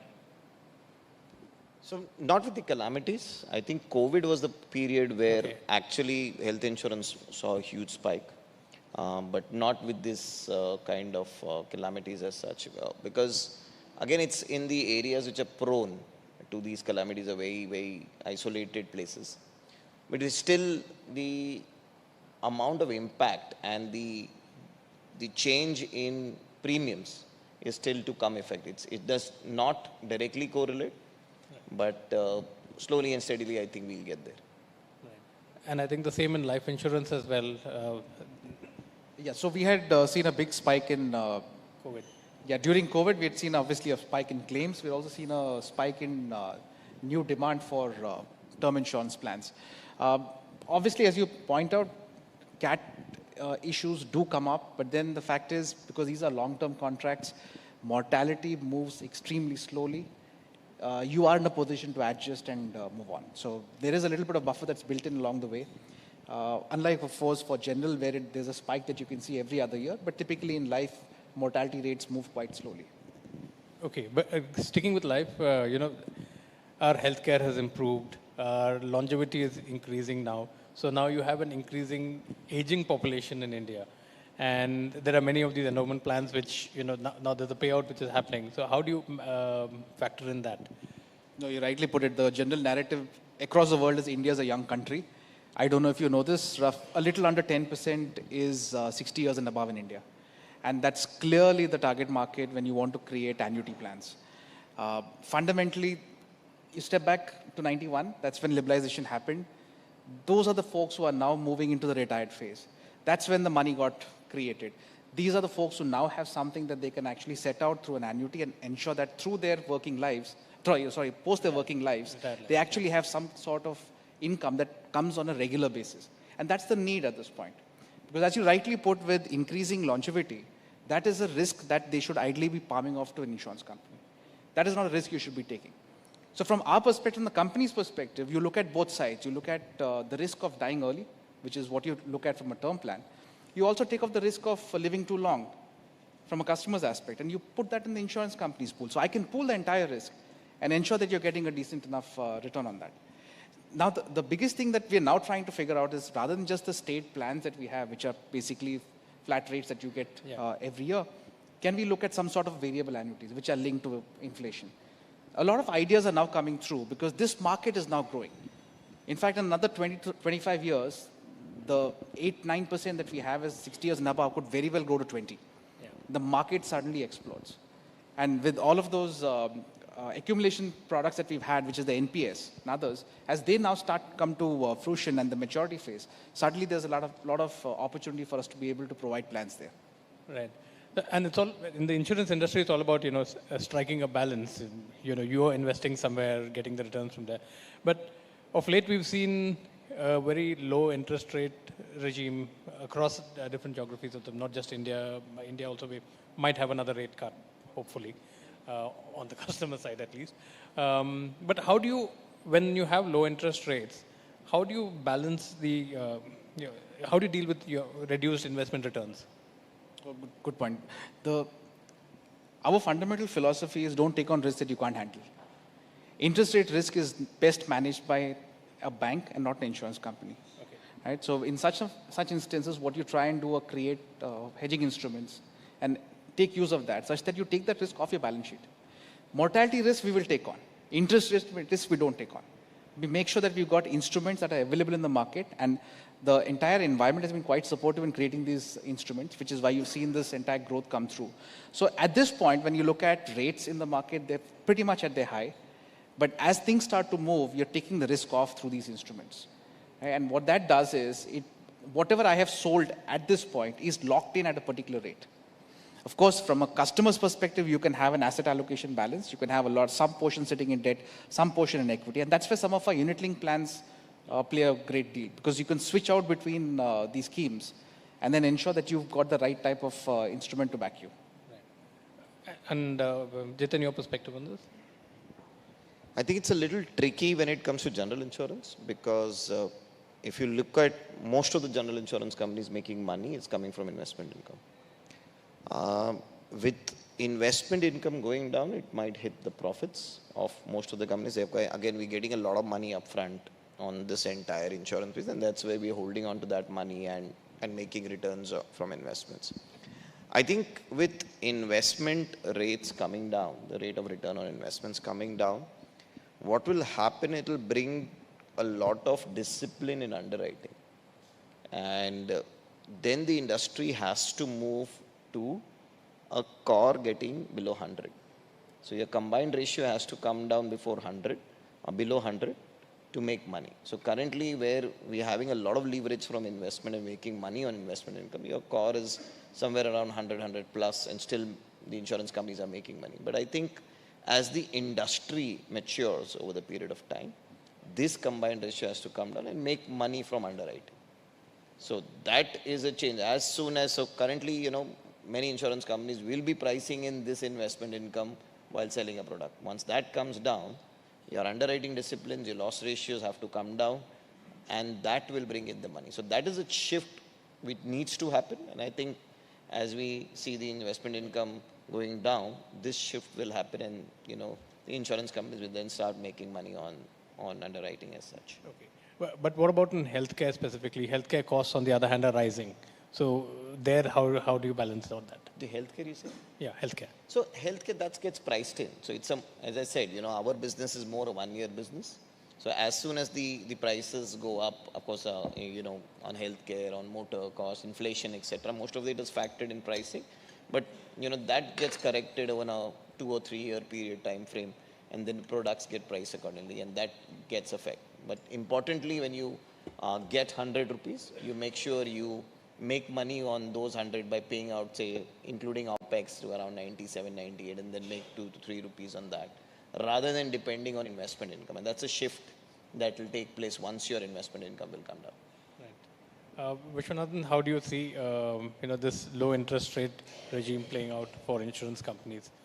So because interest rate is a very key variable in insurance, right? So there are 2-3 perspectives that I look at. One is from a accounting standpoint, and because one of the obvious issues we have in accounting is that, financial accounting versus an economic accounting, right? Because where lower interest rate is going to benefit, especially for established insurance firms who already have a sizable book, it can positively impact your embedded value. That's positive for you, right? That is one thing that's going to be helping you. Your fixed income portfolio is going to be, in economic terms, in fair value terms, it's going to be more worthy. But from an accounting perspective, of course, when you're following amortized cost accounting, especially on your non-linked products, that's not going to reflect there. So one is in terms of, I'm not talking from a sales perspective, but in terms of how it reflects in your books, right? There is actually, it's positive in a way, because you could see your fair value going up in terms of your asset. As far as your risk part is concerned, I think if you have done a proper planning in terms of your cash flows and, cash flow matching or duration matching, the risk part is taken care of, as Dhiren mentioned, that's a risk that they in any case mitigate, that interest rate risk. One more aspect where I'm looking at is, of course, I have a separate pointer on whether interest rate is really low right now, because not necessarily, it's not currently as low as what it was earlier, right, globally as well as in India. But one another thing I see when interest rate goes down is, from a guaranteed fixed income products, from a sales perspective, I'm looking at it, Today, if you're going to sell a guaranteed fixed income product at 5.5% IRR, somebody might, because as a retail buyer, I'm going to compare it to the bank interest rate. The minimum I would do is compare with the bank interest rate. That's going to not look very appealing to me. If interest rate goes to 5% or 6%, at 5.5% would start appealing to me, right? So there are positives to also take care, and I think, therefore, I don't necessarily see interest rate as a challenge as such, the interest rates going down, as long as it's taken care. And at the end of the day, one more thing we need to keep in mind is the interest rates, it's not a short-term interest rate that alone matters to us, right? We also need to take into consideration how the forward curve looks and what we think of when you're talking about pricing the, especially life insurance products, because we are not going to look at my 1-year rate alone if I'm going to pay a 30-year, looking at a policy like that. Therefore, as long as the company is managing it, from an interest rate perspective, I don't see it as a risk as such. Okay. Prasanna, a slightly different question for you. Of late we've seen this frenzy in the equity market and the capital markets, and retail investors saying like, I'm getting, staying with interest rates if I was to look at returns, right? Even the RBI governor earlier at our previous BFSI summit said like, there's not enough money coming into banks. Similarly, I guess earlier insurance was also sold as an investment product and with return on it. But now most of that money is going directly into the capital markets, into equity markets. Do you see that as a challenge there for insurance? See, not really. The growth and the opportunity and the future penetration in the insurance industry has a huge upside. So I would say 10 years back, I've been taught this to continue my career in insurance. Capital markets are there, bank is here, insurance is here. So the probability of growth and the opportunity is always huge. The level of investment attraction in insurance, not only in India, globally, is one of the most lucrative ones, which is coming from pension funds, institutional investors, anywhere, right? My fellow colleague, fellow panelist is a listed firm. He knows the amount of institutional investors who would want to pump in funds into his firms. So there is a lot of opportunity of investments which is pouring in. Capital investments obviously is there, but it's all about where the potential growth is. It's a cyclic phenomena, but the return on investment on insurance from a valuation standpoint and the growth standpoint would be much more empowered than investments in other areas is what I would look at. Okay. And now to take this to the future, the technology question is always there. We have AI coming in, new technology, new insurance players coming in with different technology as well to be able to quickly sell. Do you see that as a challenge? Dhiren, if I start with you. No, I see it as an opportunity. Quite frankly, the way we see this is that insurance always looked like a boring company, but under the hood, there's a lot that can get done. Because end of the day, whatever you're providing as a product is backed up by solid math. And then whatever you can do to be able to eke out a little bit gives you a lot of leverage. Technology, for instance, is been one of the focus areas for us for a long time. Why? Because it gives a better value to customer, gives me better cost efficiency, and therefore I can drive prices down. Where do all of these new companies and new insurance techs that come in? They allow you to give you access to customers. We've always had this challenge of taking the product of the customer that's been the most expensive part of it. If I can reduce cost of access, that creates a lot of leverage for us. That's in terms of sales. The second bit is in terms of risk that we spoke of earlier as well.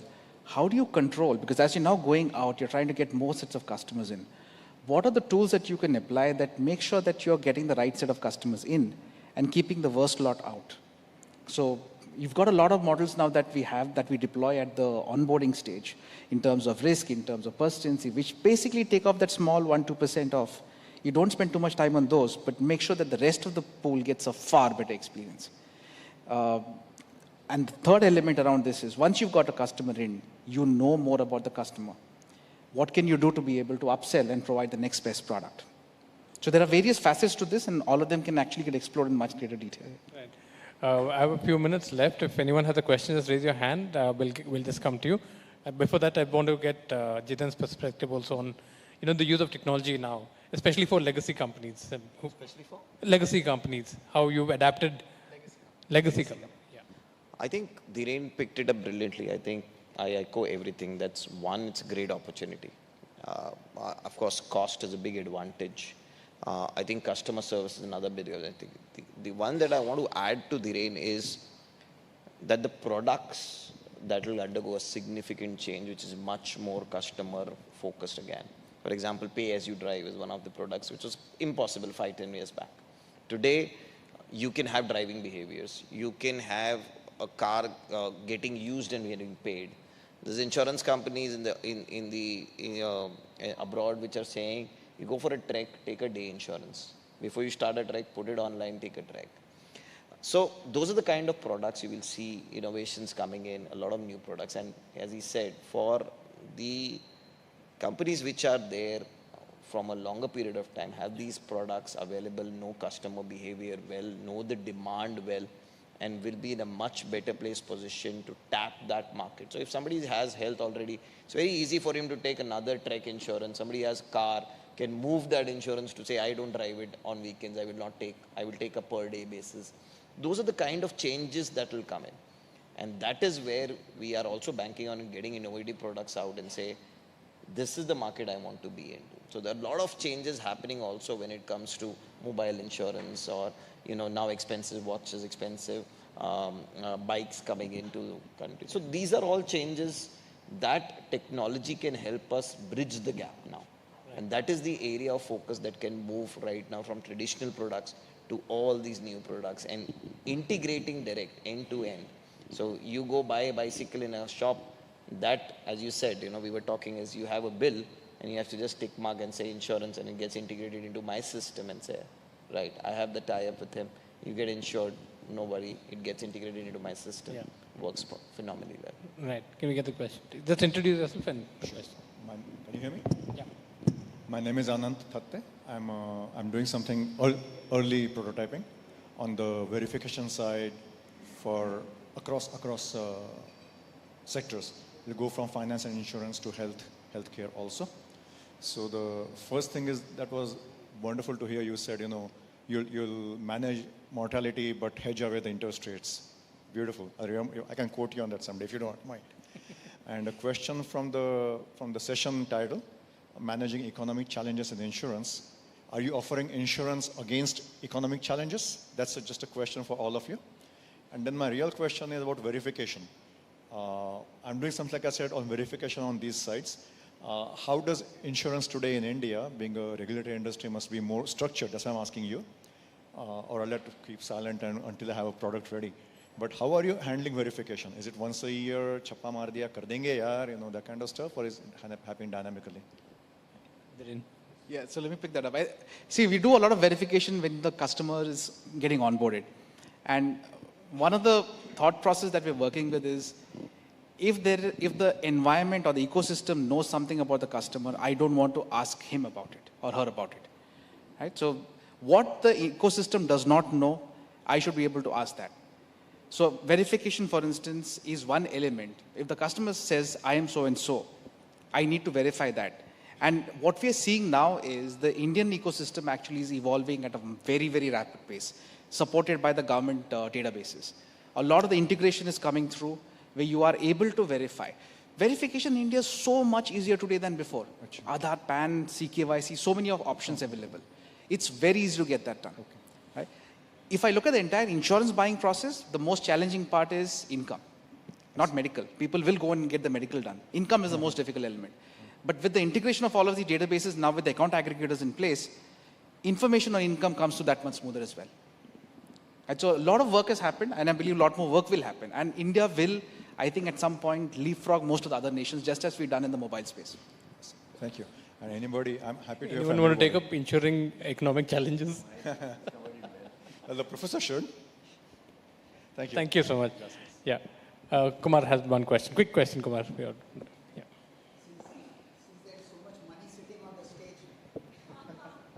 Since there's so much money sitting on the stage, I can't help as a journalist to ask you this.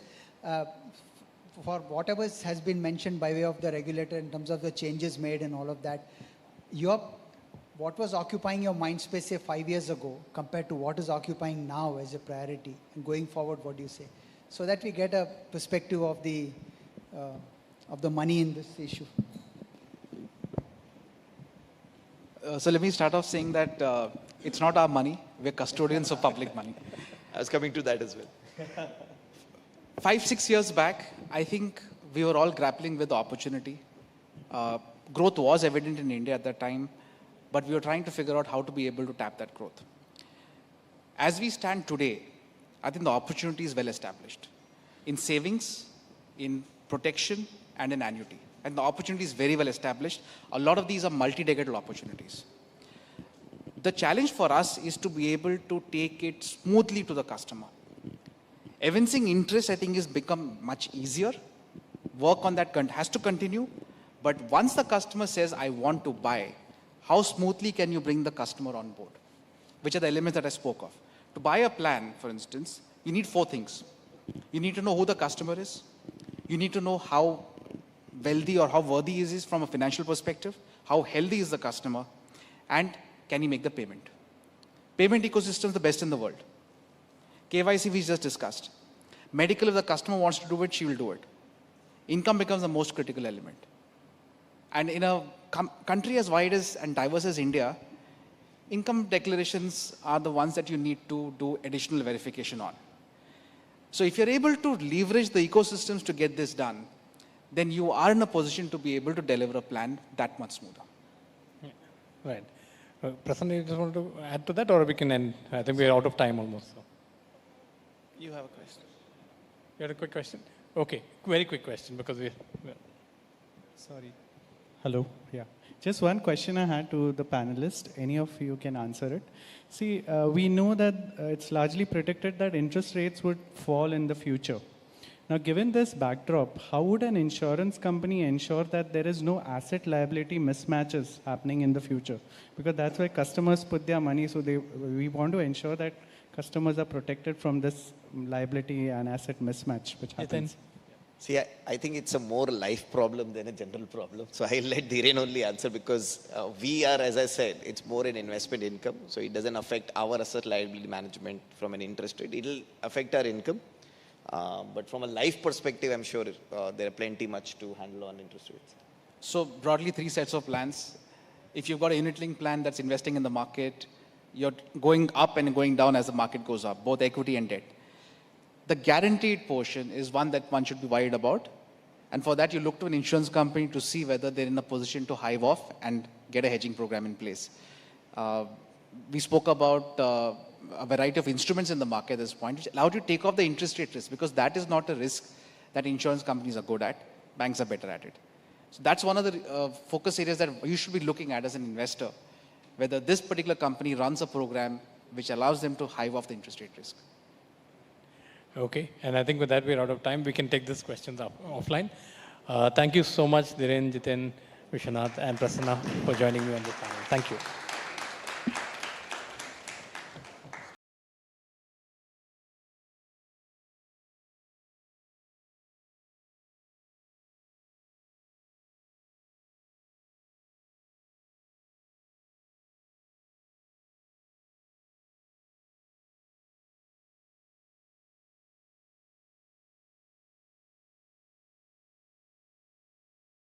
We go on to the almost a penultimate session for the day, which is inclusive insurance, which is on broadening horizons and accessibility.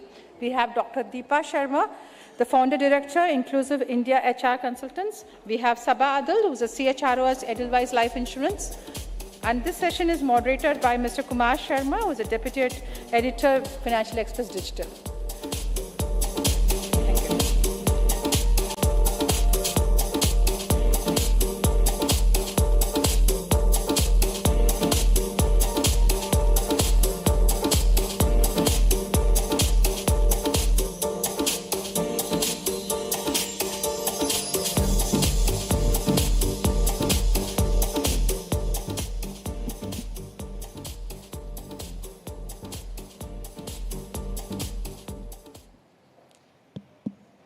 Talk of women empowerment, I feel so incompetent here.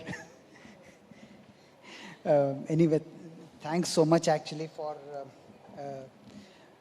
being present here and for participating in this summit of ours. We've been preparing for this for a very long time. We wanted to make it as comprehensive as possible. First of all, a round of applause to our speakers here. Both have huge years of experience in this space. So, it's essentially this whole session is about inclusive insurance, as they say, broadening horizons and in accessibility. And early in the day, the regulator spoke about access and affordability as an important element. Before we get to in terms of how we define inclusiveness and what we mean by that here, I think when it comes to talent for an insurance company, how does one ensure, since to use a lingo which is used in the insurance company, how do you ensure that the talent is less of a liability, more of an asset? You could begin. Hi, good afternoon. Thank you for that wonderful question as well. I think one of the things that needs to be very done methodically is about training and upskilling your talent. So if you ask me, how do you make them an asset for the future, for now and for the future? I think it's very important to keep talent relevant to today's and the future time. And very systematically what we do is we anticipate the future needs. We anticipate in terms of the strategy. So it all comes down and boils down from the org strategy and org objectives. Where does the organization see itself now and in the future? And what skills and kind of talent will be needed to deliver organization and customer objectives now and in the future. And then you backwork it to put a robust learning development, upskilling programs to place. Because, you know, there's the market demands, the customer demand, technology. The landscape is completely changing. Now, how do you ensure that your talent is upskilled and reskilled to be in tune with these changes that are there? And I think that is one of the key things that we do to ensure that the talent that is there is always relevant in today's time and in future times as well. And if I may add to that, in the context of inclusive insurance, I think perhaps it would be also helpful to identify those resources and agents perhaps from diverse resource pools as well. So not be limited or myopic in the scope of where you are picking these people up and how you are designing these training and upskilling programs, and be comprehensive of what the needs of the inclusion requirement would be. Yeah. That's of course crucial. I think it's upskilling and reskilling and training is as crucial for any sector as for journalists as well, I think. And this is one added pressure that we always have. now to the issue of inclusive insurance. How do you as practitioners in this space look in terms of how do we genuinely define inclusive insurance here? I mean, we are talking here of tapping the untapped, as it were. So just your thoughts in terms of, so that we get focused in terms of what is the target segment we are looking at and then how to approach it. So again, a very pertinent question, I'd say. And the answer is inclusive insurance should look at getting insurance for every adult out there and giving effective access to insurance for all of those people. This should include people or segments that are underinsured, underserved. Like we have had several conversations today about the elderly population increasing and that being a segment. Then someone was talking about livestock insurance. So reaching the last mile, someone talked about the MSMEs, small businesses that need to have a safety net. People living in vulnerable circumstances that with a little sort of stroke of calamity can go down into a very dire situation financially. So reaching out to all of those people, all the segments that are underserved, underinsured currently, and giving them effective access. The way it is rolled out today, the insurance, the way it is difficult to access for those people, that needs to also sort of be looked at. And I'd go on to say, from the perspective of the entire life cycle of not only those that are being insured, but also the intermediaries or the agents that are going down there at the grassroots. So easing the entire life cycle of that journey for those people as well. Only then we will be able to achieve inclusive insurance, is my sense. I think that's very well captured, Dr. Deepa. One of the things is also about how do we get the financial awareness into the segment. So one is deepening the reach and getting to where the customers are in terms of like the underinsured, because underinsured is also a big segment of population, and also the underserved that are there, where you need to deepen and widen your reach both. The other aspect is about the entire financial awareness, because many a times people just don't, the financial products are always very complex to understand. So how do we simplify and get the financial awareness quotient up? And then the entire buying journey, the entire onboarding journey, keeping people engaged, and using a lot of customer advocacy, especially in underserved places and cities, to get the complete buy-in and conviction of the financial products in. And I think there's a lot that one can do there. And the journey has to, it's the good bit is it's already started with the Insurance for All 2047 and the entire privatization of the industry as well. Now it's taking to everyone across the country, but I agree, with Dr. Deepa that insurance is for all. Sabha, for example, I think in my conversations earlier with Deepa, she mentioned this aspect that in order to get more inclusive, it's better to actually have local networks, have locally talented people who understand the geography, the terrain, and the target audience better, to involve them. What's your take, but what do we do in terms of the talent which is there in the organization? How do we incentivize it? Are we talking here of kind of restructuring the way the organization is in terms of talent?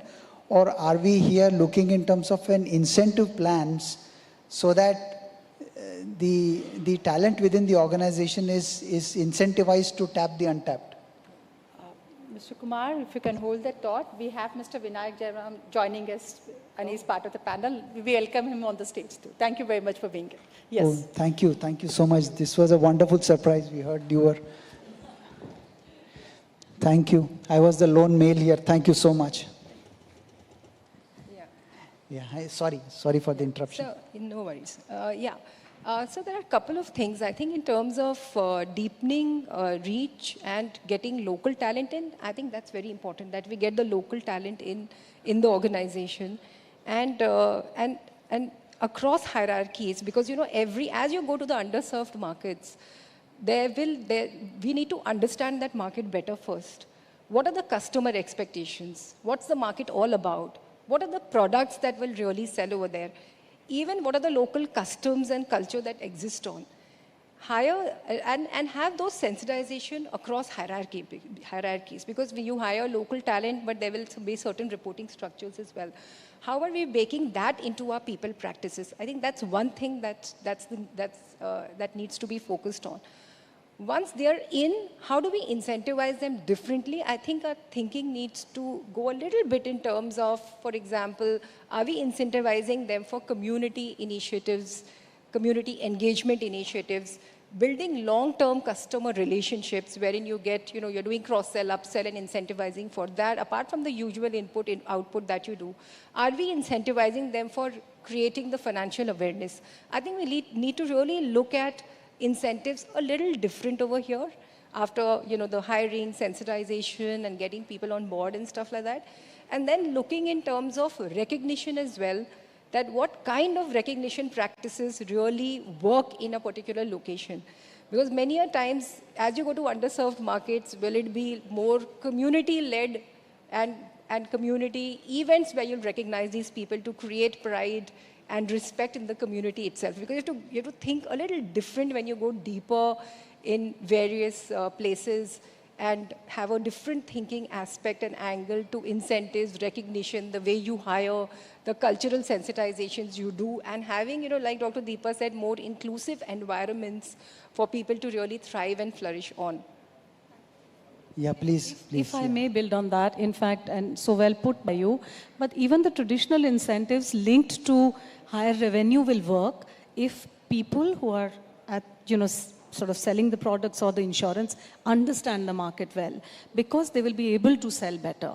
And I'll give you an example. It's from a traditional Rajasthani setup where they were trying to sell annuity to the elderly. It was not selling.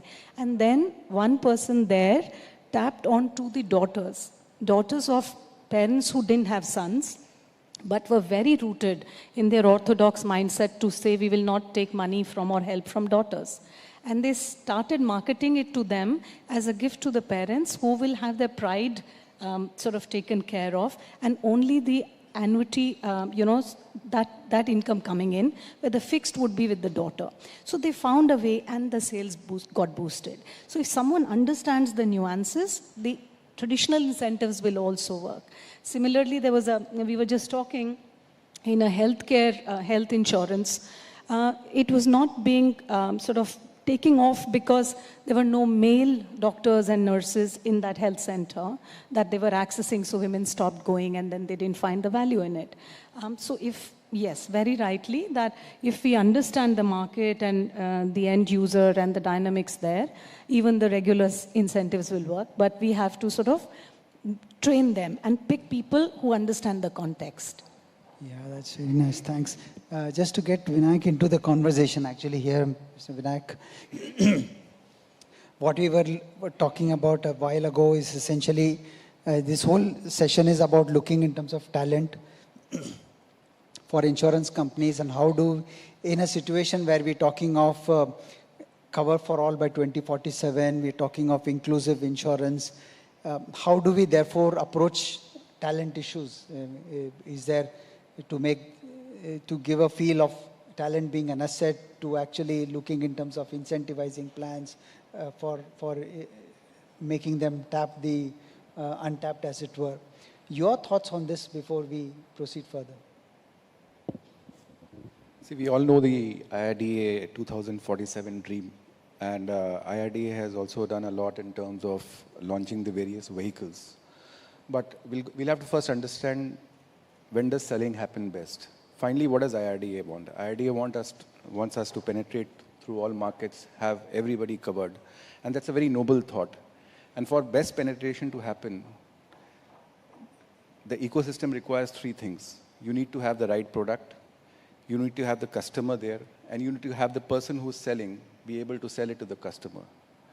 So we're custodians in terms of the products, and we're custodians in terms of our employees being able to sell. So for this to work, you need to ensure, as Sabha said also, that your employees are well trained. And it all starts with, do they really believe that what they are selling is for the right purpose. That's where it all starts. If you do not believe from within that what you're doing is the right thing, you'll never be able to sell well. That's where it starts. So hence, when you're hiring talent and when you're onboarding them, when you're training them, that's where a lot of change happens. If you believe that you have the right employee who can be honed or onboarded the right way, you won half the battle. After that, it's about training. It's about training to sell right, training to sell honestly, because finally you're insuring lives, you're insuring assets. And hence it's important that when employees interact with agents, employees interact with customers, they're able to sell right. And hence incentive structures for employees also in this case has to be something which is relevant but simple. At the end of the day, you are hiring people whose jobs are not easy. And if you make an incentive structure very complex at the end of the day, he's never going to understand the nuances. So it could have a lot of elements that go into it in terms of designing it, but the final output needs to be extremely simple, something that can be broken down and understood by the frontline sales, because he's the person who's making the magic happen at the end of the day. So when you get all these three things done, the magic happens, and you don't have to worry about the sales or the productivity. Productivity will increase because the employee is engaged, and he's able to know what to sell and how to sell. Yeah, very valid point. And actually, it will be nice if I can get all three of you to mention this point. You mentioned in the beginning, actually, you said about the right product. Then we talked about the customer and the person who's actually selling it. For right product, actually, crucial to that is actually innovation in terms of product design. How do we therefore focus in terms of having talent which is trained towards, geared towards better product design? I mean, that's getting to be equally crucial, isn't it?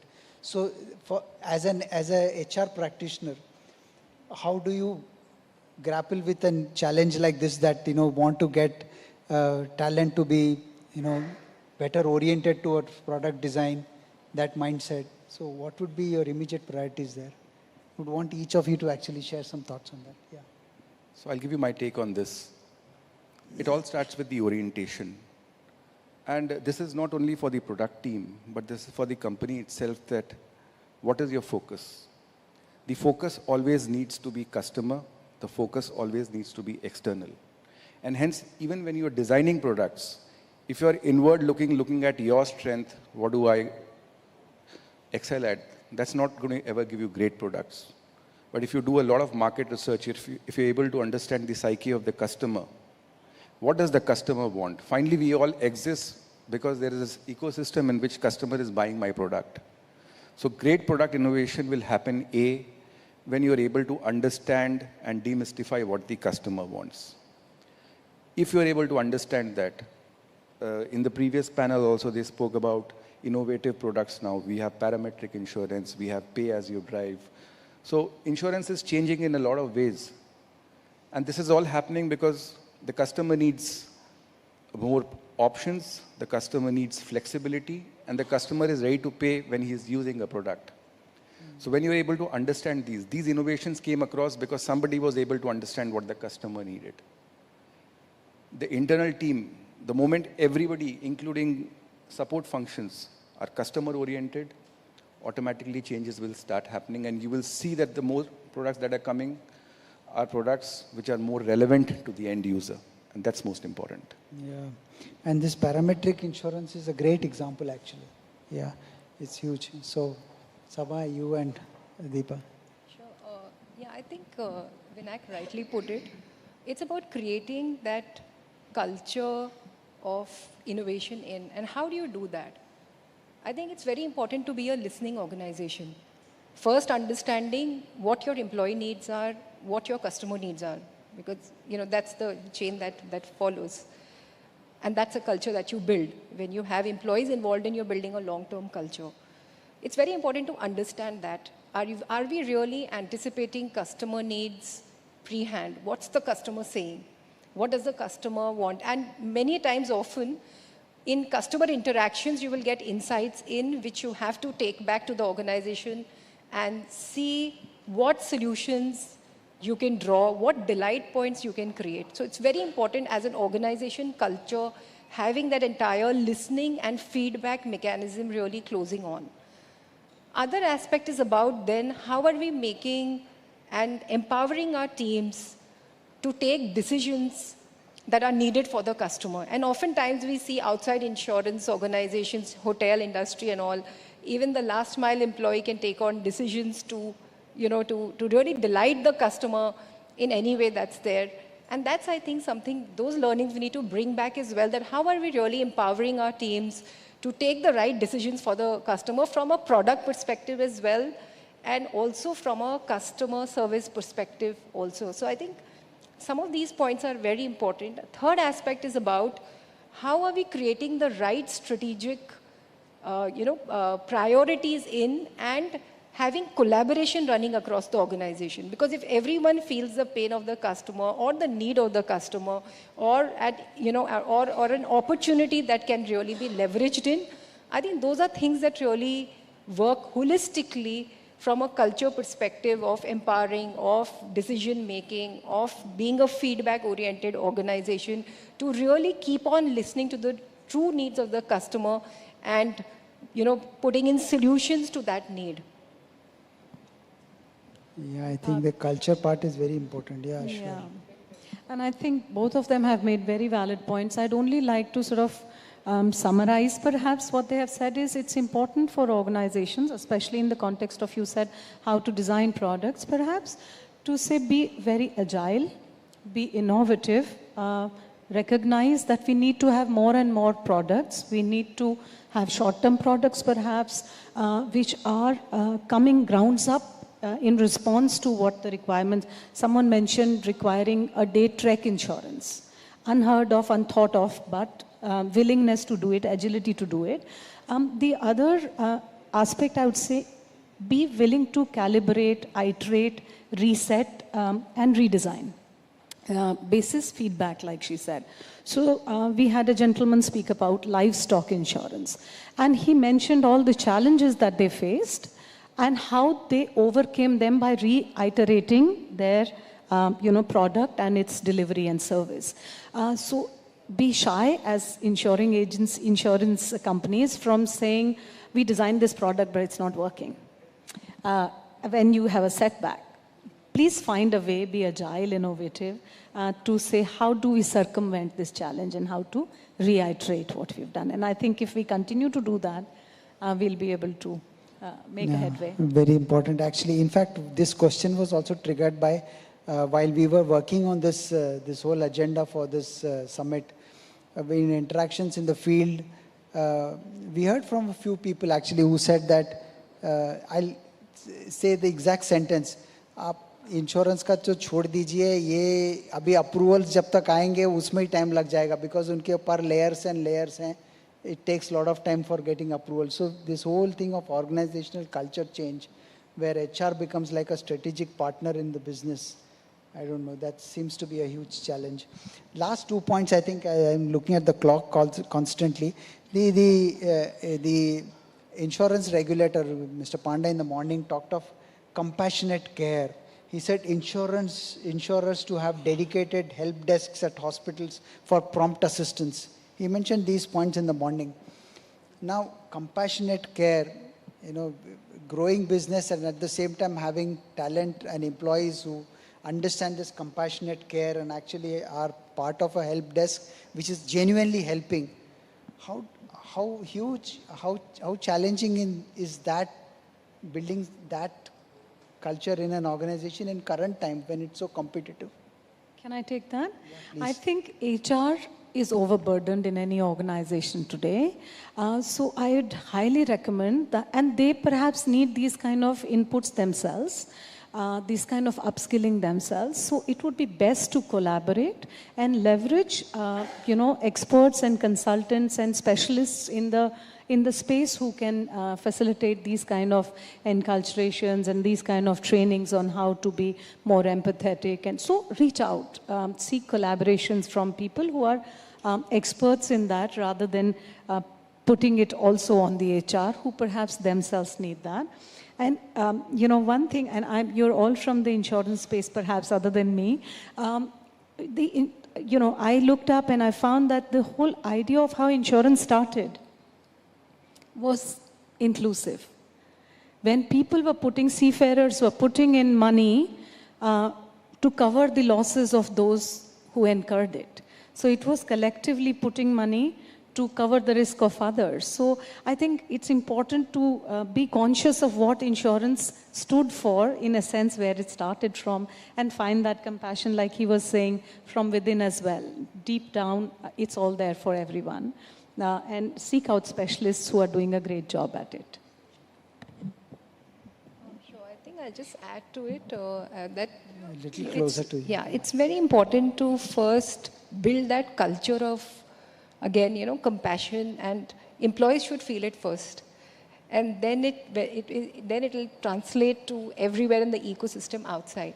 And I think one of the key things on us, and I'm not saying we've really reached there, but I think everyone's working towards it, is that how we build that sense of belongingness and, sense of kind of purpose, and purpose is a little larger word, I know, but at least a kind of a sense of belief as well from an agent, advisor, employee, and the various chain of hierarchies there that are there. How do we really develop this community to serve the organization better in one tandem and in one alignment? I think that's there's a lot of work being done, but agents, advisors, and distributors are still a little outside the ecosystem. I think what we'll need to do is get them more in the ecosystem and give them and connect them with the larger organization as well for some of these interventions to succeed, because it all begins from eventually the agents, advisors, distributors, and some places our sales force as well,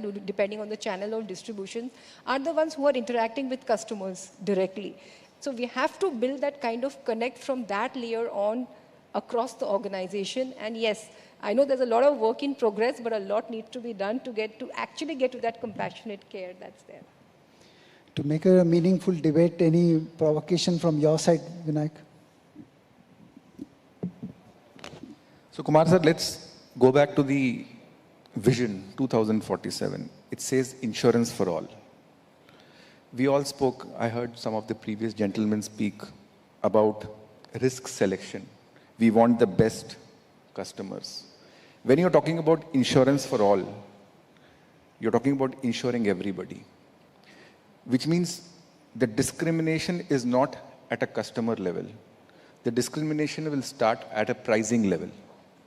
And hence the whole landscape changes. If the whole landscape changes, the way you look at insurance per se changes.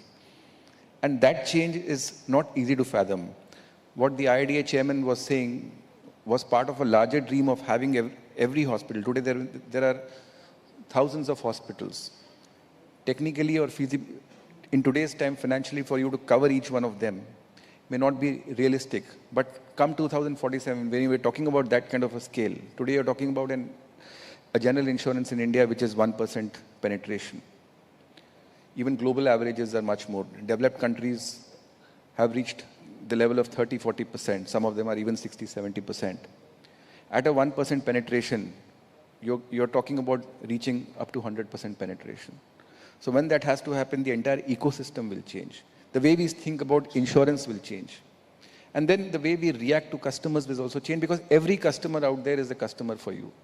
It's just how do you treat him, how do you give him the differential pricing, the different products that he requires, and how do you ensure, like a lot of companies in South Africa, the great ones, are also today ensuring people with HIV. That's not a reason for them to not get insured. But what they ensure is that the pricing is A, different, and B, they partner with all these customers to ensure that their longevity is higher. And that's what the entire landscape is going to change in the future. So it's important for us to understand and embrace the vision and ensure that we as insurance providers as well as the ecosystem that we're building of our employees are able to embrace that and make subtle changes in our lives to bridge this gap.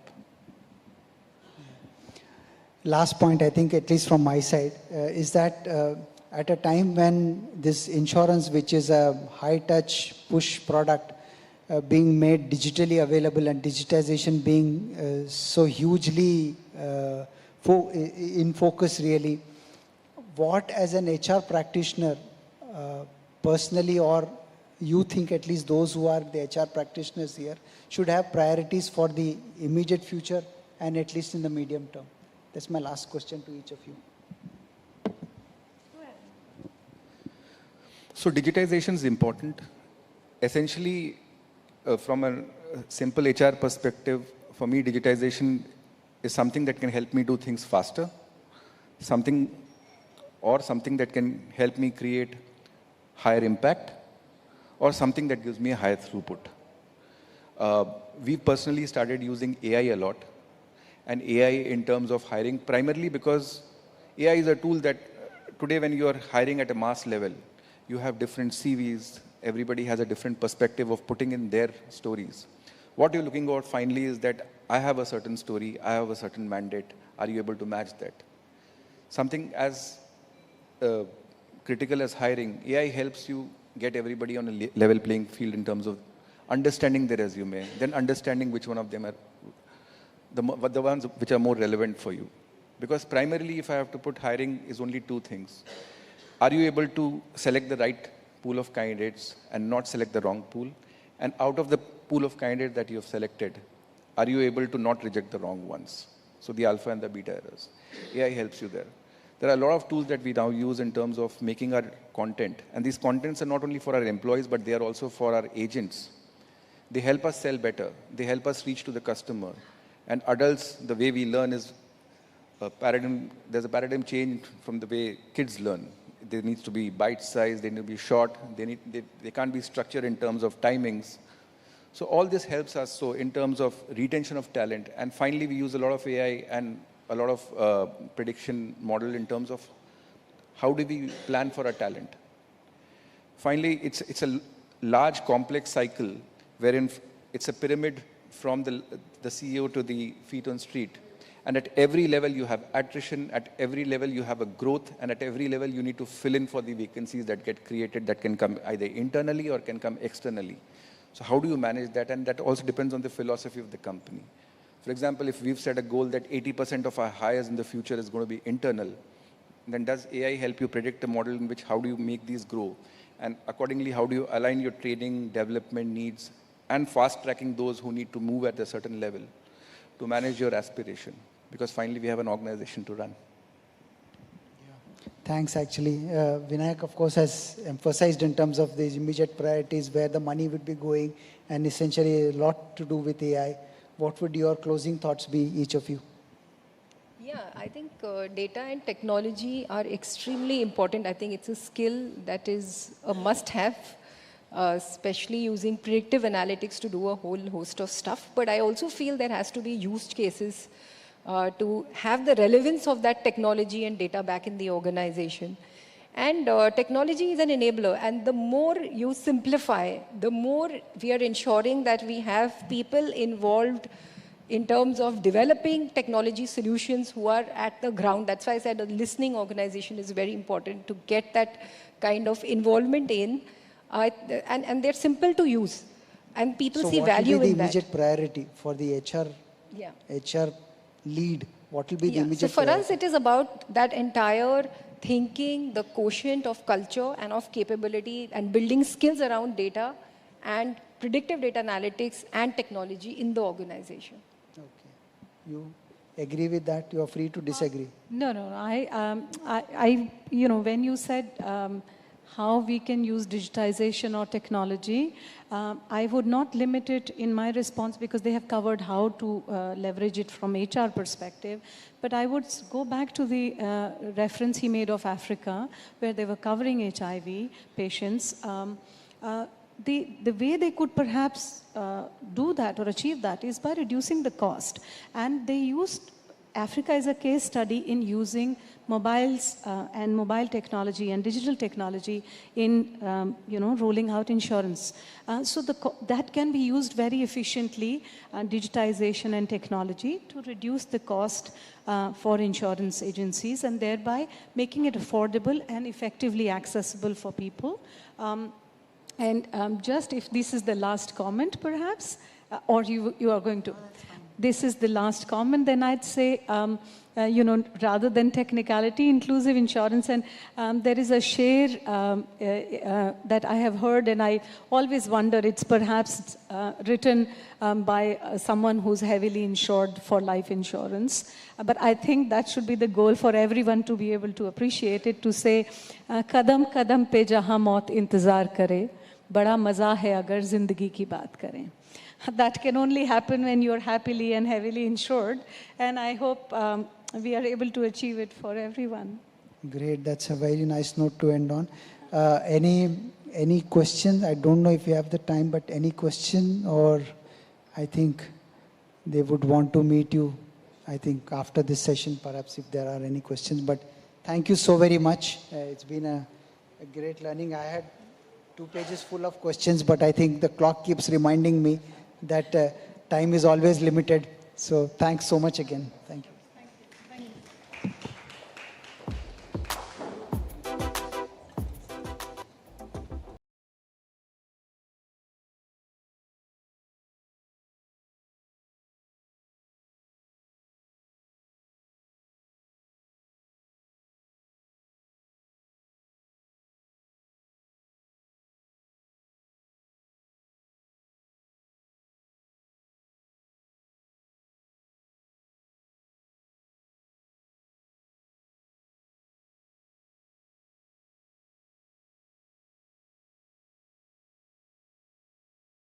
We have, in today's sessions, we have spoken about technology, we have spoken about inclusion, we spoke about financial foresight, and now we talk about risk. We talk about stress testing, insurance, fraud mitigation, risk management, and investment strategy. On stage, I would like to invite Janki Arvind Iyer, who is a Chief Risk Officer from Turtleman, and Shirish Jagnani, who is a Head Valuation, Bharti AXA Life Insurance. I, Lavanya, would be moderating this session. We would be expecting Sanjay Tenzin, who is delayed by famous Bombay traffic, and would join us later. Thank you for being with us today. Thanks.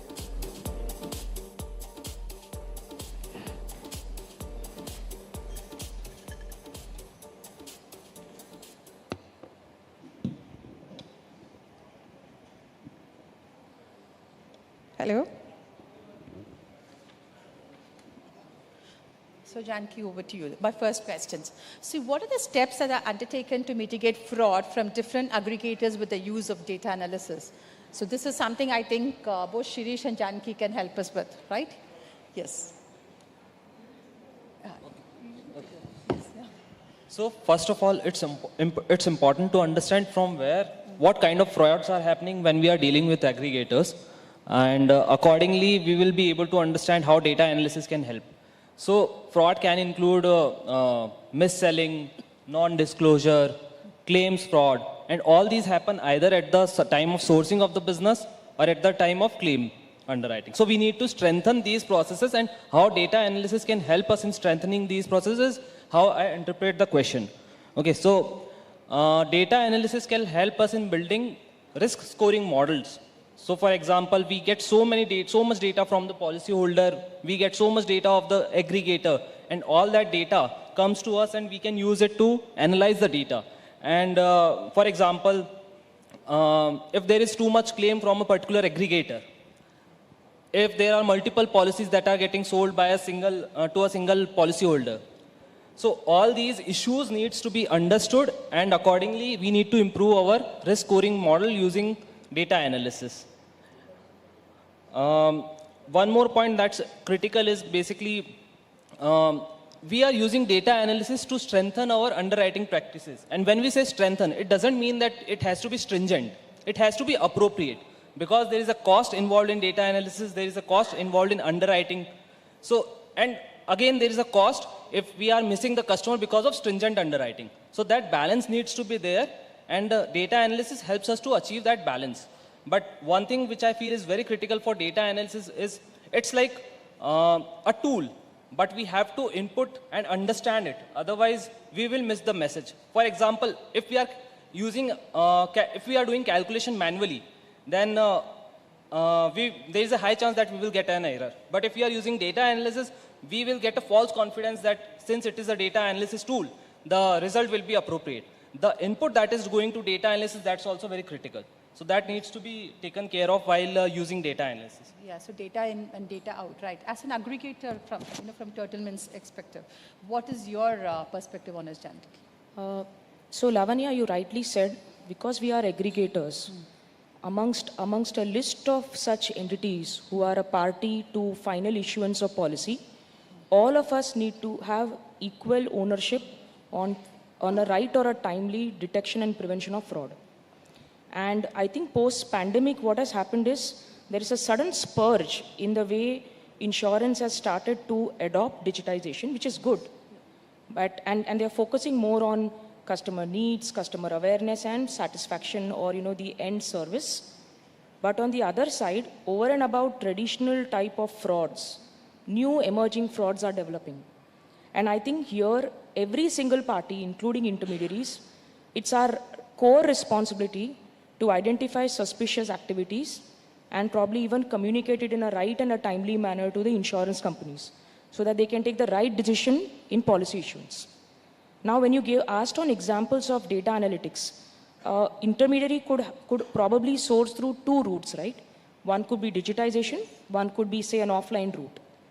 In digitization, what we have largely seen is, considering that internet is a platform, there are quite a few fraudulent activities where misrepresentation happens. To add to some of the points which even Ashish said, the first point would be where probably a basic information of a vehicle could actually be used in permutations and combinations to bring the lowest sum premium or the highest sum assured, right? And that's the final aim of a fraudster.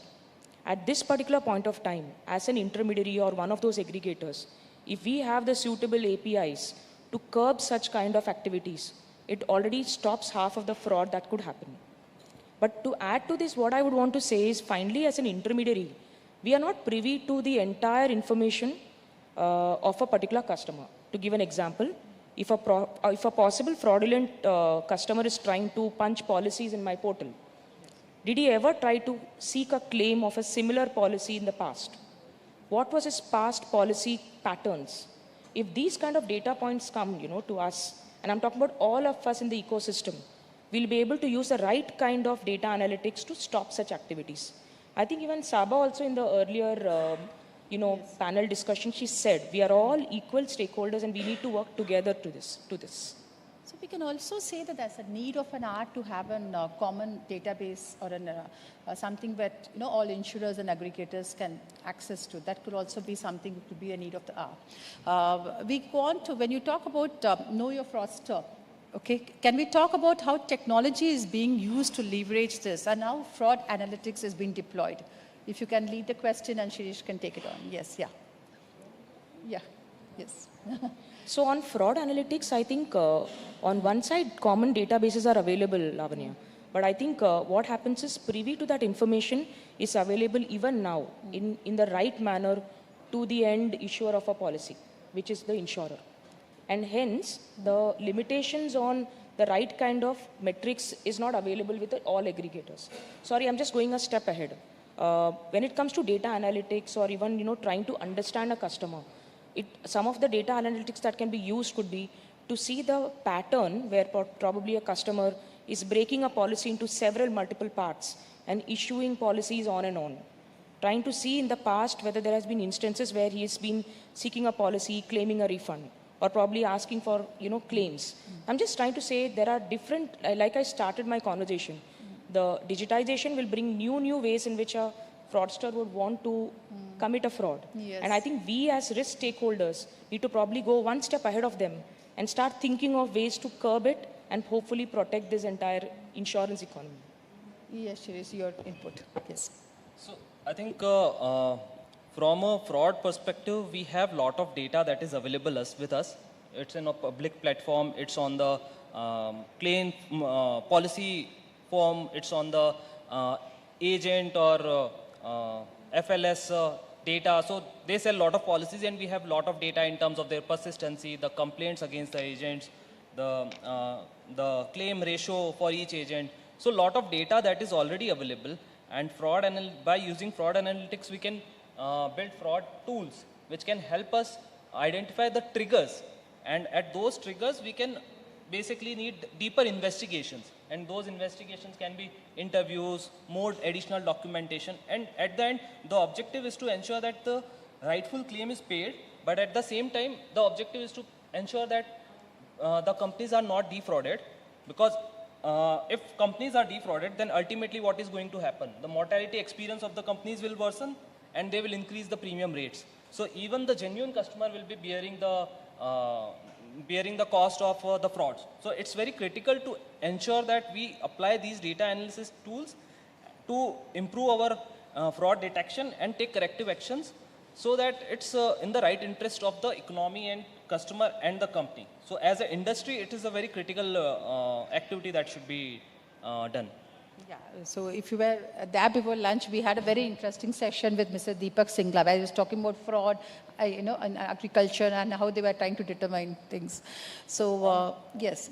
On this, I also want to add one more point. So basically, with more data, more digitization, there are more frauds also that are happening, and there is a basically more an advancement. For example, few years back, there was a online, so companies felt that because they are selling at the online, they will be getting more educated customers, more premium customers, and they can price better, and they can use lower underwriting.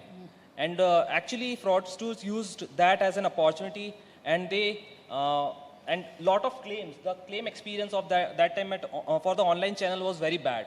So those learnings has to be incorporated in our fraud models, and to safeguard the interest of the company and ensure that rightful claims are paid at the same time. So it's not, I would say, you don't have to become gung-ho about technology, right? But use it in a right way and see that, you are able to select the right data, right? So you don't have to be Sherlock Holmes, every one of you. Is that so? Right. But I'm sure that people who are in this room have got many of their claims rejected. Anybody wants to raise a hand to understand? Are we still having audience? Yes. So I'm very sure you would have give us, certain papers more or certain information more. So we'll come back to you with that questions, people who have raised their hands. So, so how do we marry this risk management, okay, and regulatory compliance together? So the answer could be something to what you might be looking for. Yes. Yeah. So I think two things are happening, okay? Thanks to the IRDA vision of getting the entire country insured, I think the kind regulators have been issuing more and more regulations to enable us, each and every one of us in this ecosystem, including insurers and us. Yes. But on the other side, they're also very, very careful that in the quest to just multiply policies, the policyholders' interest should be kept in mind. And hence, if you see in the last about a year and a half, quite a few regulations have been brought in, revised, and thrust upon us for compliances. And I think as a risk stakeholder, I'm very happy about this, because when my risks are actually mirrored by the regulator in terms of code of conduct or governance, which they expect, say, an insurer or an intermediary to have in place, it immediately helps me to bring in the right kind of controls that I want to curb a possible malpractice or a fraud, which finally will go and impact a policyholder. Additionally, I would say that there are quite a few more regulations which are in place, right? Like data protection, customer sensitivity. I think all of this put together will definitely help on one side to curb fraud or risk, or increase the, how do I say, the emotion towards risk, and, finally the priority to risk management. And at the same time, hopefully will help business and sales to also increase sales in a compliant manner. Yeah, adding on to that, how do we, like if you see the raised hands, how do we see to that, our claims do not get rejected? This is what every one of us think when we take insurance and we go to the table, right? That's the common question. Like, and I know that I've come to the right people, we are in the right forum where we can ask, because you are the guys who are determining, right? In a sense, yes, please. Shirish, your answer. So, first of all, it's important to understand what product we are buying and what information we are disclosing. So, actually, it's in the interest of the insurance company and policyholder both that rightful claims are paid. Sometimes there is a misalignment in terms of what agent tells to the customer, what customer understands, and what insurance company is interpreting. So, and there is always the best practice and best possible effort is put by the insurance company to ensure that they are educating the customer about the policy, through policy documents, through welcome calling, and even there is a very detailed regulatory requirement around it in terms of benefit illustration. You need to process the claims in certain amount of time. You need to have certain ombudsman practices. So those processes are there. What's important from an insurance company perspective is that if insurance companies are able to get all the appropriate documents at the claim underwriting stage, then I believe the claim processing has really improved massive, and companies are making best effort to make claim processing as soon as possible, because the ultimate objective of the insurance is pooling of risk, and that risk that is pooled for the customer, insurance companies wants to honor, because no one is going to be there for one day. We are going to be there for centuries, and we have to work in a collaborative way. Then only the insurance industry will flourish. So from that perspective, it's more like if certain data is required, and if that data comes to the insurance company, then I think that claim will get honored. The problem is that if there are intermediaries and that information is not appropriately disclosed, there is non-disclosure, and then because of which there is a claim rejection, then that's basically something as an industry we are trying to manage, and that's why we also have those monitoring performance matrices in place for the even distributors. So we track what is their complaints ratio, what is their claim settlement, how much is their persistency, so that we are able to identify the malpractices that are adopted by intermediaries, so that the same gets taken care of, and at the claim settlement stage, there is minimal claim getting rejected. Yes, your experience as an aggregator, Jan. Yes. Sorry, I'll probably add. You are right in timely, communication of all information to the insurer. But I think additionally, what has happened is post-COVID, there is a lot of APIs where information provided by the customer is also cross-verified with external sources by the insurer as a part of their underwriting. And hence, the possibility of a misrepresentation of information, which is one of the largest reasons why a claim gets rejected, is largely brought down. So I think, number one, I think as intermediaries, being very clear and transparent that if the information is of this kind, claim will be only X or Y. And secondly, ensuring that if an information is provided by somebody, corroborating it at the first stage itself, so that at the end stage, when he is in need of a claim, you're not bringing A, B, C as a reason for rejection. These are two things that have largely increased. And again, it is in lines with the policyholders' protection requirement of IRDAI. So can we safely say that education is something, education the intermediaries, okay, and also the customer is something which is a need of the hour, right? Something, yeah. So we were talking about optimizing investment strategies, okay, with portfolio diversification and liquidity assessment. Shirish, if you can talk more on it, yes. So there were few discussions about low interest rate regime. And I think as an insurance company, if you see last few years, the interest rate has been in this range. And secondly, suppose interest rate goes down, then what will happen? Bank FD rates will go down. So in the mature markets, if we see equity returns are lower, other whatever financial instruments are there, their returns also goes down.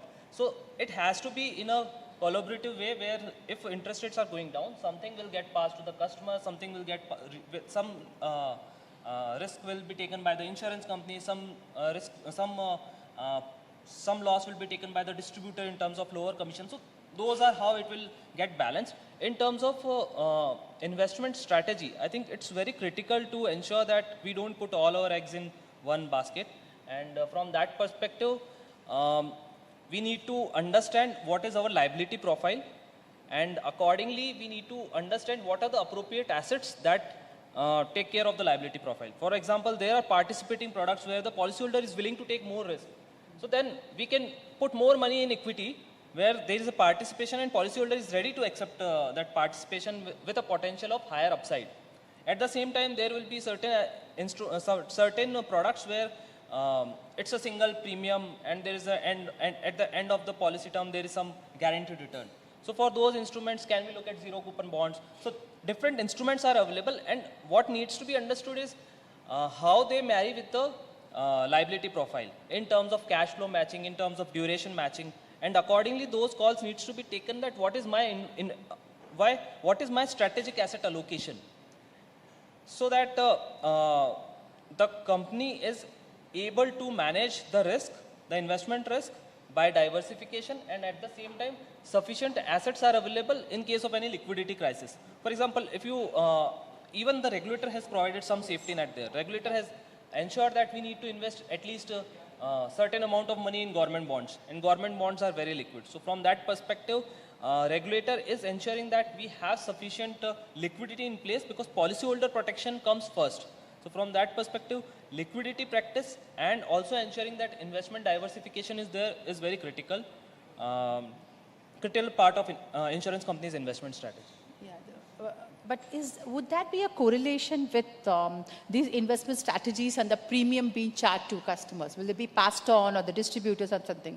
Yes. So basically, if you see savings products, mostly savings products offer return in the range of 5 to 5.5%, which is which is not taxable. So from that perspective, insurance companies, so it's a very interesting question, because whatever return company is passing on to to the customers, they have to ensure that they are able to earn that, plus they are able to manage their cost, and there is some profit also. So from that perspective, insurance companies see what kind of returns they are offering, and accordingly they make appropriate investment decisions. And how they manage the risk that they are taking is rightly pointed by many people in the previous sessions. Like, there are derivative instruments which are there. So as soon as the business is done, the future premiums get locked in the derivative instruments, and the interest rate risk is protected.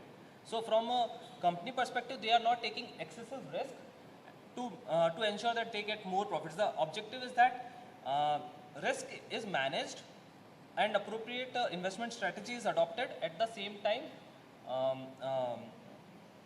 offering good returns to the customer. Okay, so basically the kind of things which impact our premiums, or the kind of fraud which has been, or the claims which are processed by the company, the kind of underlying frauds which is present, and the investment strategy is also one part of which overall makes up the premium that has been passed on to the customer in a sense, right? They are all affected by that. So can we come on to what are the challenges and transformations faced with increased, technology transformation which is there in the industry? Janki, if you like to, So basically, first of all, digitization is offering lot of benefits in terms of lot of opportunities are there in terms of product innovation, in terms of fast processing, quick decision making, ensuring that the policy is issued in just a few hours in a day, so which was usually taking 7 days, 5 days. So that has come down because companies are working on it, and there is lot of, because what technology is doing is they are providing the right amount of data, and there is an operational efficiency which we are able to build in, and the benefit is getting passed to the policyholder in terms of quicker decision making, in terms of issuance of the policy at the convenience. In terms of the challenges, what I feel is for some companies which are there for quite some time, there are integration challenges with the old systems. So how you marry two, because ultimately everything has to work in together, otherwise there are data issues in terms of incorrect data, incorrect reporting, incorrect data basically. Which again leads to, claims being rejected. That could be one part of it, right? Also, right? Claim rejection is generally is a different angle, because what happens is these data are generally kept by the company, and they are generally more for financial reporting or analysis or making further decisions. But broadly what happens is that at claim underwriting, each case of the customer is evaluated independently. And when that evaluation is done, all the original documents are which are like the original claim paper and then the policy that was sold. So those papers and in the investigation is taken into consideration. So generally they will not have to they will not have these issues. But companies, what I have observed, that the companies are very considerate of these risks and they are moving appropriately, and there is no, I haven't seen any such data issues as a result of old system. It's more like sometimes it becomes too costly, or sometimes it is more adding more inefficiency. So balancing it is more critical. Is more what is the need of that. Janki, you are already gone, as an aggregator, you have already gone through the transformation a lot. Like, so what is your view on this? So there is technology. There is possibility to actually, let me start with the first stage of reaching out to the right customer who is in need. But today what happens is, with that technology, all necessary parameters of the customer, not just over here, sitting in one place, finding out the right kind of dynamics of a customer spread across the entire country, and then reaching out to that selected set of people in a timely manner. For that kind of analytics to come to, say, a salesperson, technology should be useful. But today, even with that technology, the possibility of getting that right information from different sources is difficult. Today, if I want to go and help a customer to solicit to him the right policy, I need his information in advance. Where do I get that information? Unless he reaches out to me and shares the information, I won't have privy to that. Secondly, suppose if even if I go ahead and ask for, try to understand his needs, there is a high chance that probably in that ecosystem, probably an agent, a sub-distributor who also is a possible fraudulent may probably collude along with him and share an incorrect information. And that information I need to probably timely verify it to ensure that the right information goes to the insurer. The rest of it is filtered out. So I'm just saying, technology today, if it has to be enabled to increase and expand insurance across, a lot of avenues need to be given to all the parties in the ecosystem. You can't leave it to only the end insurer to make the decision. Of course, it is his prime duty, but he needs to also equally take help from us and give us also equal rights and probably more access to information, so that we give him the right set of customers whom he then, probably hopefully underwrites, provides the right kind of policy, and then your answer, hopefully claims won't get rejected. Sure. Thank you very much for this. Are there any questions in the room? Somebody was asking about the claims, right? Yes. Yes. My father got admitted in the hospital and he was discharged after that, and I put the claim to insurance company for the payment. They rejected. So I saw that rejection of this hospitalization and everything was because of low BP. And finally, I saw that insurance company has rejected because of the high BP. So I pointed out insurance company that this is a mismatch. So your rejection is not matching with the doctor's report, discharge report. So please correct it and pay my money. They told I will not go. I went to Ombudsman, Ville Parle. And I put up my case. They put me to some penal doctor. After hearing, they paid me my money. So that was the first case. And second case is still going on. My mother was in Livestock hospital. And unfortunately, she was in ICU and got expired there. So Livestock hospital stopped the money on the last day. They didn't give they told that there is no money left from the insurance company. So you have to pay, and in 12 o'clock in the night, you pay the money, and then only we will keep the treatment on full night. And it was very critical night. So I somehow contacted my TPA, and he arranged for the approval. Approval came, and she was given treatment. Early morning, she died. She was discharged also. We took her home, everything done. After 10 days, TPA claim called me up. There is 1,25,000 rupees left, you have not paid. I told it's not possible. So I went to Lilavati Hospital, I took out the MRD report, and I messed with where the mismatch is going on. So this insurance company told me this is not payable, this is not payable. So I told everything is included in the, this is actually happened, and it happened in ICU. You can see everything is part of the ICU treatment. So it is not luxury, which we are considering. So maybe you are right, but now I am giving you MRD report, so it should be true. Yes, Still yours the a case is classic going on. example of Case is you know, still a going lot on, of, and claims, right. actually it is hold. Somehow, they are not even forcing me, I am not paying. So this is still going on. Thank you very much. What was Thank the other example from another? Okay. I think this would be a classic example of, you know, lots of medical related claims which is happening, which doesn't come under the risk officer or the underwriter's purview, of course. Thank you very much, sir, for giving and condolences on your mothers. Yes, sir. Yeah. See, you asked that, suggest something whereby the claims are never rejected, like all the claims are paid. Okay. But as far as my experience goes, and I think everybody sitting here will agree, that rejection of claim is something which is inevitable in insurance industry. The claims always face, the client always face rejection of the claim. So the more appropriate, what I feel as per me would have been, that how to get the claim, and to get the claim, rejected claim, one has to know the grievance mechanism available, which are within the company, maybe ombudsman, and in last stage is the litigation. So that is the way how it has to go. This gentleman really told something very good about his experience and all. So one has to know that, and especially I think to carry forward a little further to what I spoke in the morning, those who are senior citizens, they face two rejections. First is rejecting the proposal itself, denying the insurance. Then they have to struggle how to get the insurance, test karo, wo karo. And second is when the claim comes, it you know, rejection of the claim, then how to get it. Without naming the insurance company, I'll tell you, somebody through a bank assurance was covered. Maybe somewhere he met me in one of the function, and his sum insured was 15 lakhs. The claim was 18 lakhs.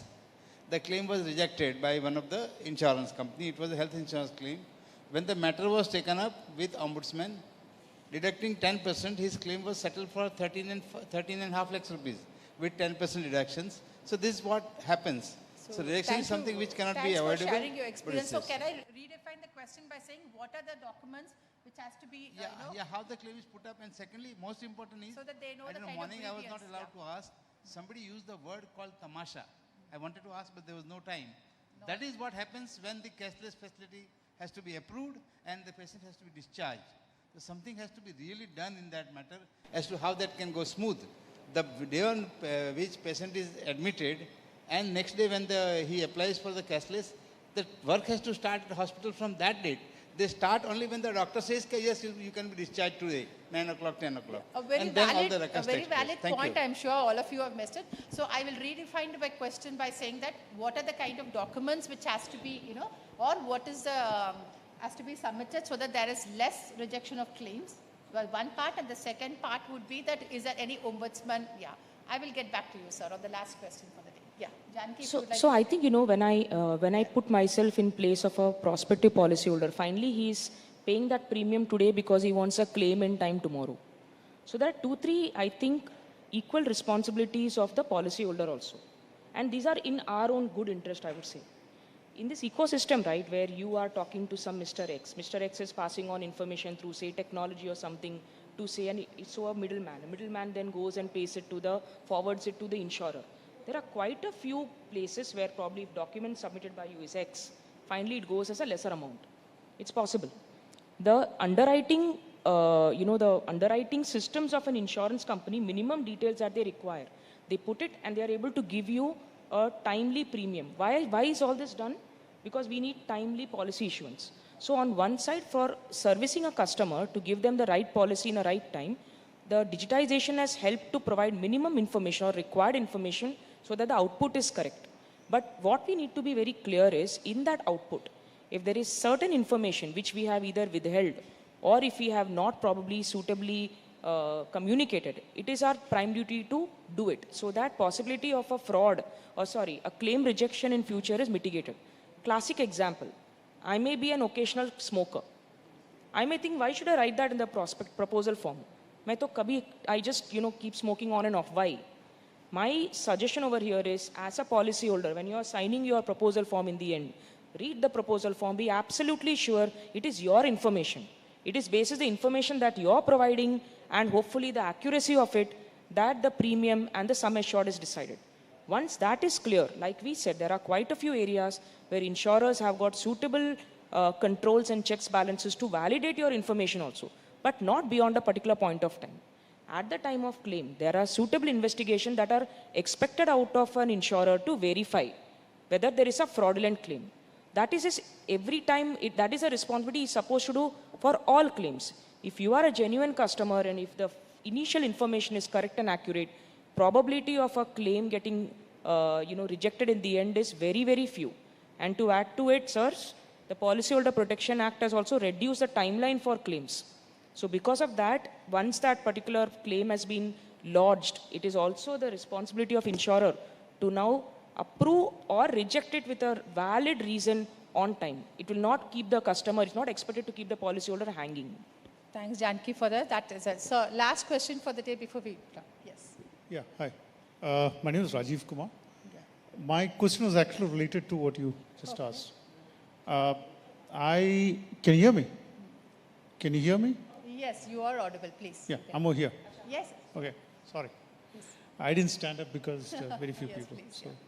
Okay, so my question is related to what was just discussed now.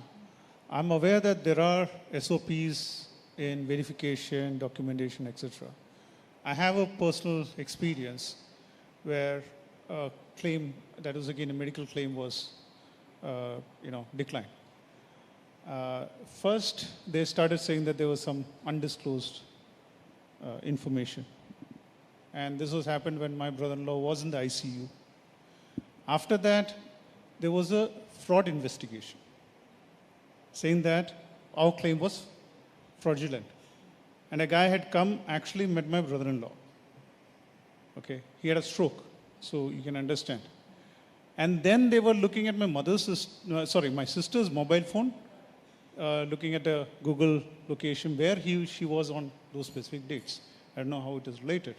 Then I had calls from doctors asking me simple questions. And I had to send them, information how a person gets a stroke, what's the treatment involved, to a doctor. And the funny part was the documentation was handled by my hospital. So all the papers were sent. So there were multiple times, 3 times I think it was rejected. Now the treatment is still going on, so we haven't filed a case. So I'm surprised that there are still companies who don't follow SOPs on verification. And I had done a bit of investigation. I found that many claims were similarly, rejected on flimsy grounds. Yes. And even the verification was, And this is a reputed insurance company. It's not a, mom and pop shop. Thanks for sharing your, experience, of course.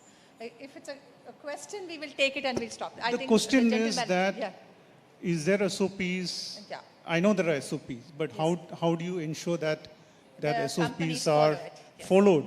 And why are there lapses in this? That's the question. I don't think this is for this particular panel. We will take it on. Thank you very much. Yeah. We will close the questioning. Yeah. There's a gentleman out there who has a last question for the day, please. Yeah, we'll close it. So, I'm sorry, So we are Lavani, I don't have a closing question. I just want to share one more feedback, which is a very unique feedback in terms of can claim. we have a feedback, please, share later? We are Just not closing 2 for the minutes day, if you please. agree. Yeah. I Or it's think okay. that the panelists... No problem, no problem. Thank you very Thank much you. for this. Yeah.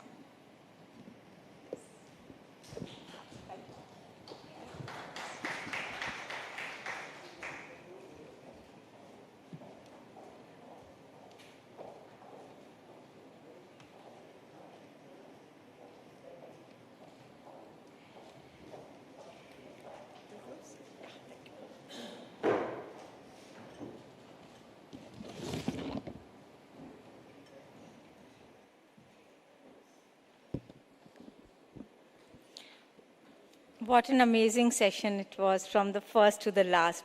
The insurance industry is often seen as the enabler that takes you from crisis to calm and more often than not, claims. So in this particular edition of the Insurance Summit, it was our effort to bring you a 365 perspective from providers to the end users.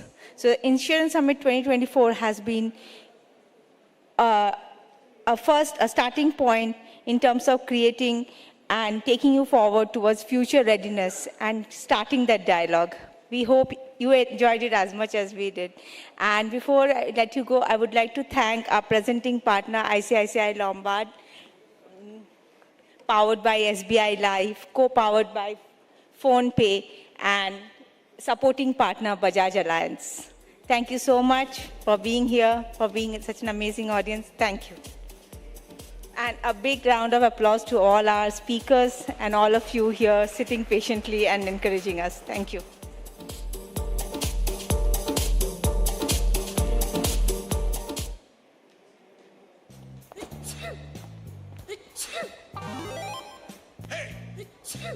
Energy low.